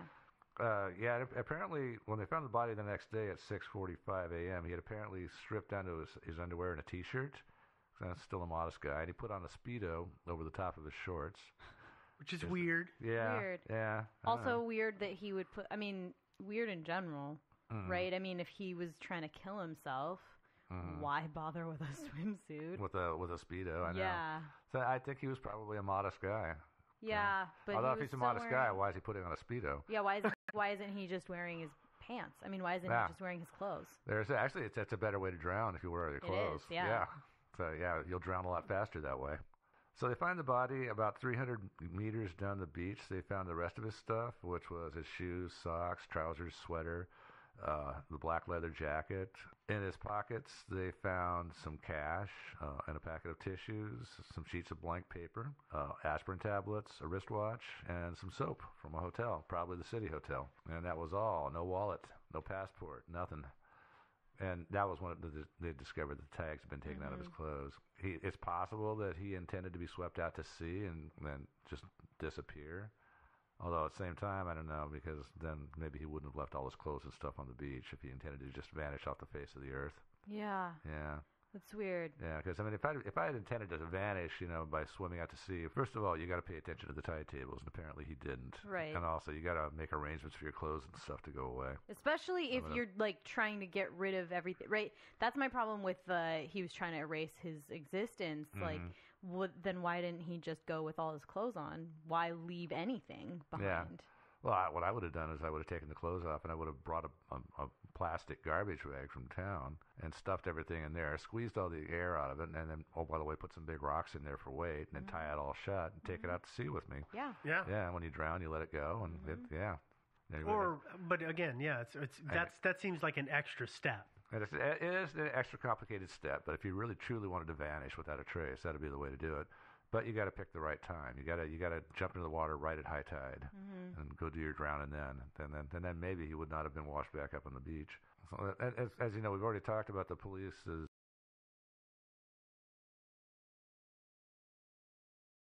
He brought his tacos home in a Previously on Sleepycast. Jeff, I heard something happened at the office recently. Something about tacos? Yeah, my fellow Sleepy Cabin members ate my tacos. That doesn't seem like a very respectful thing to do. Oh man, they were delicious. I drove Spaz Kid and Shadman to lunch. Oh my god, you drove them to this restaurant? Yes. Tacos? We went to a Mexican restaurant. We got a large portion. I got 4 tacos. Okay. When you bring food home from the restaurant in your little take-home box, you know, the assumption is you're going to eat them. Oh man, they were delicious. Each taco came with its own little lime slice. I put them in the Newgrounds refrigerator. I'm like, they'll be safe here. I open the refrigerator door, and they're not there. Oh man, they were delicious. I want answers, Jeff. Who ate the tacos? There is a world as tangible as our own, impossible to see yet unavoidable to sense. A world enveloped by a seemingly unending ocean of forests. Buried deep in that forest, tucked away neatly within a blanket of twilight, lies a quaint little cabin. And in that cabin is a bunch of guys who's a bunch bullshitter. Wait. Corey, would you like to offer your side of the taco?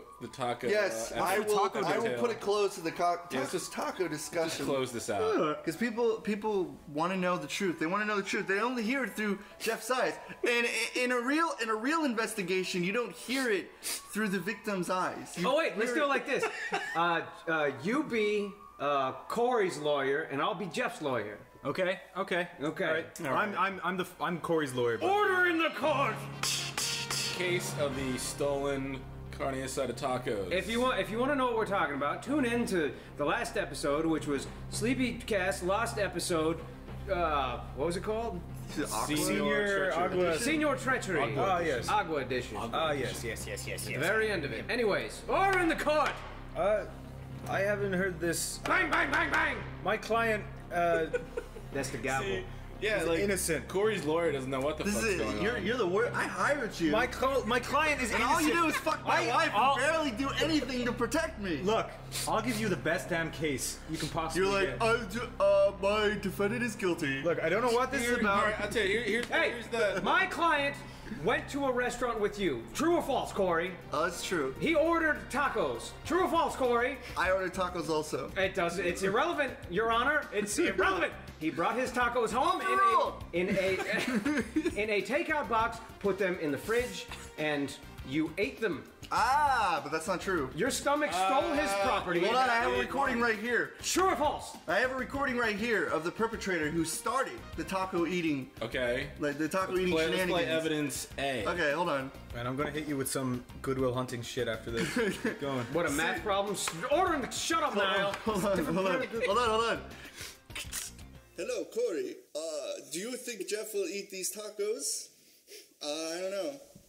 See? As a friend, you should have been like, yes. But here's the thing, Jeff. Here's the thing, Jeff. There have been times, and I've noticed, it might just be a cognitive bias based on where we go, but that you leave Jasmine stuff in the fridge. Do you know what I leave in the fridge? Order in the court. If Jeff left his wallet on the table, would you take money out? Because every now and again, he leaves money on the table? No, overruled. Objection. To be fair. He doesn't leave money on the table for people to eat. If it's in the fridge, it could be up for grabs. You can't eat money! Did you have a sticker with your name on it? Spend it on food, though. They knew it was mine. Did you have a sticker saying, Jeff's, do not eat? Okay, here's what happened. Is that That's a necessary? universal sign. Am I working with children? Do I need to do that? All right, hold on. What? Apparently. Before we start pointing fingers, here's what really happened. It's been pointed. Shad came to me. He came to me with sad puppy dog eyes. Your Honor, I'm going to let him finish his statement if he wants to. I already have my objection in mind. The fact that you motherfuckers don't have cars or anything is your problem. Order the court! Throw him in jail and throw out the key. Okay. Sorry, Your Honor. Let's So, continue. anyways. You tell us what happened. Tell the court what happened, Cora. Shadman came to me with puppy dog eyes, carrying a bag of tacos, his bottom lip quivering, and he's like, I'm very hungry. And I'm like, you know what? It's fine. Jeff doesn't always eat his leftovers. There's a Wawa about 5 minutes up the street walking distance. That's cool. Actually, it's open 24 hours. It was closed. It was closed. Okay. That doesn't make it okay, though. Hold on. Anyways, the real victim, the real person, the real perpetrator, the real enemy who started this to begin with was a little alcoholic beverage I like to call 99% proof peach alcohol and a little bit of Blue Moon. Passing the buck to an inanimate object. Hold on. My alcoholic side, Corey's alcoholic side is the fucking. Corey, I can't help you here, dude. This is that you're digging your own grave. Do you accept or deny you ate one of the tacos? I ate one of the half-eaten tacos, yes. So you're guilty of eating his tacos. Oh, that's right. Yeah. There were two. Regardless of Shad, you're guilty. I am. Look, if Shad started killing somebody and then you came in to start stabbing him, then you're still guilty of murder because you helped commit the crime. You're guilty. That's not true. And sentenced to death.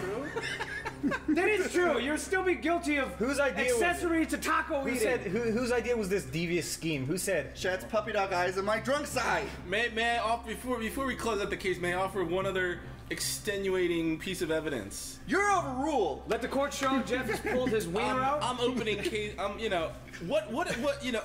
Josh who works here had a sandwich in the fridge. What happened to that, Corey? Go. All right, let me explain myself.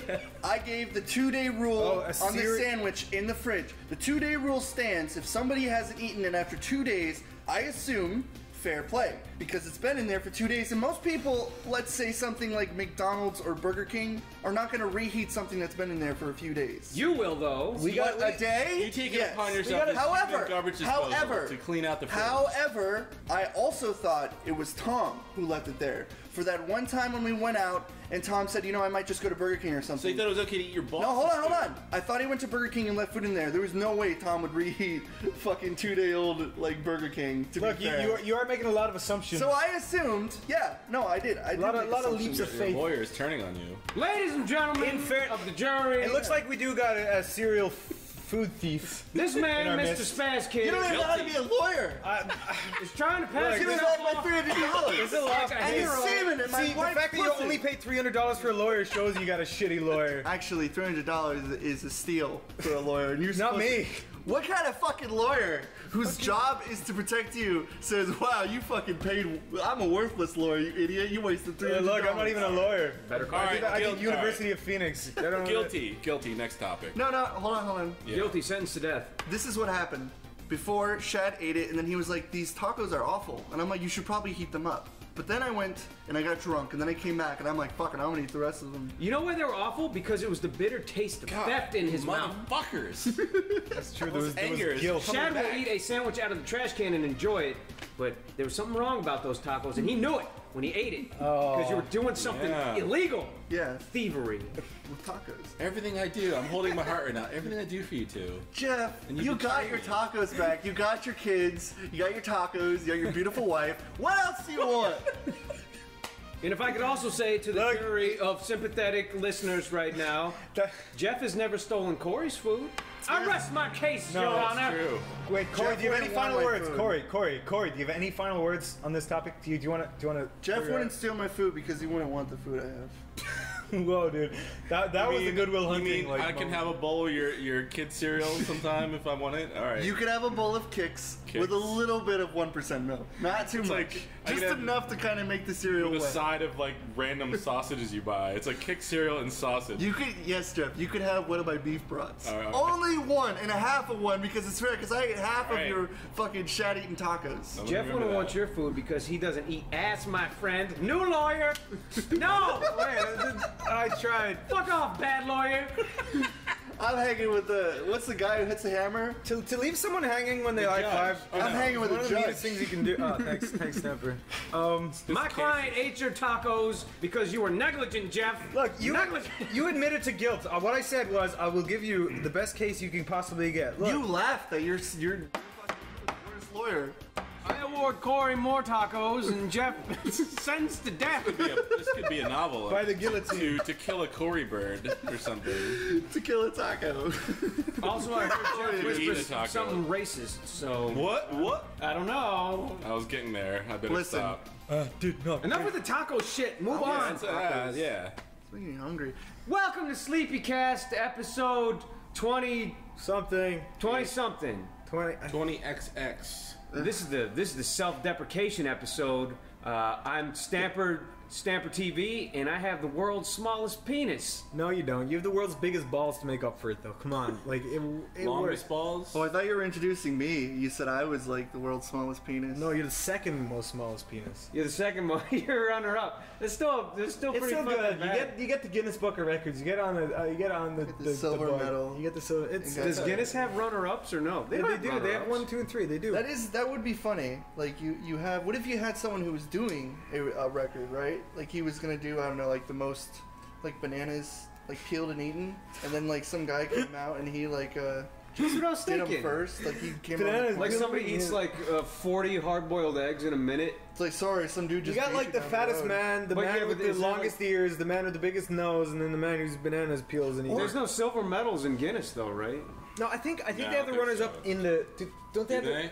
They have like the picture of the main Who guy. buys the Guinness Book of World Records? Who buys that book? I used to get it for It's Christmas when I was a online kid. now, right? Me? Who buy? And there's doesn't like, that data get outdated within the fucking year? there's like anyways? 18 volumes. of They were Guinness really Book of World entertaining when you were a kid. I What? thought. I I used to did get it. too. I used We to didn't get it finish introducing ourselves. Corey, go. This is a way more interesting topic. I'm Corey, Spence Kid.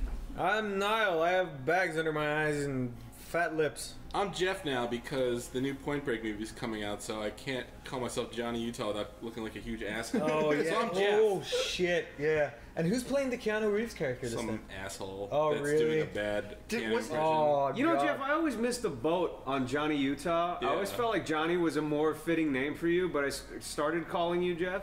Was Johnny? And then that was the I was end of almost it. Henry. Sorry, was Johnny played by Keanu Reeves? Wait, who was that? Yeah. I was almost Kenneth. That's weird. To think. I don't know what's going on. What, you're almost. No, you know, when you talk to your parents, they're Yeah. like, you know, Oh, they have I that almost argument. called you that. Yeah. So Oh, they almost man. named me Kenneth. I was almost called Killian. Killian. Killian. That would have worked. That's not bad. is Killian's it? a pretty cool name. That's not bad at all. Oh God. You would have definitely you know been into a life of Oh crime. god, though. did I say this? Yeah, Have I said Yo, this what's before? your last name, Murray? Murray. Killian Murphy, like a famous actor. He does Yeah. Dark Knight. Oh That's, shit. that's yeah. like Arnold Schwarzenegger's nemesis in some movie that was never released from Have I said this 1983. before on podcasts? Like what, Killian Murphy. what my name was originally going to be? I don't know if I've said it. No. Chainsaw Dennis. That was my original Newgrounds name. Actually, my Chainsaw original name. Dennis. Yeah, my mom heard Chainsaw Dennis, and she's like, I don't know if it slips off the tongue so easily. So she's like, she was gonna call me my dad was gonna call me fucking Mario. That's not even a joke. Oh, I remember you told me that. Yeah, he was gonna call me Mario. Truthfully, though, First name I actually think singular. Mario would work. You got like a Mario. I think you would be a good Mario. Mario Actually, Ghetto. no, it's You because got like a stodgy Italian presence. yeah, it's Mario the would dark work. facial hair. My life would be a living hell if I went to school and my fucking name was Mario. Corey. No kid I ever Yeah, knew you would- it would. in life's name was You Mario. exist. Yeah, they'd be like, "What are you doing? Are you going to jump down the toilet?" Every time you try to go to the bathroom, it's like, "Are you going to You go down?" exist in an alternate dimension as Mario. Yeah. I'm sorry. I know. Well, so do I'm, you, though, I'm Jeff. officially I'm Henry. Mario Rodriguez. That's my. Not only But, that, I already- your family aren't even like Mexican. I'll say Or that Mario. Spanish. Why would you be that? I will say that Mario fits more than Corey. Truthfully. Yeah, Corey's like a boy band name with blonde hair and bangs that go down either side of their He's head. got like beautiful dick sucking lips. and yeah. He's probably gay. Yeah, probably. You know, like Lance from NSYNC. Mostly, yeah, Surprise, exactly. he's gay. Exactly. Can I mention Lance? Doesn't he have crooked eyes? His eyes do. Am I the only one that noticed? No, that? you're not. Which one No. I'm sorry. Which one's Lance? Stop Dumb caring the, about only me. male that blonde, noticed. the blonde one looks like he has Down syndrome. What? Does he have blonde streaks in his hair? He has blonde. Yeah, they all did. blonde They had hair. I'm frosted sorry. This tips. is important. He was I like need the to know. one that was supposed to go into space. I don't know what the fuck. I this swear, was. like, he Yeah. never blinks. He just Yeah. walks around with like big gaping eyes. Just have, like everything is But fascinating. one eye is like half an inch lower than the other. What do you mean he They did? call it What's he frosted do tip. now? However, I Fucking can't eye complain commercials? because I literally have misaligned nipples. Like one of my nipples are about half an inch higher than the other nipple. Why are you standing in the mirror measuring your nipples? Well, Niles? no, someone I never noticed until I was about 17 and I was topless. And my friend goes, "Dude, your nipples like are weird." Well, technically, now a lot of people have like. Look, wait, I just want to show you. I know the podcast. No, it's can't very appreciate common this. to have lopsided However, but titties. look, what they go like. It's common though, Niall, to have. See that? It's common. Like Nice I probably nipples. have lopsided titties. My man. See, you're a tits- dude. You know, every female No, on the I'm face fine of the with planet probably has lopsided titties. Oh, God. And it bothers them every day. I'm glad I'm not a female for that. No 'cause human being is completely symmetrical. As you notice, I have new glasses, and I look like a fucking idiot right now. I like your glasses. I like your though. glasses. And I'm gonna go. If you guys want to read some books later, No, you do look like an intellectual You look no. like an engineer. like that's another example. Like or a these, literaturist. these don't have like the rubber pads. They're all like one piece. And I got are thick. 2 pairs of the same thing, and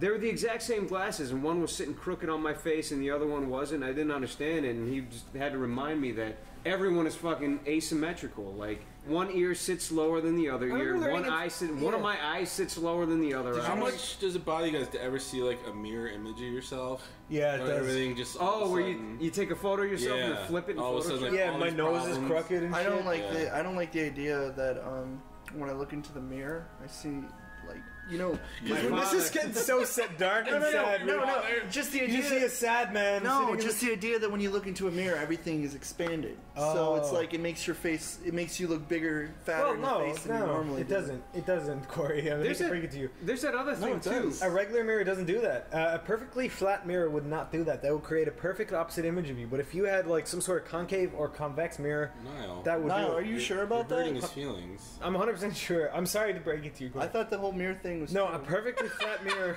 I guess No, Corey. that was debunked. Are you saying I that wanna- if Corey wants to see his ideal self, he needs Maybe to I look wanna at a look funhouse like mirror? a- He'd need to use a concave mirror, so he'd be like skinny. Okay, well then I'm gonna go get a fucking 3D Oh, to TV. lie to himself. Yeah, but then you'd Okay. be lying to yourself. And then put a mirror inside of it. Oh, can we go back to the world records? Because that's something I wanted to. No, you know what? Back on that thing though, it works with art too. You ever draw a picture and then flip it? I do that all the time. I stream art a lot, and they always notice. They always go flip the image, Niall. So I flip it, you and it's always- skewed always to the left. You It's not always even your flip the art though. image. But if I took anybody's image and flipped it, it would look strange. The See, other I thought way. it was my You brain. always flip the image. It happens to me. Anytime I draw someone who's straight up, they're always Why is tilted. that though? Is it because like your right brain is harder than your left brain, so you like or works harder? Perception. Do you know how whenever you see a picture and then like you look at it like there's videos of this all the time on YouTube where they have a picture and then they turn it sideways and you see it's like fucking skewed like 16 feet. It looks like a fucking Picasso when you like Yeah. take an image that makes sense to you and then they flip That it is- back. I drew some girl today holding a banana making a sandcastle for some reason, and she you flipped it and she looked I like flipped she had it. She fucking looked like she stroke. was like yeah she did. She looked like She she looked was like she was building a banana and holding a sandcastle. Yeah. No, that was when it was flipped the normal way, but then the other way, it looked like some sort of fucking weird It fourth happens all the dimension time shit. now. I always flip canvas. And Yeah. now in Flash, I try to do that whenever I'm working on an actual final piece. But it really does You help. can't flip canvas and Flash. You're a You liar. actually can. No, you can't. Jeff told me. No, you can't. What do you No, mean, Jeff flip? told me. No, you can't flip the whole canvas. No, you flip a symbol. Oh, yeah. Oh, I didn't know that. To me, that's a canvas. Like when I have a Yeah. character and I can turn it into an image. Oh, But that's not the definition of a canvas. No, but not the yeah, canvas. I see what you mean. That's bullshit, though. That should be a fucking implemented feature. Definitely. Or rotate the canvas. Or something. There was They should be there's more another- optimized for artists. Man, this is yeah. Never mind. What? Dude, It's like I'm talking about nerdy Flash tips now, and nobody gives a fuck. Nah, No, I think that's not a lot of true. people I are probably artists don't and know. Go, Jeff. Go. Yeah. Welcome to Jeff's Nerdy Flash Tip Did you know? Minute. You know, when you draw a bunch of lines, right, and you select them, you can then. I used to always think you had to double click them to delete them. Yeah. Or use the line eraser tool. Yeah. But all you have to do is actually select everything on the frame, whatever, and then go into the color line. and then hit the. You hit the line that the Yeah. little And then hit the little Ghostbusters X line one, through yeah. the thing. And then it gets rid of everything. Yes. That's what I used to do with the. Doodle told me. That's what I did with the shade. Like when I draw something and I do like a pencil line tool, I do that, and that's how I remove the I had shade. no idea. I was doing it wrong. Are you whole fucking time. serious? Yep. Well, is that what you were talking about?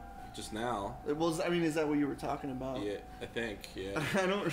You know, that kind of happened off and on the entire time I was working at Newgrounds, and then I met Jeff in like 2005, and we were already both using Flash a lot. and then you get so stuck in your own ways. Like, a year would go by, and then, you know, for some reason, Jeff would be standing behind my desk, and he'd say, why are you doing it that way? You should do it this way. I'd be like, oh my fucking God, I didn't even know you could do that. That's what you told me when you could remove symbols from a fucking library by simply choosing a little button in your library thing that says remove all symbols, or like all unused symbols, and all the symbols that are fucking taking up 90% of the ghost data. See, that's the thing. It's like... And then Control F2, where you can select a single color and change it for everything. Change all of them. I didn't fucking know that. I didn't know that until way too late either. No offense, but you don't make that many cartoons. How are you so good at using Flash? I've made plenty of cartoons. I've been making them for like fucking 15 years. Yeah, but you don't do them anymore. Stampers made like hundreds, just hasn't... Oh, you just don't release them? Yeah, I do that too. I can't complain. I actually always do that, and I never Just don't release get them. them done. I'm never happy with the product. Anyways, I wanted to talk about... I know it was long and past, but I wanted to talk about world records, because I like... Wait, no. Let me finish that up real quick. Okay. Alright, so, in summary, I've been using Photoshop and Flash. Probably Photoshop since like 2007. No, way earlier than that. And I learned everything I needed to learn, quote unquote, within the first month, and I never learned anything else about that program. For me? So fucking talk to your friends. They probably have roundabout ways of fucking doing things to make so their life true. easy. But it's also different too, because like It's like, why the fuck am I doing this? There's got to be an easier way. That's the thing. I'm not willing to learn. Sorry. No, keep going. I'm not willing to learn something new, and that's like something where I'm very. Like Jeff is learning, you were learning like the new Flash, and it's funny how you like set everything up how it used to be. Yeah. Because I have the same way. I'll have a fucking like mental breakdown if I get a new Flash and my fucking timeline is down. I'll be like, the timeline is supposed to be up here. The fucking symbols are supposed to be here. Why is my color theme down here? It's Exactly. just like I mangled the whole interface to resemble the old interface, which is probably like the inferior interface. It's not the inferior. It's the one that worked best. It's the one that it's the one that your hands and everything are so used to going to that it's just been engraved into your head. And that's the same way for something like pretty much any Flash. Like Macromedia, I used when I first started using Flash, it was Macromedia Flash 8, and that's still supposed to be one of the best types. And it was and it was good. And then when I heard CS3 was the exact same, aside from a few tablet issues, I was like, okay. And then I got that. And then I saw CS4 and it lost its fucking mind. Yeah. I mean, you could probably set it up how it used to be, but I'm terrified to try it again. It's amazing how many animators are. It's like we're keeping Flash alive on a version that is like a decade old. Pretty much. I'm using CS6 when I people are going to come into here with their fucking what are those things where people like walk in, ride them? Segways. Yeah, some asshole Segway guys are going to come in with their fucking like CS10 Flash, and they're going to be like, wow, primitive, and like fucking like turn the cheek on us. Whatever works, man. Fucking works. Fuck it. Yeah, but they're like putting images. I could use at the same time for the next 50 years if I wanted to. Agreed. I could use Flash 8, truthfully. Yeah. Or you could just get Toon Boom. Yeah, but the fucking Segway guys are fucking doing brainwaves, creating Flash cartoons. No, you don't really make cartoons, so why are you using Toon Boom? That's true. Yeah, that's true. I'm sorry. You're I'm sorry for saying that just now. now. But back for one of something. How many cartoons have you made in Toon Boom? Like 6. You were on your pedestal and you fucking tumbled down. No, I got kicked off the pedestal. Like, I was on top of fucking Mount Sinai, and then Snapper was like, "No, more into cyanide. It's not something that kills things. Cyanide, Japan." So yeah, ask your friends. Just be like. But what's best? What Snapper said about ask your friends today? I was asking Chris how to make like something sound like it's in another room, like audio, and he's like, "Oh, you just remove the high and the mid frequencies, and then it somehow automatically sounds like it's in another room." And he's like, "But if you're doing a telephone call, get rid of the mid and the low frequencies." Yeah, like audio. It's all treble. Yeah. And I was like, "Wow!" Like I never knew that. And so if you ask your friends, they know. It's sometimes the other way around. Like I'll be doing something, and they'd be like Doodle. He was like, "What the fuck was that?" Like how he like I can't really talk like Doodle. I'm sorry, Doodle. That was the worst. That sounded like Doodle. I'm sorry. It was the worst. What the fuck was that? Let's go to the supermarket and buy the peanut butter. No, it's more like, what would that? What the fuck was that? Like I can't do it. I cannot do a Polish accent. Should we talk about that alcohol you brought over here? Oh, the moonshine? Yeah. I didn't get any. It makes moonshine. I had some cherry moonshine. I liked it. I thought it was good. Moonshine's intimidating. That shit could strip paint off walls. It looks. I liked it. I thought it was stronger than any alcohol that's allowed to be sold. It made my Pico Day night a lot worse than it could have been. My good pal, VidGame dude. I felt like I was gonna go blind drinking it. It tasted that strong. Yeah, ketones. My good pal, VidGame dude, gave me a big spit jar of moonshine, like one of those old where there's like a boot still inside of it with moonshine pickle. in it. I guess it was like it looked like orange honey, and I'm like, sweet, thanks for the fruity beverage, orange, and he's like, that's 200%, and I'm like, I can't even drink 30, dude. Like I'll die. But I guess somebody proof or drank percent. it. Yeah, that's the difference. That's a huge difference. It was a lot, I guess. So it's like if you had too much, you might black out. It was incredibly alcoholic. Yeah, but someone drank it all before I could even. A good idea to leave it out. And what happened to them? They probably died somewhere in a ditch. Fucking.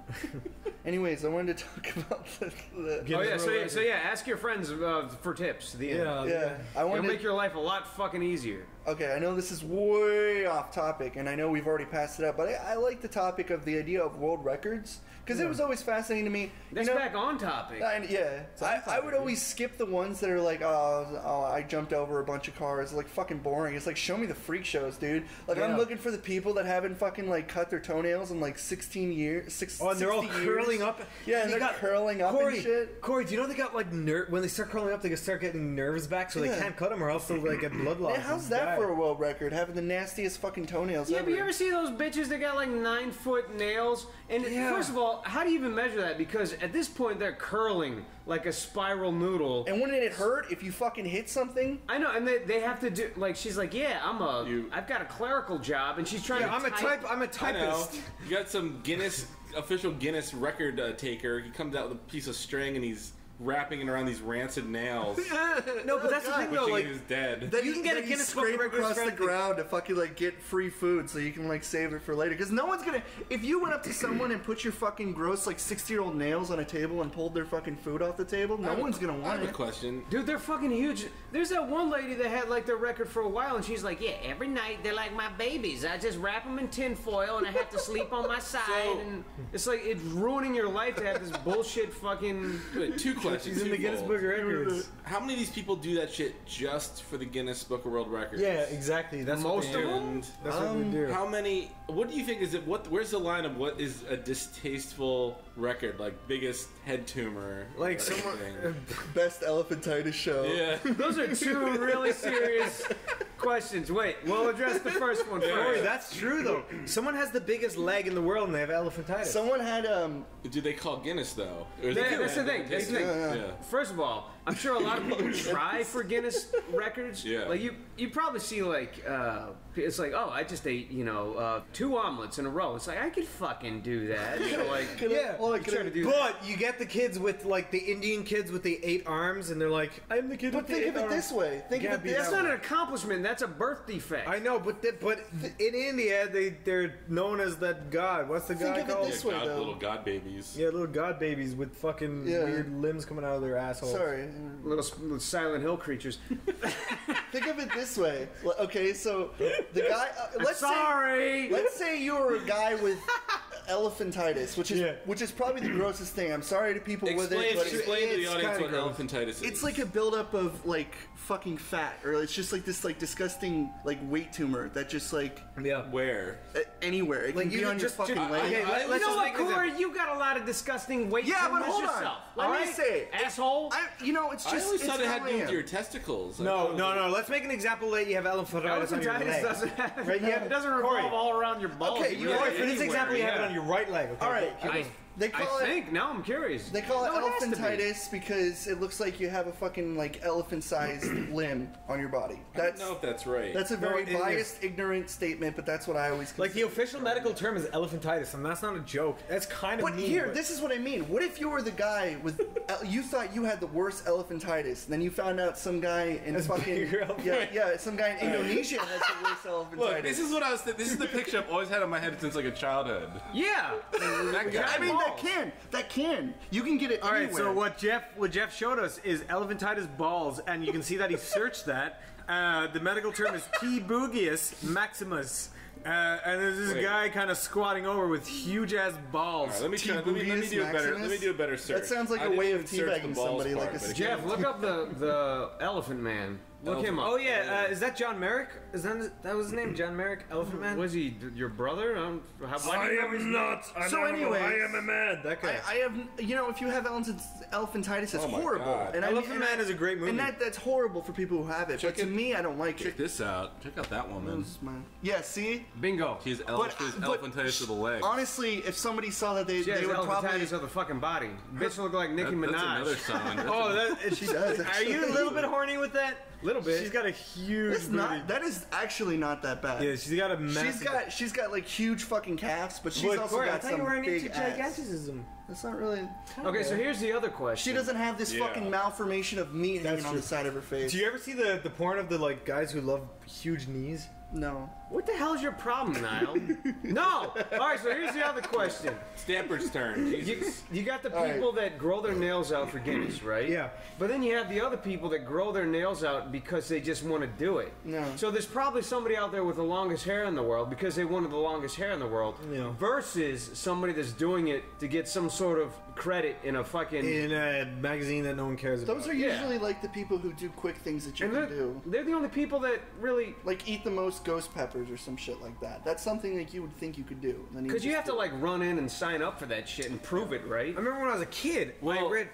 And they have the judges where they come out. You need one of their judges to visually like. That's a job. That is a job. Some dude comes out to fucking measure things, weigh things, watch you. It's do a all that profound shit. job, and it's like a job that like it's a real job somebody would want. Yeah. Because if you were the guy, I wouldn't mind that job. You go around seeing freaks all day. That'd be fucking. I cool. know. That's If what there I'm was somebody saying. in our life that did that for a living, he would be infinitely fascinating. He'd be a He's superstar. Like, dude, I just watched somebody See eat what I 78 mean? or maybe dude, I watched a guy carry a car with his testicles with a string tied. He would be a fucking endless story. Like he would Guinness? he'd be the endless. No, I was thinking maybe he'd be never-ending like a story. total asshole. Like you'd go to a restaurant and you'd eat like 18 chicken wings. So and he'd be like, no, he'd be like, I saw I an African actually man saw a eat guy more eat beetles. 818 chicken wings. Guinness had a think that TV was show good? once. You remember that? I remember that, Ripley's Believe It or Not. Is that it? Guinness? No. Guinness I was actually thinking had about their own. Ripley's too. There was both. I think they were both shows. I used to watch Ripley's with my mom, and it fucking was like creepy because they used to have like the really like the crazy action ones, and they used to have the freak shows. There's a show on Discovery. I don't know if it's still on. Stop calling but people it's freak called, shows, man. It's a fetish term. We're all freak shows. It's Is that actually a fetish term? Wait, Yes. this is actually kind of fascinating. That's a fetish term? Yeah, freak show. So, like, people who are horny for, like, people that look kind of odd? Yeah, if somebody They call them freak shows. Yeah, if somebody wants, it's like it's a derogatory term, like it's mean to them, but it's also like a sexual term. Like I want the freak show. That's a sexual I want to term. fuck the girl with 2 I'm heads. disgusted by That's all of it. amazing. I'm sorry, Jeff. No, I'm actually fascinated by I this. don't know what I was saying. So they call them, they actually call them freak shows. Okay, Jeff. If somebody came to you and they're like, Jeff, we want you to be a part of the Ripley's team. Sell us. Jeff on would be something like, important." believe it or not, no. No. They'd be like, that was funny. Congratulations. I think Ripley's Believe It or Not is not all freak shit though. It's like No, it's just when those like no, that's not what I mean. I mean like there was like a lot of action, like the most cars jumped and like the longest a guy was lit on fire and shit. Well, no, but they also do shit like Because they go all over the world. they also do shit like this. This kid was shot in their bed. You know what I used to like? From a ricocheted bullet somewhere. Sunday morning comics, they always had a little Ripley's Believe It or Not panel where there was like 4 or 5 little factoids. I never saw that. Yeah. Corey, the longest that someone was lit on fire. What? And survived. This is the Was Ripley's. that funny to you now? How's that funny? Niall, are you drunk?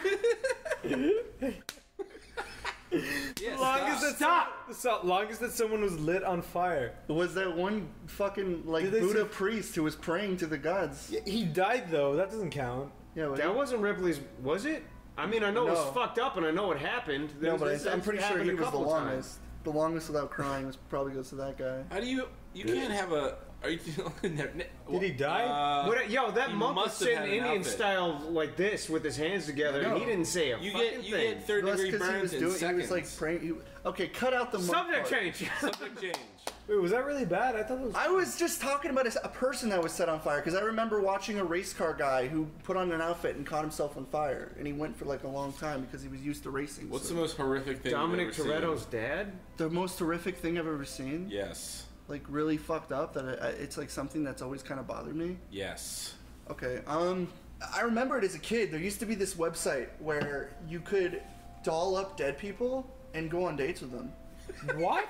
I'm not even joking. Wait, expand on All right, that. you know what? I regret asking this. No, next expand on topic. it. Corey, expand. No. Wait, Corey. No, you can't just open up a can of worms and Corey, spill the no, worms yeah, everywhere. You with the opened the birds can in of it. worms. No, what are you Gr- talking What are you about? talking? He asked me and I told. You can't throw the can of worms out the window. That Corey, was a can of worms. I was the worms. Corey. All over the place. No, your story was the Leaving worms. the birds to come and ask questions. Worms! Expand on that. I need to hear that. Okay, I was like 13 or 14, and I was curious because it was like, do people fuck dead people?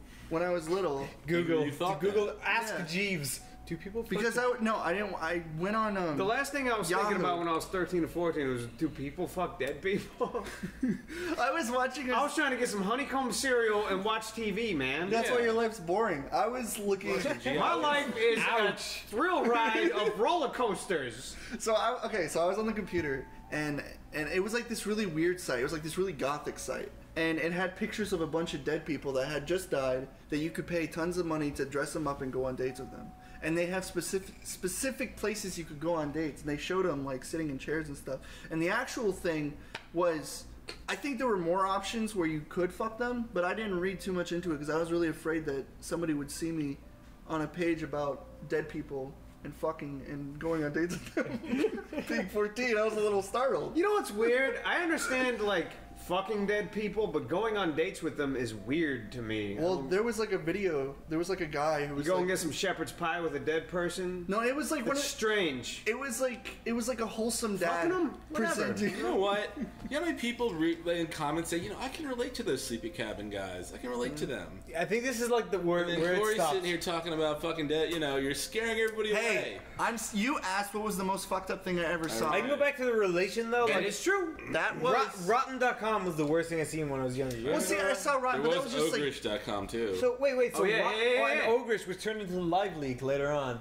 Yeah. I guess, did it really? Yeah. I guess like Rotten.com. Yeah, that was bad. But for something that could actually like physically confuse me was that. I remember Rotten.com. I saw that when I was like probably 14. I was about that. And I was too. like, oh my god, this is so violent. But then there was a picture on there, and that was one of the first times I jerked off as well. I gotta say, there was a you had a prophecy. God had a plan for you, Stan. Those sites had a weird philosophy about them because they were against, I think, like animals dying and things like that. They just found this weird beauty in watching people die. Yeah, speaking of that, you could also choose your category. You could have like fucking. I went there a few times, but it's strange. I don't like looking at that stuff. Like if I watch a guy die on a video, it bothers me less than if I watch a dog. That's what I'm saying. It's strange that most people feel that way. Yeah. Like get his head sawed off all day. It's not saying that it's cool and it makes you like it still makes sick, you kind of go, oh. But if you watch the dog get beheaded, I cannot do that. I can't remember if there was like a ratings and a comment section where people could rate. There actually was. Yeah. That was a great beheading video. Yeah, it was like 10 out of 10. 2 thumbs up. See the comic below. Yeah, why don't they rate it like torrents? They're like A3. Yeah, it's like video 5, audio 2. Right, yeah. I can barely understand the gurgling. Yeah, I don't even know. I don't speak Mexican cartel language. I don't speak Arabic. Yeah, is that a Freudian slip? What? You don't speak Mexican cartel language? That was a Freudian slip. No, I said that on purpose. No, what cartel thing did you see? What was the first thing that scarred you? Dude, when I said that, I was thinking of this one where there's... Oh, yeah, hold on. Keep that. Jeff, you asked me what was the most fucked up thing I ever saw. Yeah. And I told you with flying colors. Now you tell me what the most fucked up thing you ever saw. Corey, I think he actually meant the most fucked up thing you ever saw in... Jerked off to? No. In life. I probably was... That's what I meant, probably, but... I saw my... Okay, this kind of falls back into the fireworks thing. I saw my friend... Hey, it's my turn. Oh, sorry. Go ahead. I saw my friend, he stuck a cherry bomb inside of a bird's nest. And he blew up a bunch of birds. And I saw it. I witnessed it. I was a foot away from it. And he dropped it in there while there was baby birds and mama birds, and it fucking exploded. Are you serious? All over the place. I got blood all over my fucking. And you're gonna call him your friend, man? That is the most fucked up thing. No, I stopped hanging out with him after that. Oh my! I was just kind of like, I was like, what? I was like, I cannot believe you fucking did that. Yeah. I'm like, you have no shame, and he was like drunk because he was like a cool 14-year-old, so I left. You know, even if I drunk as I wouldn't kill animals, man. Those like those kids that pop fireworks. Well, question. That was the most fucked up thing I ever saw in person. Yeah. Snapper, what's your opinion? So hold on. Jeff has to tell his thing. Keep going. No. I was in the most fucked up thing I ever. I mean, on the internet. No, in person. Like fucked up. Like I told you mine. What was? No. Say internet then in person. Yeah, internet and then person. Well, the internet was a video. Let's just say, which I to this day regret watching, but it involved. I think people have heard about these videos, but it involves a woman in stiletto heels and animals. Oh no! God. I saw that. I hate Crush that Kitten. shit. I think they're called Crush Kitten. That's a video I refuse to watch. They caught that woman and they sentenced her to jail. They did. They sent her to jail, and they sent the guy who was actually behind that to jail too. They should have set them both on fire. Yeah, no, they really should have. But the worst ones I've seen is I think it was called the Dagestan Massacre, where it was a bunch of Stop! No, seriously, back to that. Yeah. I remember everyone telling me about that video, and this is like off the back of watching all this other shit. It's like, oh man, this is the most fucked up video ever. That was when I swore off everything because it might have even been you, Jeff. It was like, man, there's this bitch, this Japanese bitch, that's going around pushing her heels through animals' eyes. Yeah. And I was like, there's no way in fucking hell I'm even possibly watching this shit. I couldn't look this stuff up, but I couldn't escape it. It was all because I was a gaylord who was all over 4chan at the time, so I do that too. Left and right, it was on every single post. You know, your curiosity gets the best of you when you're first going into the internet and you're like, you hear about these terrible videos. You're like, I guess I'll look it up, but. Do you remember that? You don't have to feel bad about going to 4chan. Truthfully, everyone's fucking gone to 4chan. It's not a fucking. I was an avid. It's not a scarlet letter. I was an avid. I was too. But do you remember? I was a Newfag spewer. Do you remember those? Do you remember that kid who she threw like puppies into the river? Yeah. Oh yeah. So he had a basket. Once they post. Once it's animal cruelty, they go fucking nuts. There was a weird video. Animal cruelty is where they go. A soldier with a puppy, and he threw it into a ravine, and they're all laughing about it. And I was like, "What the fuck?" I don't know how. That's so sad. I hate that. What if your fucking parents saw that? Because I guarantee it was like nothing to them. It was just like they were throwing a bag or something. Dude, yeah, the dude was like, they were standing at like essentially the Grand Canyon, and the guy was like, "Hey, check this out," and he threw this puppy into a fucking ravine. I saw that. Yeah. Oh and god. If I ever see animal cruelty, those guys should fucking die. Oh my god! Like even like the life out there, just even like, practical stuff. Their... Even practical stuff, like people who are fucking like killing like fucking like pigs and cutting off chickens' heads. I won't watch that either. I don't care if it's how we get our. That's That's like a degrading caring about animals though. So I'm kind of hypocritical. It's like dogs, you don't do it. Cats, you don't do it. But then like pigs, you're like But then fish... Dude, pigs are smarter than dogs, though. Well, no, but it's like what Patrice O'Neal said. Yeah. Rest in peace. If they don't have eyebrows, then it's a little difficult to care about. That's true. If they don't have eyebrows, you're like, they're less relatable. Or opposable because a fish just kind of flops around like this. Fuck fish, dude. Fish have dead eyes. They're the most primitive. Yeah, but if somebody was hucking fish into a ravine, I wouldn't care. I'd laugh. I'd be like, fucking idiots. No, I wouldn't laugh. Stupid idiots. There's no water down there. If it's like intentional cruelty, I won't like it. Snapper, what do you think of? I feel like. Okay, go ahead. Yeah. One anecdote. Our pal Sabrina /Sebtastic. I don't know if any of you guys. I don't know if she sent this to any of you guys, but she watches this series on YouTube of this guy who raises fucking ducks, raises cute little ducklings. And when you first start watching these videos, it's like a 100-part series. You're like, oh, cute. He built an incubator. He's gonna raise ducklings. And then it's the horror slowly starts to set in where some don't hatch, a lot don't hatch, but then a lot hatch that are just, they live for like an hour and they have like a leg sticking out of their head or something. Oh, God, dude. And then there's like that 240p quality of him like fucking throwing him against the wall. Then shit gets really dark real Jesus, dude. He's taking the mutant ones outside and starts chopping their heads off with an axe. Dude, that's horrible. What the fuck? It's funny because the series... Hold on. No, yeah, go ahead. The series just goes... from like cute G-rated territory to horror movie and back and forth. Like he got mad because there was a fox sneaking in and killing the ducks, so he set up a fox trap. He caught the fox. It died hanging from a tree, and he's walking over like with the zoom lens, looking into like its eye socket is filled with maggots, and then I don't know. This is a weird guy. That makes me. I just like the idea of like a family like cleaning some ducklings in the bathroom, and then just like these like fucking guys all in black masks, like in some really low quality. I'm sure he cares about the ducklings, but when you raise like hundreds of animals, I guess you just kind of get. But there's like no emotional connection to any of it. He's totally like in the business. Oh, so people being conned on the surface, like cute ducks, but he's. Seriously, like, no, this is the way... I don't even think he's presenting it as like, oh, check out the cute duckling show. He's just being real about it? He's being real, but people think they're not going to see what they're about to see. Yeah. They're not ready for it to get so real.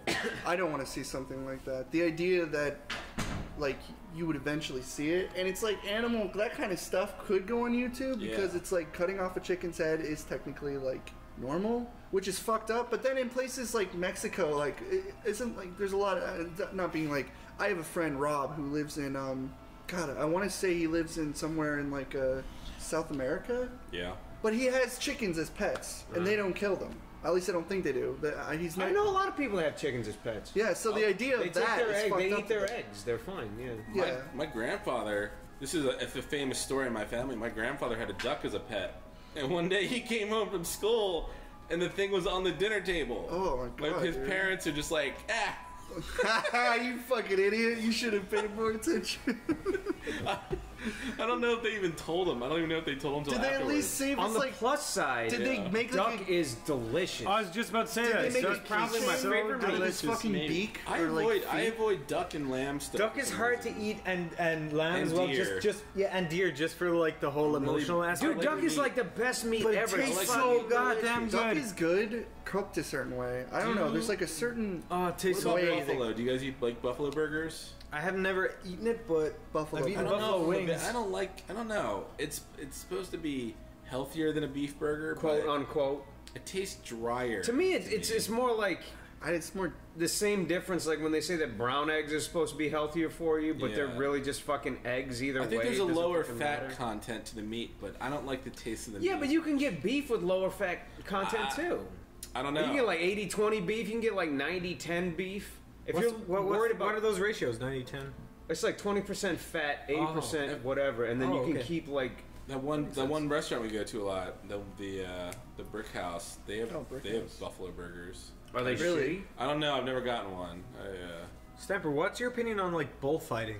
Bullfighting? Yeah. I'll give you another opinion right now. I was at a breakfast place this morning, and for the 9 millionth time, they're like, okay, so you want the thing? And truthfully, I had a really fucking good meal this morning, so check this out. They made this potato batter with onions in it, and then they poured it into a waffle iron, and they made a potato onion waffle, and they put over easy eggs on top of it, and sprinkled that shit with cheddar cheese. That shit was fucking delicious. Nothing gets harmed there. Where the hell was that? That's at the train station next to my house. I was that like, place. what? Oh, okay. But then, like every other place, they're like, you want pork sausage or turkey sausage? I'm like, huh? I want sausage that's made out of pigs. I don't understand the Like turkey bacon thing. Dude, the turkey bacon, whatever. all that shit kind of tastes similar, and it's turkey. It's lean. It doesn't taste anything. Turkey bacon is an abomination. It shouldn't even exist. I like turkey brats. It's lean meat though. It's like turkey brats. It's are good. better for you. I actually like brats. So more order your than eggs with turkey strips. Don't call it bacon. I actually don't call it bacon. I agree like with brats more than I like hot dogs because I can't. It's like a what's it called? It's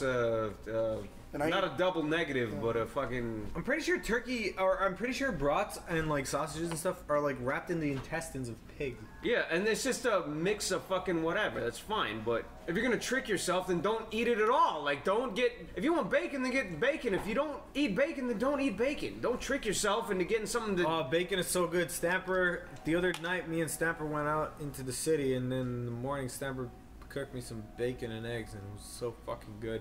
Yeah? It's just what I needed after that night out. Yeah. Great. Holy shit.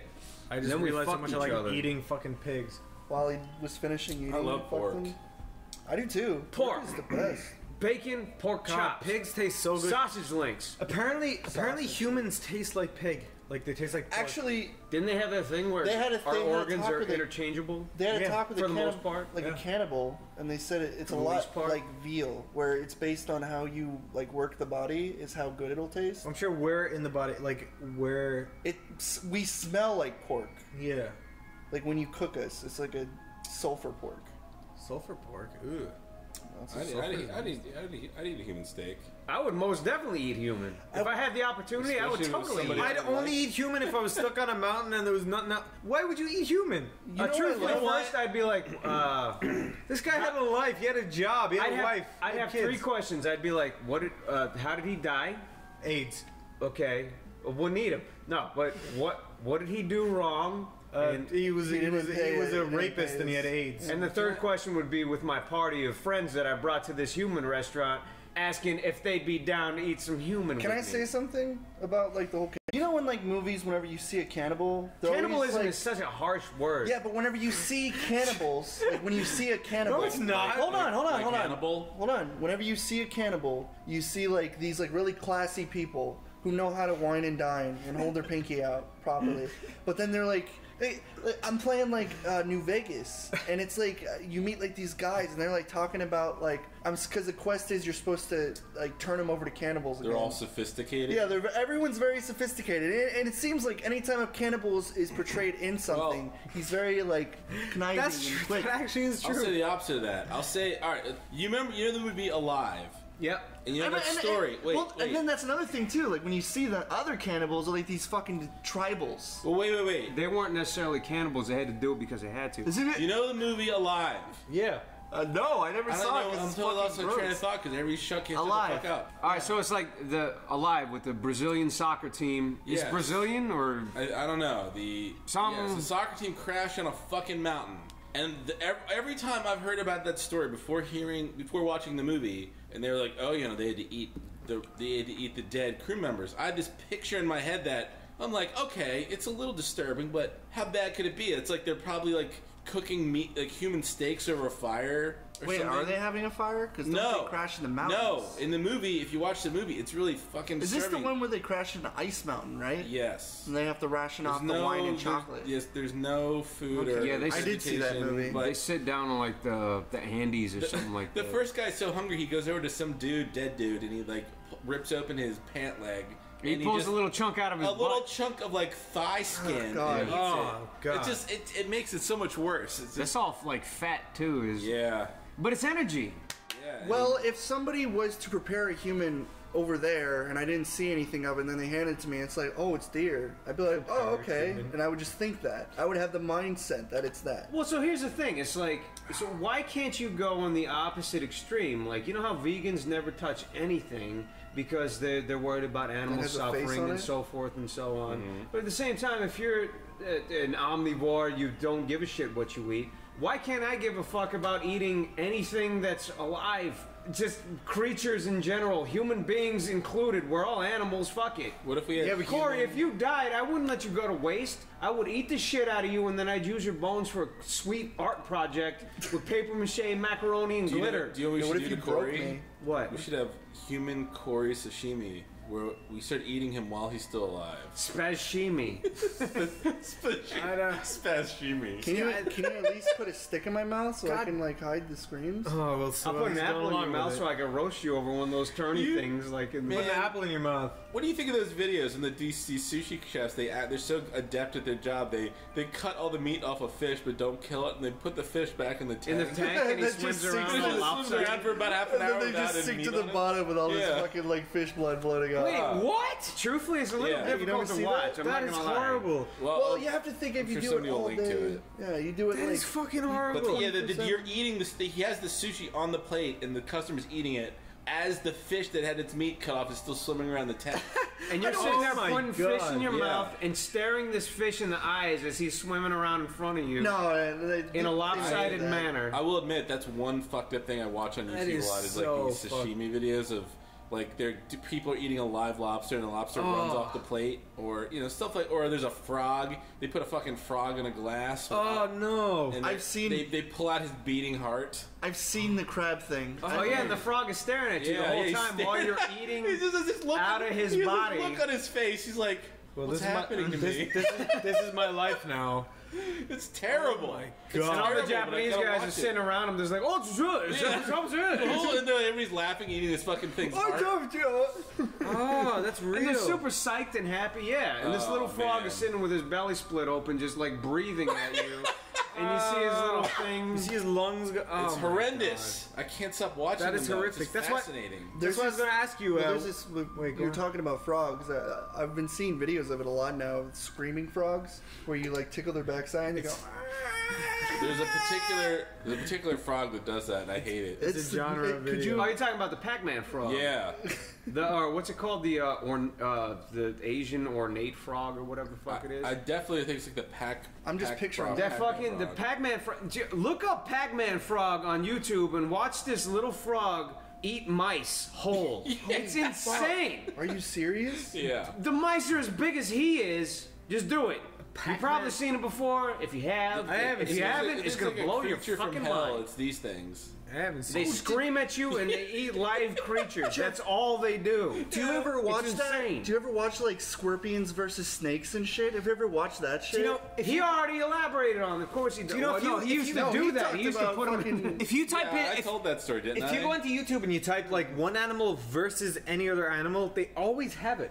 One of the first Deer versus websites I was really into was like called like Bug Wars or something, where they'd have like a monster centipede versus like a scorpion or a giant horned beetle versus a spider. A spider. I don't know. They had all these different types of bug wars. It was kind of barbaric, but they'd find the biggest, meanest bugs and put them in a little Thunderdome and have them fight. Then they fucking shake up the Thunderdome to scare the bugs and get them riled up. But fucking crazy. Yeah, I don't know. I guess I told that story when I was a kid. I did tell it. I'd put a spider in a little container with a bunch of ants. Oh, that's what happened. I thought the spider would win, but the spider was the ants are attacking. Just on all rip it up fronts. and just like pull it apart. It's just fucking screaming. Yeah. I'm just sitting in the backyard like a little psychopath with my Tupperware container full of bugs. That is a little bit fucking crazy. I only did it like twice, but I was like, Twice? I just want to know what would happen. Yeah, but did you not find out what happened the first time? I didn't force them to fight. The first time. Jeff, The first what? time. Wait. Sorry, I'm on the other side of the room. Yeah. After the ants won, did you let them go? Yes. Are no, you I didn't- sure? No, yeah, no, I didn't kill. I would never kill the victors. Of course, I let them go. That said, I killed about 400 ants recently because I was cleaning the house because that's what I fucking do. And I opened, or not opened, but I lifted up a plastic bag and there's about 400 ants under it. And I squished every single one of those cunts. Those little ants. Yeah. Well, you shouldn't be letting ants.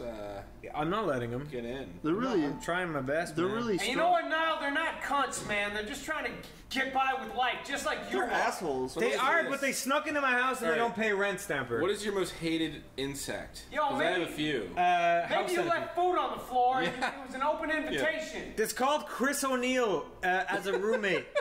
That's what it's called.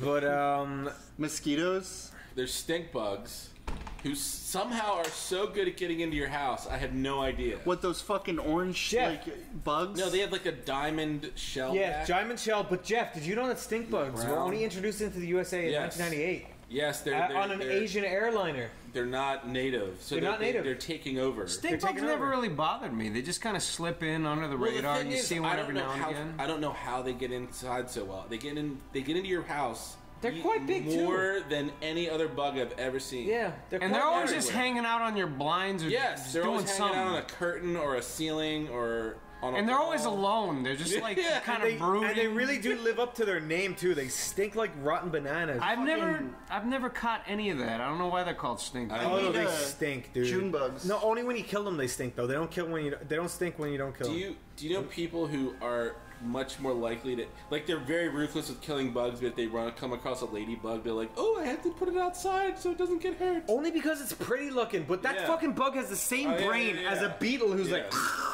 Imagine if you were shrunk to the size of a beetle and you saw an actual beetle, you'd fucking you'd freak the shit out. Like That's you'd shit your pants. again. It's like compassion for creatures. Like everyone smashes a spider the second they see it, right? But Yeah. then they're happy to go to Red Lobster and I eat don't. crabs all night, and they look exactly the same. That's just bigger. That's the thing though. I don't kill spiders. I like spiders. I like them. I absolutely hate spiders. I like spiders only because they kill flies, and I despise. But I flies. leave them alone. Like I let some I'll let bugs them go. kind of hang out in the spiders corner. seem to have like a little bit more like of a cognitive ability. Like they seem to kind of be more in tune with I life. execute house centipedes though. House? I love that. I love killing those.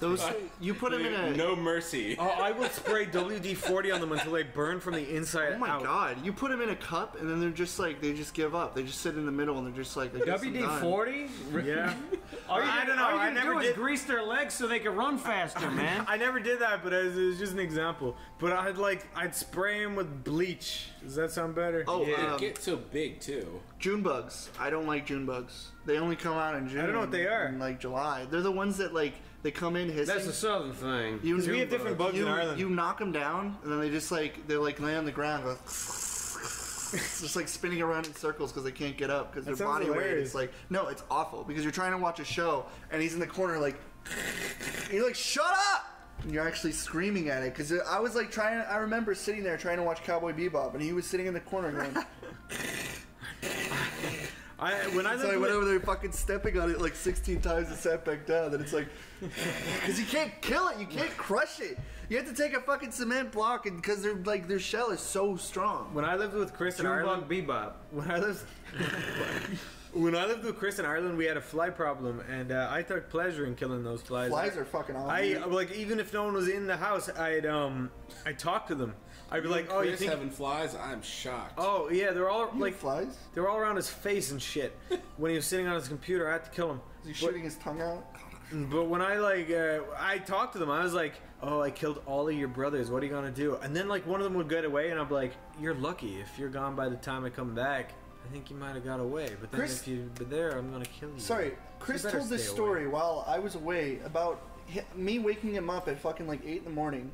Because it was like 3 in the morning probably, because I was smashing bugs in my room because some stupid asshole decided to leave a cereal container open and bring in the meal. Actually, yeah, you do need to rectify that, because you actually weren't completely in the wrong there, because I did not leave I didn't get, first of all, I didn't get a fucking like double wide box of Cheerios and leave it open. No, so someone said, I don't know who said, but someone said on the podcast that you left a bit of rotten fruit in your room. But I think it was actually like rotting cereal in the kitchen.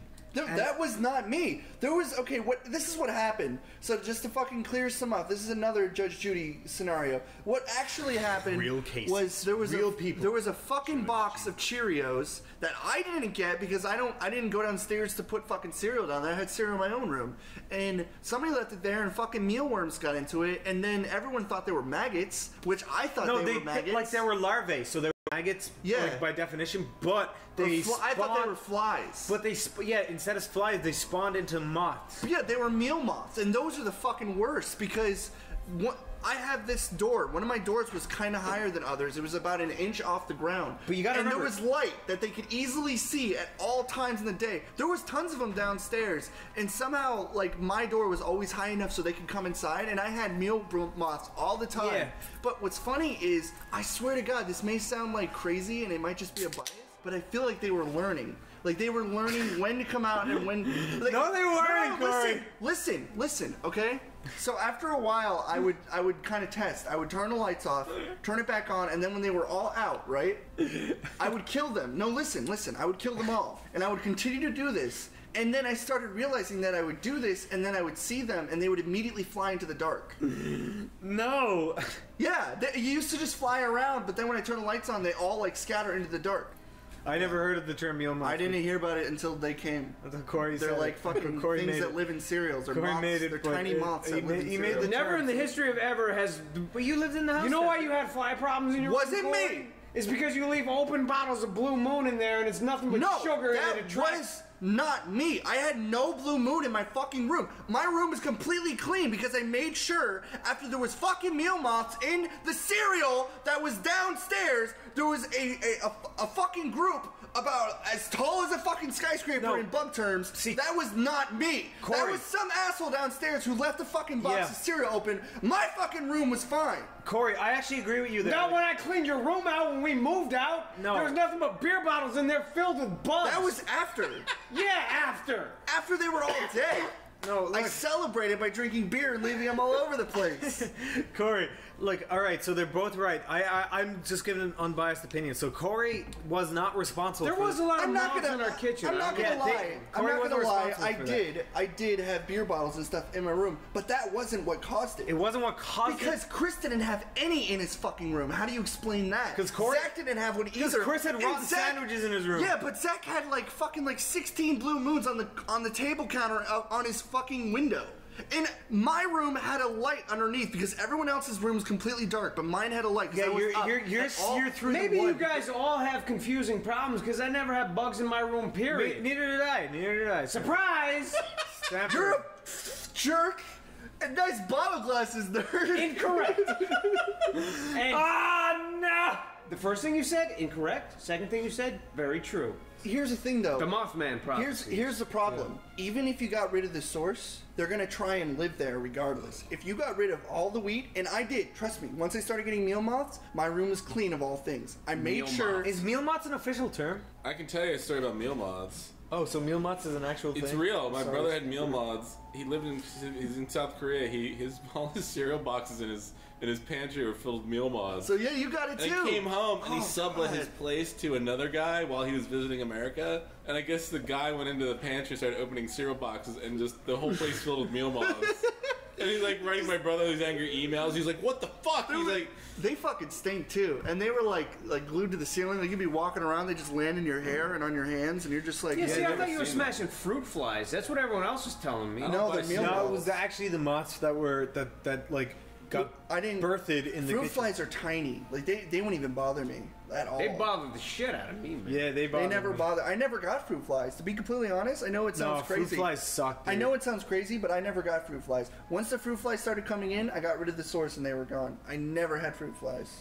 Excessive amounts. I had them, but I got rid of them. Because they come, like you leave a beer out for a night, they're there in 2 seconds. They'll just just like appear before the beer or just Let me tell you something about fruit flies. They swarm around my dick, my friend, because my shit is ripe. Because your dick is African and black, so they swarm around your dick. Yeah, it's like a mango. They call an African kid. You won't even buy it from the store because you're like, they crawl into your fucking like pores on your dick and they set up shop. They make more babies and you're like, check this out. I shake it a little, they all come out. They get little studio apartments on my wiener. Anyways, there's something I wanted to talk about. I wanted to talk about babysitters. It was a weird topic, but it's kind of something that like... Oh yeah, you were talking about that this morning. Yeah, you were saying you want to talk about babysitters. Yeah.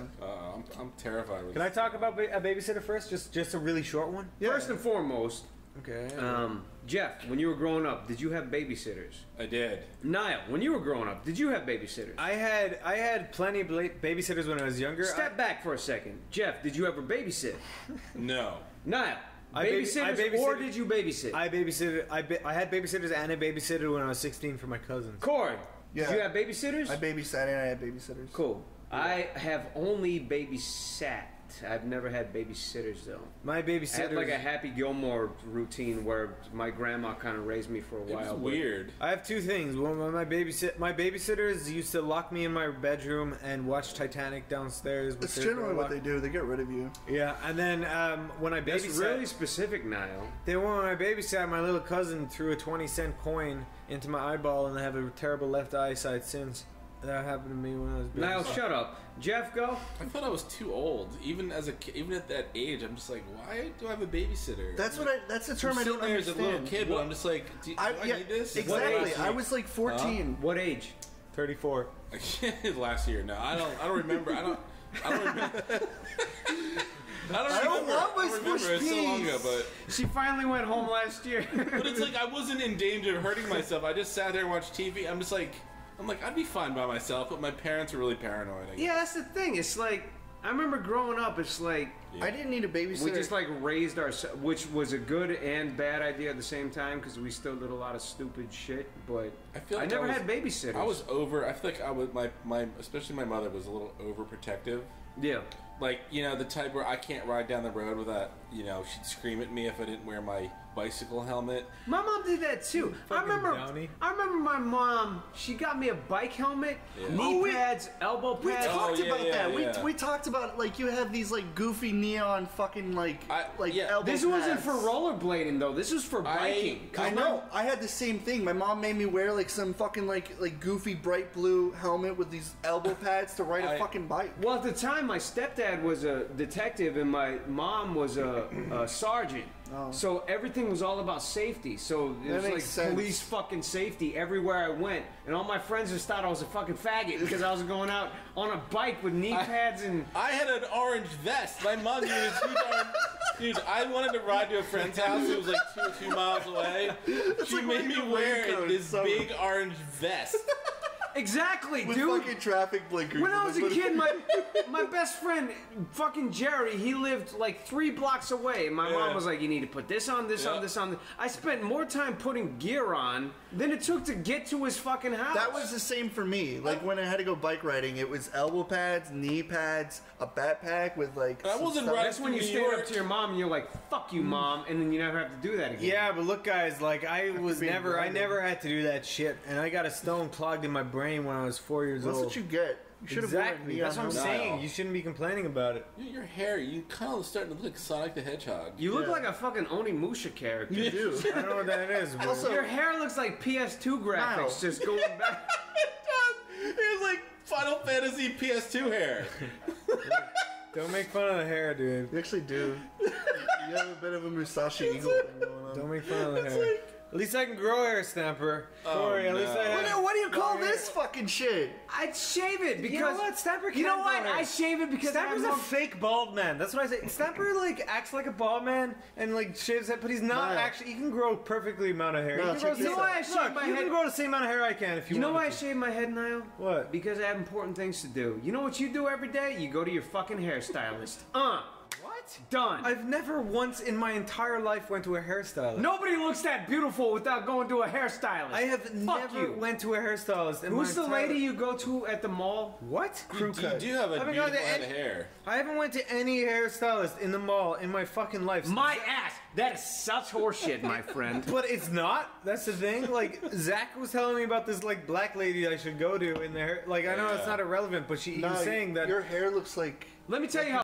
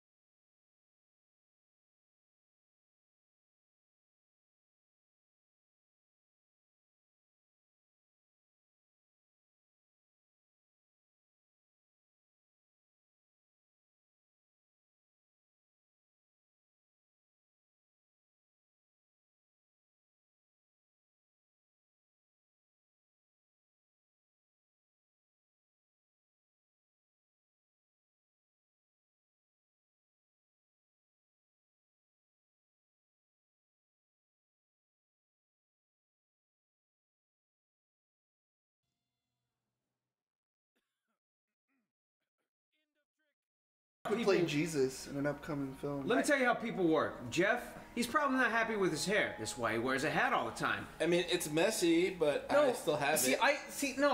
The thing is, the first time...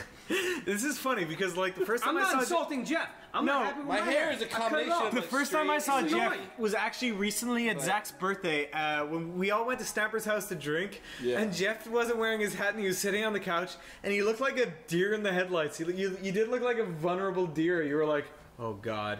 People are seeing me without my hat, and you just sat there. But you have a perfect head of hair. Fuck off. No, that's true. You have a perfect head of hair, but you're just like, oh God, oh shit. You're projecting or something. I didn't care. No, you looked like you cared a little bit. I don't believe you, I don't even Niall. remember when this year. Nah, look at you with your authority glasses. Dude, I have fucking ropes on who can have like hair control hair. Like, you know what? I can grow my hair As they long say in like the a Jewish- skater boy, but I don't want to look like a fucking emo nerd. Except you did until about a week ago. No, that's just because I didn't want. I was too lazy to get my. No, hair about a cut. week ago you looked like an emo skater I was boy. too lazy to get my hair. Corey, cut. truthfully, your hair grows out faster than like I swear. Especially my beard. I see you now and your hair is short. I If even I saw have you in 3 weeks and you had like long fucking hair again, it wouldn't even fucking surprise me. I swear your hair grows out like 3 times faster than a normal person. All over my body too. It's not very. All over. Where? That's where? hot, dude. I have a lot of stomach on my hair. But yeah, if you got time to go to You have a lot a of fucking stomach on barber your and hair. a stylist, Except then I fuck don't. you. Except I never once went to any stylist in my entire life. That's such horseshit, dude. You look like the dude the main guy in Warlock. You remember that movie Warlock? I haven't seen it, but I hope that's not an insult because I'll get very Niall, sensitive. why don't you just start walking around New York and maybe some like talent scout will see you? You're like. I know that's sarcasm, Jeff, but I'm not taking. I'm going to just take it as a compliment, Why just don't so you I'll wear? feel better. Why don't you carry a cold ice frappuccino in one hand and a muscle shirt and wear it in the other? And Because then I have no walk up and fucking down New titties, York dude. Street. It's no joke that you really do pull off that unique. Blow it any chance you get. What? You really do pull off that unique. You have a little sip of cappuccino and then a little sip of wiener. What the hell is that movie? Oh shit! What was it called? With the with Will Ferrell and you know the models the. Zoolander. Wasn't there like a joke? Wasn't there like a style where like they were making fun of like the people walk on stage covered in garbage or something? Wasn't that? Oh, derelict. Yeah, derelict. Yeah, you're derelict. No, I can't remember what he looks like, but thank you. I'm just going to say thank you just so I don't... No, you're not.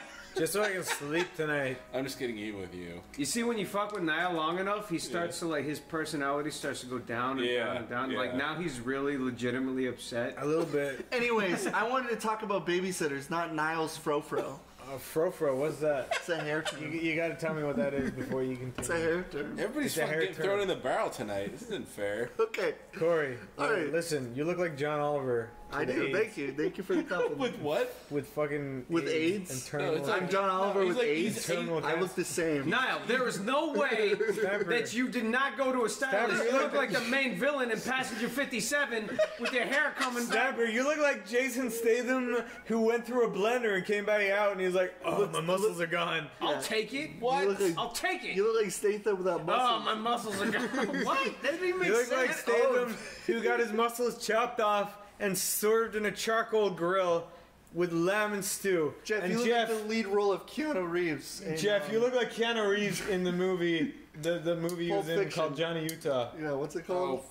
Postal View or something? Postal Point Break, Service. when it was a good movie in 1991, now it's going to be a bad movie in 2015. Truthfully, Was that it was a great movie. Was that It was a good 91? mo- It was a good movie. Jeff, yeah, it was 91. your official name is now Jeff, right? I thought it was a good name when I picked. I started using it in like 2004, and I'm like, I oh think yeah, it's a cool name. I'll use a name from a quirky, fun 90s movie. And now And it's now back everyone's to on haunt me. fucking board. You should have Yeah. saw the fucking you should have saw like the red flags whenever RoboCop and all that shit I was. should have being called touched. myself This is long before that. They were talking about this Point Break remake for years. I thought it would never happen, and all of a sudden the fucking trailer Was that popped like up the one inside day. joke where you thought like it would be funny? The concept, like No, this is common sense, assuming that all those old franchises were gonna die and Hollywood fucking wouldn't run Evil out of Dead ideas. Evil Dead was touched. There was no reason that Evil Dead had to be remade. That's what I mean. At all. It's like it's Wait, they astounding. remade that movie? They remade Poltergeist. Don't tell me. La la la. They I don't hear remade remade. fucking I don't. Poltergeist, no, dude. no. A movie that Dude, didn't even need Don't to tell be me they touched. remade Evil Dead. Don't tell Evil me. Dude, Dead they did was with a the shit. shitstorm. It's fucking horrible. I fucking They remade it? The remake or the original? Visually,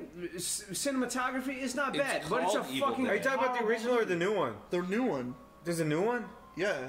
You were just talking about that, Niall. What the hell? There's no the character Ash is played by a girl now. Yeah. Oh. And it's awful. Like it's just like there's just. You know what? I wouldn't even call it awful. I would say it's bland. Unnecessary. It's bland. It's It's unnecessary. safe and it's bland and it's missing all the. It's It the same doesn't have thing the with the fun. RoboCop reboot. It's like they don't get why RoboCop existed to begin with. Why they did well to begin with. They just rebuild them. RoboCop is a weird movie that could only be pulled off once. That movie is so fucking bizarre. The other thing, though, and I think we brought this up before, but it seemed like there's this golden age of movie making in like the 80s and 90s when you could almost feel like the budgets were high enough where the movie had, you know, decent effects and actors, but at the same time It was they were weird. It was so, all, like, new. They were like all under the radar enough where everybody making the movie was having fun. Like you could almost tell people. What else? We talked Murphy about from that in the RoboCop car. in? We talked about how like all cityscapes now are just like these black sleep businessmen who make millions of dollars. Like a city life is like the luxury. It's not like old 80s movies, which is like it's like shitty and gritty and people are real and like when stuff happens it actually feels like it happens. Now it's all like corporate. And they were so charming too. You watch the movie today, it seems like nobody's having fun making it. No, it's all like business. this. Well, I just feel like it's like a transitional period where like most people coming out of college nowadays, they're like moving into the industry without much knowledge of the industry. They understand money, they understand what works, and they understand what you. They understand how to film things. Like they know. There's the filmmakers, and then there's They know all the writers, technical and then there's shit, the but they don't people know- that There's two things they're pick told. things up as well. There's two things they're told. They're told what to edit, and they're also told where to put the fucking Wilhelm scream in all the latest films. If That's I can two hear that things. Wilhelm scream one more time, It's in cartoons now, which is just like any cartoon that comes out, it has a fucking Wilhelm. It is One way thing. past. It's overdue. all pretty much the whole umbrella of Hollywood now is revisiting things that they know worked in the past. People laughed at this, people liked this, people enjoyed this movie, so let's do this again because we know that works. I'm wondering if they're gonna do something with like westerns, like they're gonna revisit westerns. Oh, I'd love that. I love Western movies. I think that would actually. I would love that. Well, I mean, but like he cares. No, I mean seems like to care. old westerns, like the stuff that your dad and grandpa watched, like Well, the you know really what? like. You know, movies like good movies But I come feel out like all that the would be time. good. It's like theater movies, no. There was a Million Ways to Die in the West bombed. That was the one thing that like 80s movies had. Really? The one thing that 80s movies had that like modern movies don't have is. Hey, raise your hand if you watched A Million Ways to Die in the West in the theater. I didn't watch it in the theater. Why did you do that, Corey? All right, I told you why, and to be fair, I was giving Seth MacFarlane his first He was ever trying chance. to get me to go. I said no. He had his first ever chance when you watched Ted. I didn't.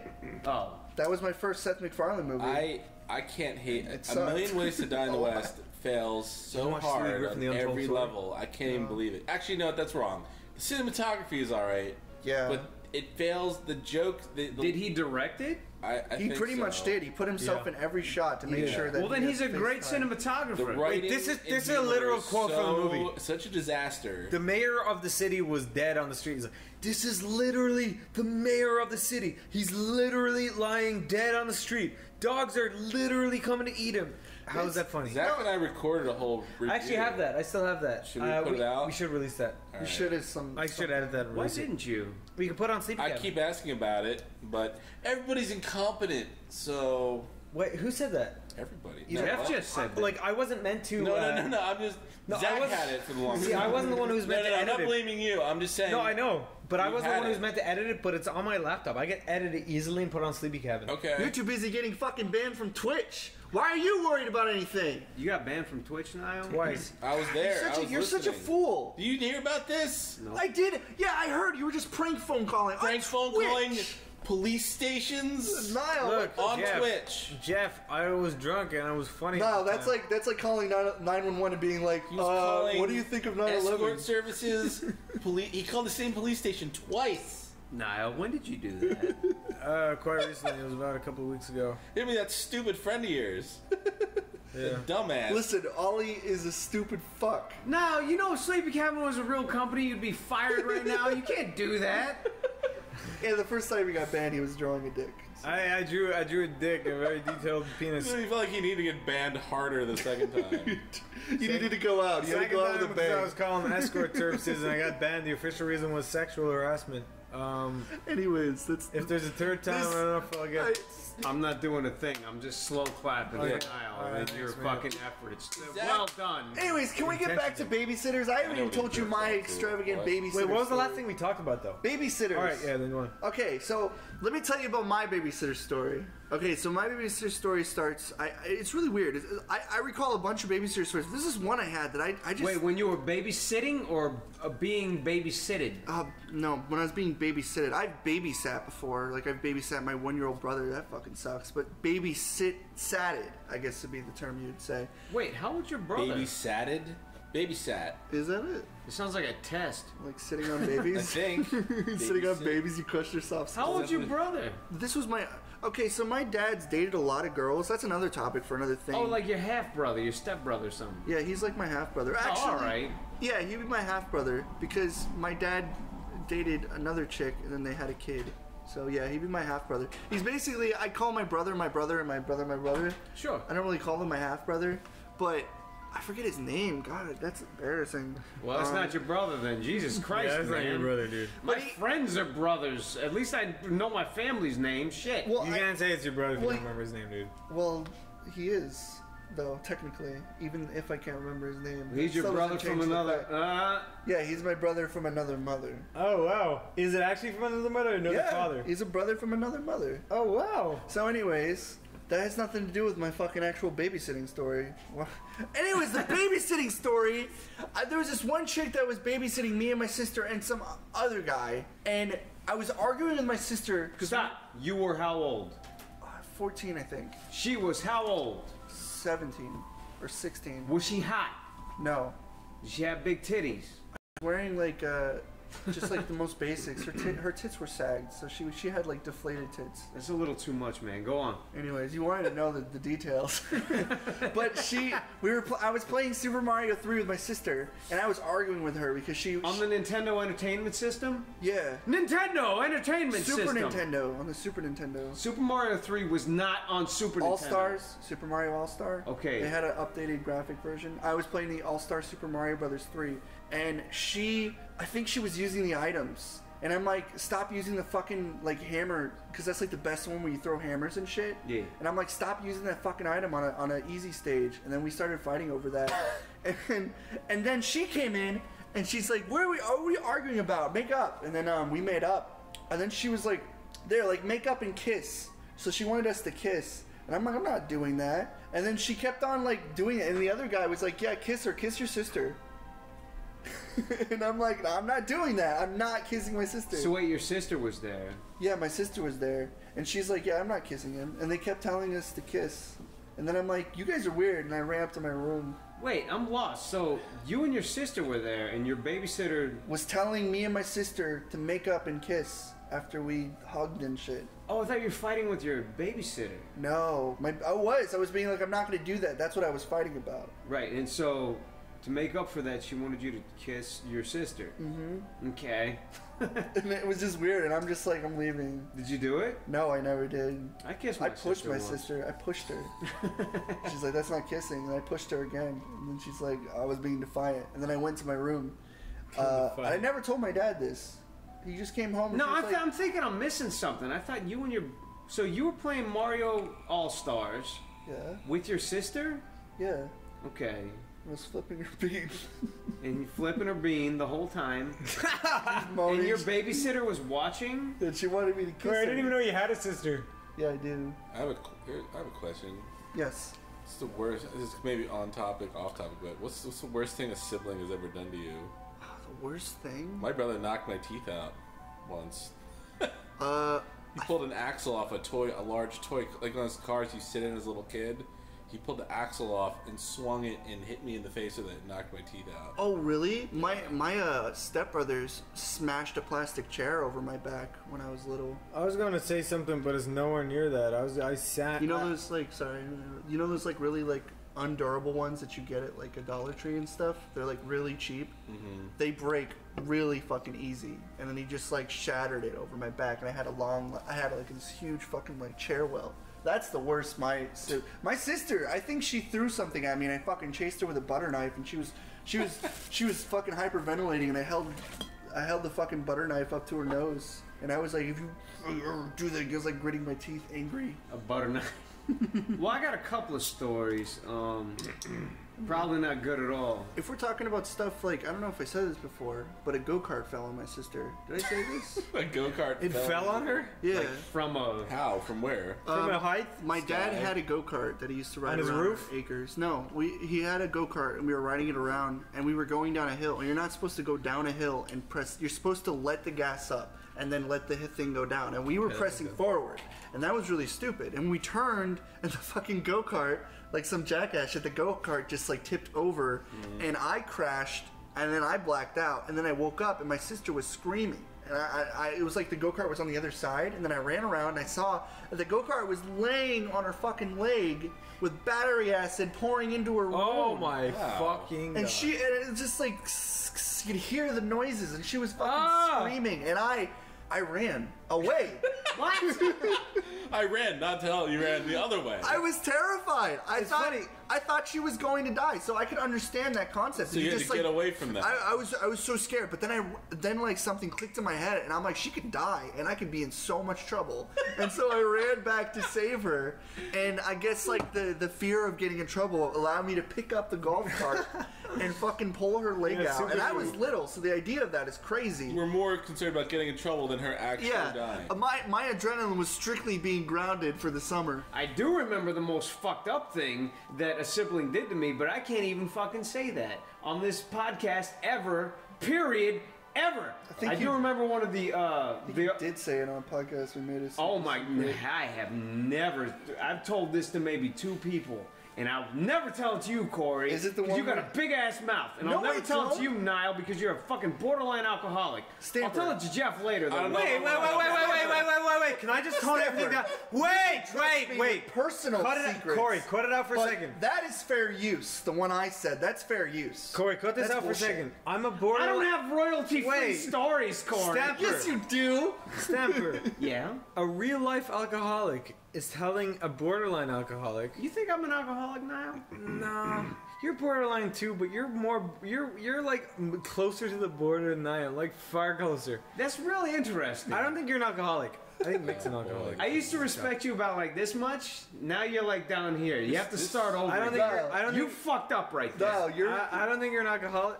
And then you grab your beer. You're blood. And you grab your beer right after Stop. that. I will tell you the most fucked up thing I did to a sibling. Okay. When back to the babysitting thing, me and my sister and brother, we were always left at home when my parents were at work. And we didn't have babysitters or anything because we were all kind of age. So my parents just kind of trusted us, and we were always like 14, 12, and 9, or 14, 12, and 11, or whatever the fuck. So my parents just assumed that we were old enough to hold things together. Yeah. And it doesn't sound that fucked up, but to entertain ourselves, since we didn't have much to do in the way of fun, we used to play hide and seek in the house, right? So like my sister would be like, okay, you guys go hide in the house and we find you. And then me and my sister were it once, and we were looking for my little brother. And I swear to Christ, we were looking for him for like 2 hours. And it was getting to the point where it was like, did he fucking leave the house? Like, we were really upset. And we eventually found him. It was kind of genius on his part. He hid in the dryer. So he like opened the dryer door, the clothes dryer, laundry dryer. Right. So he hid in the thing that you pull open and go inside and close. But were you guys? Well, you don't necessarily do that. Or you just. What's that? Were you calling his name or anything? Or Yeah, totally. He couldn't hear you. And he was just he was just being a dick. He was just like hiding. He hid in, and it was like a front-loading dryer. Yeah. And we were so mad, we shut him in the dryer and we turned it on. Oh my god, dude. You could have killed him, dude. Holy shit. What? Did you let it go? That full was cycle? the worst thing I've ever done. If that's not the worst thing you've ever done, I still remember the way he was screaming. Oh my god. Stamper. That was. Oh, how long? Because it's like a drum, and it's just like it's a drum. He'd be spinning around. Boom, boom. Scorching hot water. You're cooking him while making him scolding while you're boiling him. He's laughing. He's getting squirted by hot boiling water. him like a ham. Oh my God, Stamper! Like, how long did you leave him in there for? You know, the sad part was me and my sister were sitting in front of the dryer, and we were laughing. I know. Oh my fuck! And he was spinning. Oh jeez. All right, that sounds hilarious in theory. However, in practice, I know. Well, you know, now that I'm older, I get it. You know, when you're a kid, you're just like, oh, it just turns around. And that's how kids kill other kids. But when you're older, you're like, oh, it's very hot in there, and it's really dangerous, and you shouldn't do that. In hindsight, it's worse. Yeah, in hindsight, I may have. I nearly killed my little sister by stuffing Rice Krispies down her throat when she was 1. You know, truthfully, he was only in there. Truthfully, he was only in there for like 10 seconds. Serious? Yeah, I shoved a whole lot of Rice Krispies down her throat and she choked. And then I told my mom when she was cleaning the bathroom, I was like, Mom, hey, I fed my sister, and she was like, oh, okay, dear. And then she kept rubbing the floor and she goes, wait, what? Fucking like Rice Krispies into her mouth. And then she you stuff Rice Krispies. Rice Krispies, and my mom came out and she saw that my sister's face was like all swell up like a hamster, and like it was Rice Krispies. Holy she was shit, like, Niall! She was cardiac arresting and like. You don't even know better, but it's like Jesus Christ. No, you're just trying to put food into a human. Yeah. Like there wasn't any elegance to it. You were just Mom, no worries, no You're worries. You're stuffing like fucking like full cube like Rice Krispies and like the Rice Krispie treats. She was scraping it against her fucking one tooth. Snap, crackle, and popped all the way down her fucking. Were you throat. fucking like scraping on her teeth to make sure it would like break and stuff? Or you she just didn't have teeth. She was too young. You're stuffing fucking things she had to chew. Yeah, no, I just shoved them down like all the way down her. That's like fucked up, but the most funniest thing. Yeah, but she choked. She had to go to the hospital. You know what?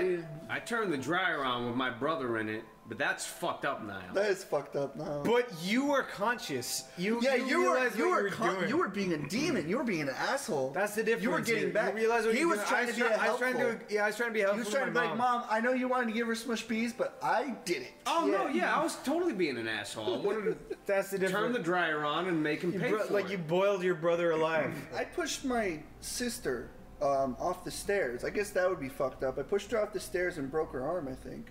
Oh, she was little because there was no railing, and I pushed her off like 2 flights of stairs. Yeah, we were really violent as kids. We just Did you do anything, Jeff? No. You never hurt your siblings that bad? No. Jeff, you have a brother. Yeah. You've been silent for a second. Sorry if we've been talking too much. Are you the older brother, though? Yeah, I'm the older brother. Oh, so you didn't really... You didn't show dominance by breaking... I'm the reasonable one. My brother's the crazy one. What, did he try anything? You know, normally I give people the benefit of the doubt, but I'm actually on Jeff's side with this one, truthfully. I don't think I need to meet his brother. I don't know. Why? You haven't met his brother? Just from the years of, I think I get it. We all have these interesting brother stories. I don't have a brother. Let's just say that. Interesting. We all sort of have these similar stories. Wait, stop. You know, maybe everybody listening has interesting brother stories, and maybe we're in the wrong. I remember I used to fuck with my brother a lot. I used to fight with him a lot. He think I'm the asshole. I think he's the asshole. I was a giant asshole. I used to fuck with in like those Goosebump movies where the older brother's like, yeah, the monster will come out and eat you. I used to fucking do that shit all the time to my brother. Nobody watches those movies. Oh, those Goosebump shows. Like, Are You Afraid of the Dark? I used to do that to my sisters you have those like Goosebumps snotty... is on Netflix now. Yeah, I know. I used to get like snotty little brothers who are like older. He's like, hey, pea brain, better not go in there. The drain monster will eat you. He's like, oh shut man, up, I used to do that shit to my sisters. I was like, to my sisters, I was like, but I would actually go the extra mile and hide in areas to fucking scare them. I do that too. My younger sisters, like, I'd be like, Niall, how many siblings? And one of my little sisters, it's called Eva, and I was kind of extra mean to her. She was the middle. She was like. My sister right below me is called Neve, then Eva, then Ali, and with Eva, I'd be somehow meaner to her. So wait, what's the order? All the kids. One is 2 years younger than you. Yeah. One is 2 years younger. One is like 7 years younger. One's like 11 years younger. But the one that's like 7 years younger, I was kind of the meanest to her. I'd always be like, "Do you know what I heard last night? You know the doll you have in your room?" She was like, "Eva, I'm on the first step. Eva, I'm on the second step, and she was walking up the stairs towards your room, and she slowly opened the door. Then I caught her, and she just went dead. So you better thank me, Eva. And she was like, oh my God, thank you. I'm like, yeah. And then I was extra mean. Like I used to get 2 pillows and bang her on the side of the head and go, jingle bells, jingle all the way. You're just like a fucking horrible. I was just kind of mean to my sisters. I mean, you know, you fuck with your brothers and stuff, and then they grow up and learn that, like, you know what, Niall? I can see that now. You did grow up in a household full of women. Yeah, well, that's why. That's some. It's not to say that you're a woman, but you definitely have that understanding. Yeah, see, some people think I'm gay because I get along with women really well, but it's not. That's gay, dude. That's not it. You sound like one. Sound like you're gay or a woman? You can the voice. I'm not the voice you do. Your girl voice. Do you want to creep people out again right now? Yeah, I can do that. Stamper can also do a girl voice, though, so it's alright. I have to pitch mine up, though. I mean, I just talk like this. Like, this is not how I normally talk. You know that, Stamper. You can pull off a... See, Stamper looked disgusted. You can definitely pull off a white trash tranny. Well, I could do a tranny voice. Like, if I decide to become a woman one day, I'll just start talking like this. You actually could. It actually sounds like you were practicing. So your name should be like Tammy or something. Yeah, Tammy. Oh my God, Stamper looked so disgusted when I did that. It was like, you looked disgusted. We all did. Yeah, see, it's just I was only looking at Stamper though. Misunderstanding. I was disgusted at my own ability to do it because I smoke a lot. I was thinking about, you see, everyone's a star of their own world. They think that everything revolves around them. Maybe I was thinking about myself, Niall. You ever think about that? I think about you a lot, Stamper. Oh, God, you still missed the point. Jesus. I love you, Stamper. Okay.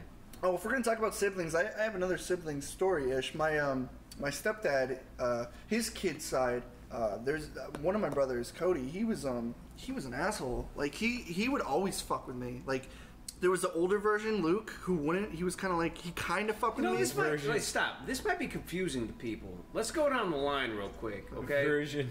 All right. So my parents divorced when I was 2, and then I got step parents both ways. I have a stepmom and a stepdad, and a real mom and a real dad. Oh, you want to talk about like our parents? And then you have what? Okay, I have a dad and a mom, but they divorced, so I have 2 stepmoms. So American. On my dad's side, and I have 1 stepdad with my mom. Right, so it's just to let people know what you're talking about. Yeah, I have 1 Russian stepmom and 1 country mom. Like she's very country southern. Who's your mom?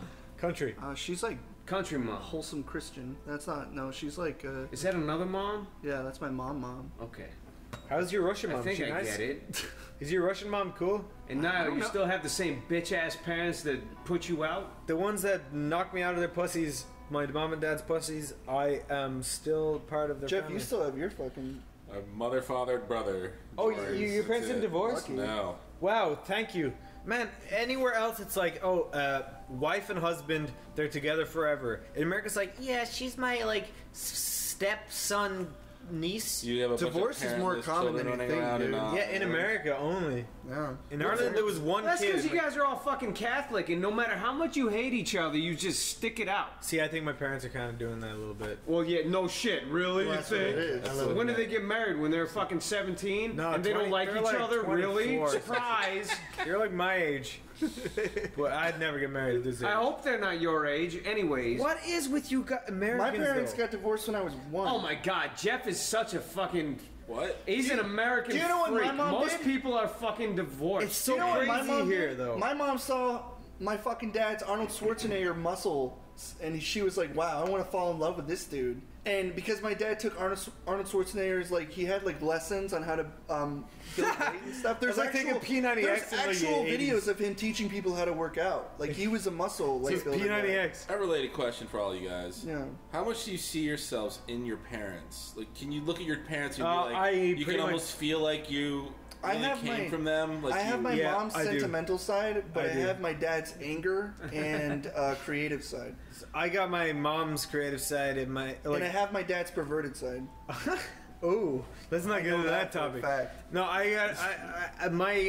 my dad is really laid back like me, but my mom's the kind of the creative side I got from her. So, and I look like my mom instead of my dad. I guess I almost got like my dad's voice and some personality, but my mother's sense of humor. Oh yeah, too. It's weird. I don't have my dad's sense. My dad's Yeah. corny. My dad's like fucking early '90s Jim Carrey jokes all day, every day. My hear the most annoying sound in the world? My dad never shit talks anybody.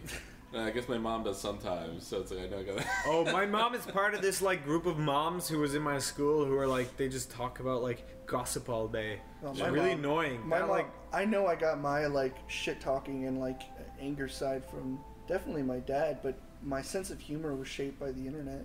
I look exactly like my dad, and I get his logical side.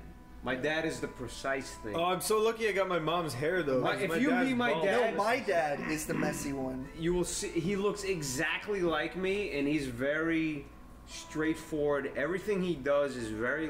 He's a meteorologist. Everything he does is very concise and precise. But that's so are you though, Stamper. Well, no, but then my mom is like all. You got best of both worlds then. Do you still have that audio recording of you and your father? Oh my god, you're the only person I ever sent that to, because it was so fucking embarrassing. I almost forget what it was about, but I was like, this is interesting. Wait, I want to hear this. It's not even embarrassing. It's just like me and my dad were fucking wasted, and we were sitting around. And for like 75, it was like a podcast before there was even a podcast. Yeah. And we're just sitting trying to remember who Years invented ago. the light bulb. Thomas We're Albert Einstein? Yeah, exactly. It's Thomas fucking Edison. yeah, but the whole yeah. time Why we're did I just say doing. He just sounded like an older Stamper, and Stamper talking to himself from the future. Equation for energy. You know what?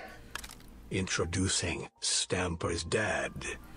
So real quick, final question before the time runs out here. Final question. Did you know that the first filament of the light bulb shown at the World State Fair was made of out of finely coiled cardboard? Cardboard with carbon impregnation in it? No, I didn't know that. And curled? Was it curled around a little stick, and then the stick was pulled out, and then it was connected to 2 pieces of platinum, which were then in turn connected to 2 pieces of copper? Is that really how it works? Inside a sealed light bulb? Wait a minute, I'm talking about sex again. What the fuck am I doing? Yes, in fact, it was true. Our friend Mr. Einstein. No, that's not him. Mr. What's his name? Starts with an E. Eichenhorn? No. Eisenhower? No. Come on, Will, help me out here. Edward Newton? No, that was the Apple guy. Edward Newton. No, that's Edward Norton. I'm thinking, no, that's Eddie Norton. No, hold it. It's Albert Newton. No, God. Geez. Albert Einstein. No, he's the theory of what we'll call it now. What's the guy? Oh, fuck me. It starts with E. Come on now. Eisenhower. That's him. Yeah. That's not it either. I don't know. Alexander Graham Bell. No, that was the phone. Fuck, he invented those crackers for fuck's sake. Which crackers? The graham crackers. For sake. Sorry. I didn't. Okay, the light bulb. Newton. Newton? No, Newman.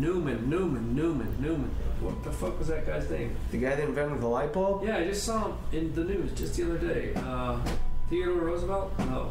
Come on. Same era. Theodore Roosevelt. You know what's off topic? You know what always surprised me about Theodore Roosevelt was that he's white.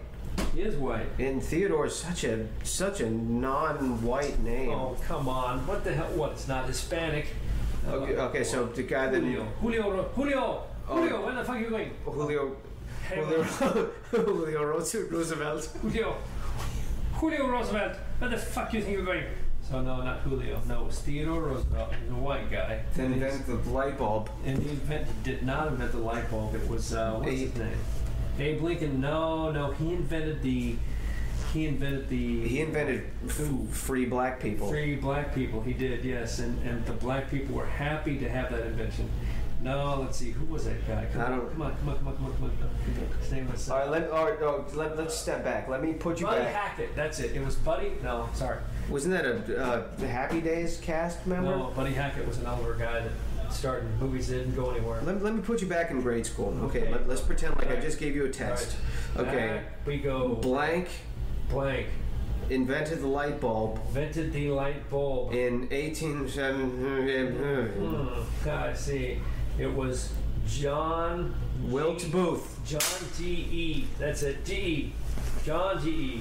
No, that's not it. That's not it. No. Hey, you know. Speaking of Abraham Lincoln, did you know that Abraham Lincoln was a Jew? Hold it.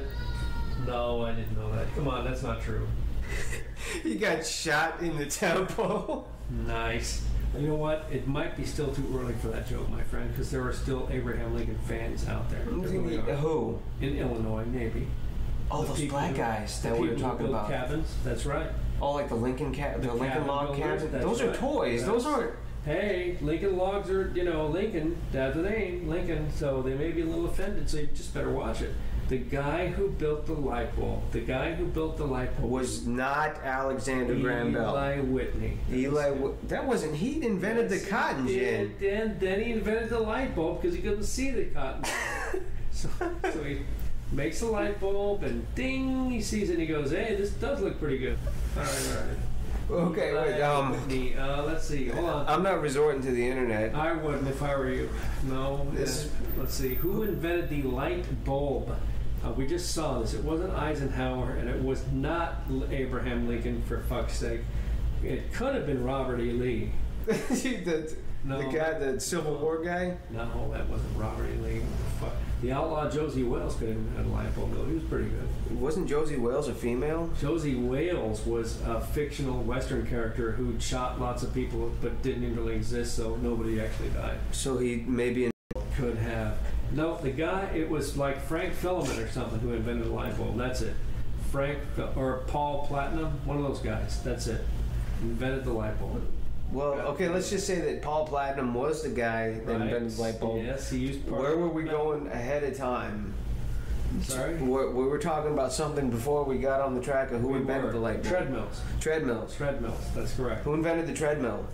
I have no idea. George Patton, the guy who was in the war, General George Patton, invented the treadmill because he discovered that in war you never get anywhere. So that's why he invented the treadmill, because he walked, never get anywhere.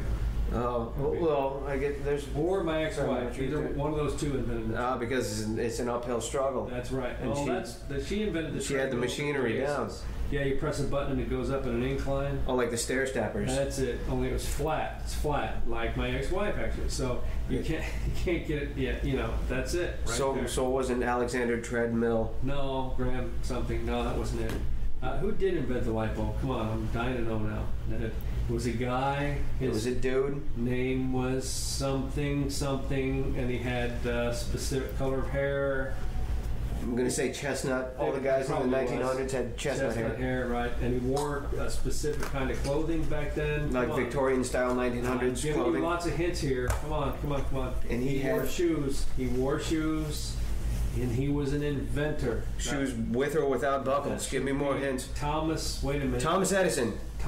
Edison invented. No, Edison invented the subway, for fuck's sake. It was Thomas Edison. No, Thomas Jefferson. Thomas Jefferson signed the bill for the light bulb. Oh, that's right. The first bill. The first bill that was sent out for light bulbs, Thomas Jefferson had to pay. That's correct. Not the bill. That too. Okay. I think you might be right with this Thomas thing.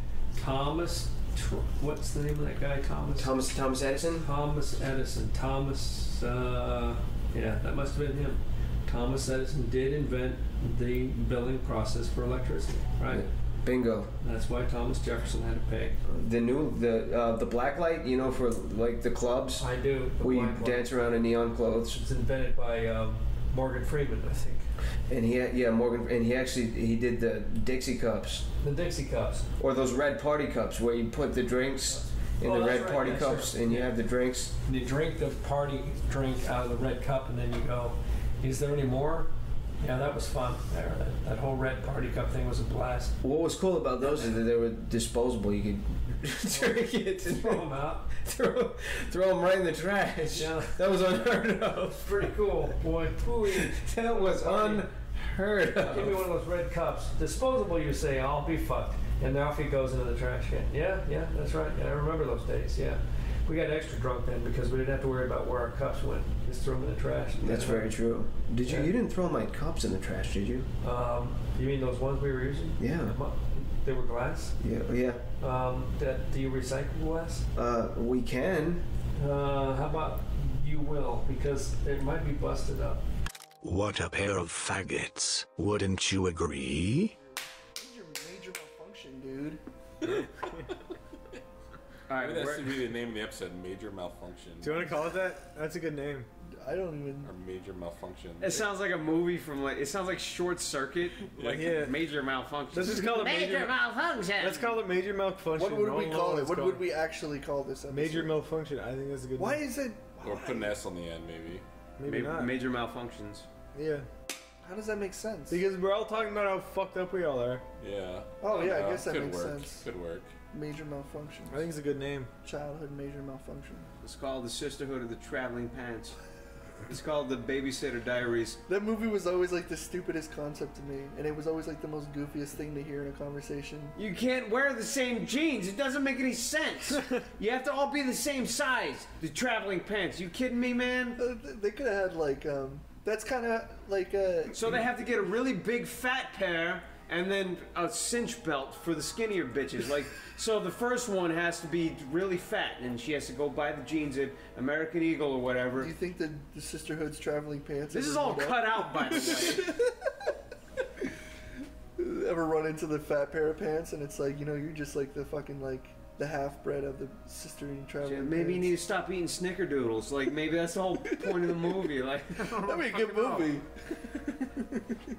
Pants talk to each other, just insulted fat pairs of pants, and that's the Call point. it Fat Pants, and it's just like, hey, you know what? Maybe that sounds like an Eddie Murphy parody, like a remake to Norbert. Yo, Jeff, what was that? Norbert. Yo, what was that movie? That the Eddie Murphy movie is like that infamous shit where like he was Coming to America. That was a great movie. You better shut the fuck Was up. it the one where he's like a space cadet or something? No, this is like a horrible movie. This is the one where that is he's a pretty like bad movie. he's like a thing with Eddie Murphy's in his head. Oh, my name is Jeff or something. Oh, the one where it's like I a don't big mean Eddie it's an Murphy's insult, head. but He's I like really just a think it's thing, like like, generic- walking kind of a around. recent Eddie Murphy. Is it called like Dave or something? Dave. Yeah, Dave. I told you it was a What space. year? I couldn't think of the name. I was thinking like 2008. Pluto Neptune or Dead something on. like that. Norbit That movie was fucking 2007. sucks. I like Norbit. That made me laugh. Really? It made me laugh hated in a that bad movie. sort of way. Norbit was that awful. You know what? I'm gonna watch The Adventures of Pluto Nash. I want to see how bad that movie is. It's just like terrible. It's just stupid. That's from 2002. Jesus. Yeah. Also, I never really liked Dr. Dolittle. I never really liked Dr. You know Dolittle. what's weird about Eddie Murphy? Like, His movies suck. so you got like Beverly Hills Cop, Coming to America, That's a good movie. 48 hours. Even. 48 Hours. No. And if you look at the history, like for Coming to America, like I was kind of shocked that that movie's actually turned out to be something good. Yeah. Because from what I read, he was always at the director's throat. Like they never got along. Really? And he's very argumentative with all like everything that's Coming going to on. America was good. Nutty Professor was good, and Shrek was good. They're the only ones I like. What I'm wondering is like Shrek? Shrek 1. But like, Shrek? as an actor, it's like donkey, dude. the more he got out of being under people's control, the worse his movies got, and the more he started like doing his own thing, the worse His they stand-up got. comedy is great. From 84 to 80. No, it's not. I heard it was. I haven't Dude, listened to listen. it. So but I heard it was. Beverly Hills Cop was in 84. Golden Child was in 86. Then Beverly Hills Cop 2. Then Coming to America was in 88. So like those 4 years are pretty good. It's like It's like when he started directing his own movies or something. But Vampire in Brooklyn. What about that one? Oh my god, that movie sucks. What about I saw that Haunted movie. House? That is the worst movie. What is this a new Paul Rudd? What about a haunted house? That movie is Haunted garbage. Mansion. Haunted Movie Mansion. called Holy Man. I always like Bowfinger. Haunted Mansion. That's Whenever like I based saw on Disney. him- Movies based on a Disneyland ride. Apart Anytime from Pirates of the I saw Caribbean Eddie is- are Murphy- shit. Boomerang. there was always like anytime you saw Eddie Murphy, there's always like What's it called? The perfume in that? Oh, It's Soul Glow. Are you talking about Coming to America or Boomerang? Oh, Boomerang. I Yeah, the forget. thing where she fucking gave birth to a bottle of. I forget. Anytime you saw Eddie that Murphy fucked up. in like the goofy comedies, there would always be like a wide angle lens on his fucking gap teeth. And it's like, you know, I don't know how he feels about that, but his characters were always like these like weird iguanas with like buck teeth. Iguanas. He had like iguana eyes. You know and that's buck fucked teeth. up, Corey. It is, but I was trying to say, how would you feel if you had one thing you probably were self-conscious about, and even though you took prestigious care of your teeth, you always still had those like gaps, but they were kind of like your thing, where like you laugh, you have your like fucking Simpsons doctor laugh, but everyone would always Dr. see Hibbert? that. They would always see that at like tooth years. It's kind of like your signature like you said thing. that when I was saying But Dr. it's like, Hibbert. I don't know. I always thought that was funny that everyone would always like anytime you saw a caricature of him, he'd look like these like fucking like just this walrus with these huge fucking teeth coming all the way down to his like what do you call this thing? Your neck. No, this bone. Eddie Murphy is one of those guys where I remember watching him in a few movies that made me laugh, but everything else is just like, man, it's garbage. Like once Dr. Dolittle came out, I heard was his just stand-up like, comedy fuck wasn't this. bad, but Stamper says otherwise. It's like the whole like fucking thing Chris Rock does. It's not bad. It's just nothing special. It's just like whatever. It's like Chris Rock. That's fucked up. I can't say that. It was groundbreaking back in the day, but like now it's like, A lot of people like Richard Pryor and all those guys. It's all the same. Like I showed you all that, but a lot of that is like those were kind of the godfathers of it. So like nowadays, when you watch it, you're gonna be like, but it's only because so many people have emulated that since then. Exactly. Like even Chris Rock did emulate that kind of thing. I know. So like you've heard it a million times before, regardless. I don't of like who Chris Rock. started it. The only old school guys I'd really like would be like Mitch Hedberg and George Carlin. Chris Rock. And dead. They're both dead. We're going on for 2 hours now, so That's fair. we can stop whenever. We're having a hearty conversation. No, it's good. I was just saying. We've been talking for too long. All right, that's the end of that episode. I'm gonna go watch Norbit. I don't know about you. I'm out of here. That scene where he gets stuck in the swimming fucking pipe. You know what? Here's a funny side story about Norbit. It fucking sucks. No, I knew a guy for like 10 years, and he was like one of my best online friends. And then he came up to visit me for a while, and we didn't have much to do, so we watched Norbit on, I think it was Netflix. Is it Norbert or Norbit? It's Norbit. Terrible name. And then he went home, and we haven't talked since. And I don't know if it was because of Norbit or because of something that Norbit happened, ends but- fucking relationships, okay? I can tell you. Yeah, Norbit is known for that. You know what? I laughed like 3 times. I'm not gonna lie. Shit. Yeah, would you laugh when she farted? She's like, that was a chair. Is that what you fucking left at? Really, asshole? Every one of your cartoons has an ass joke in it. Oh, You're really? gonna crack on Norbit? Really? Yeah. When have you not made a cartoon that doesn't have an ass joke in it? I like it. Me too. But I don't like Norbert's ass. That's a good point. He got you there. Okay, no, he really didn't, though. I don't really understand what's going on. Neither do I, but it's... Listen, I'm saying the only joke I laughed at, because that's the only one I can remember, was when the girl was sitting there. She's like, oh, that was a chair. And she's like, yeah, it was a chair too. But I don't even remember that movie as much as you do. Jesus Christ, man. You're a fucking liar. You just remember to sit. You remember to. Thanks for your joining relationship. Sleepycast. This is Johnny Utah. You were the last person that brought it up. You brought up Shut up! Good night! I'm Niall. This is Corey and Stamper. Good night, everybody. Good night. Good night. All right, over. Wrap. Wait, hold on. Let's say good night in like rhythmic harmony for like the next 10 minutes. Good night. Good night. Good night. Good night. Good night. Good night.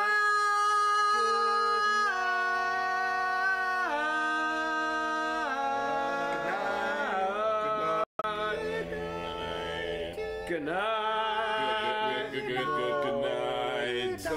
Good night. Good night. Over. Good night. Bang!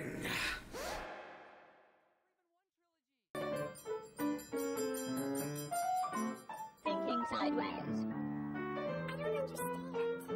Does not compute. You never know. Stories of things we simply don't know the answer to. Ho, ho, ho. Hey there. Welcome to a very special episode of Thinking Sideways.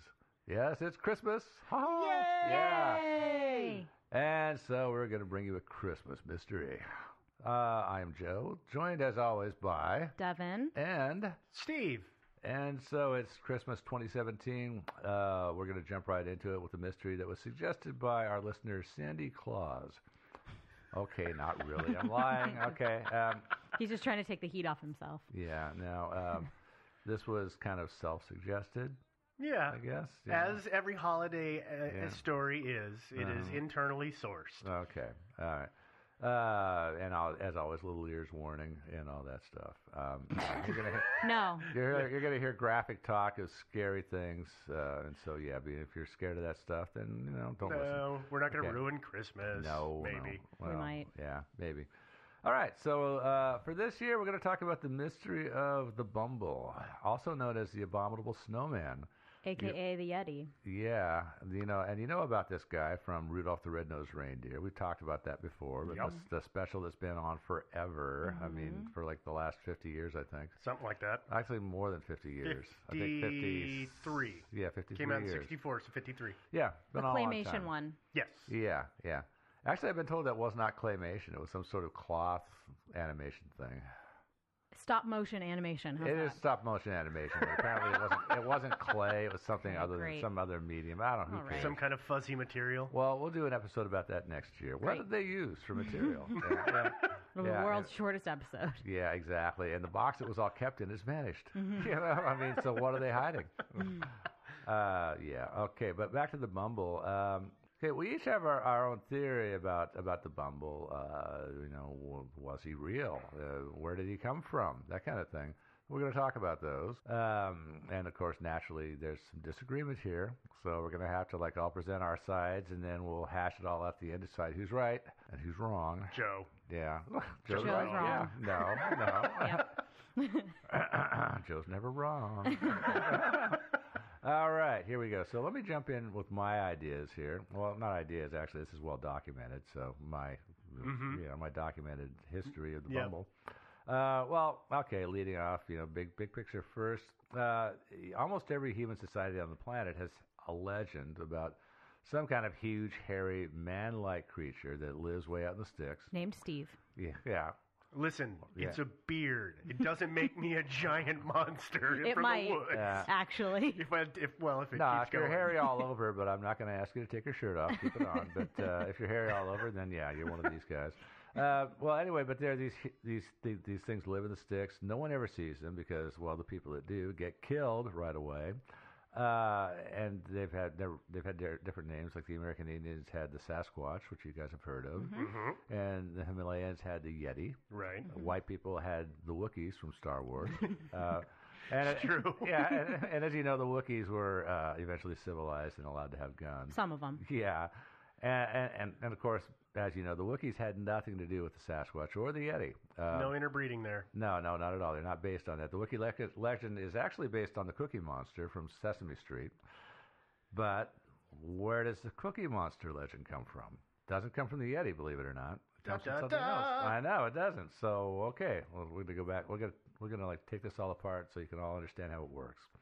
But even though everybody seems to think they are the same thing, there's actually no relationship between the Abominable Snowman and the Yeti, which I know everybody thinks they're the same thing, but actually, if you don't believe me, go to Nepal, ask anyone on the street if they've heard of the Abominable Snowman, and you will not hear a single yes. They have not heard of this guy. All right? So we'll talk about that later. Yeah. Where did the Abominable Snowman legend come from? This may be hard to accept, but somebody made it up. I can hear your heads exploding, but stay with me for a minute. We're going to unravel this.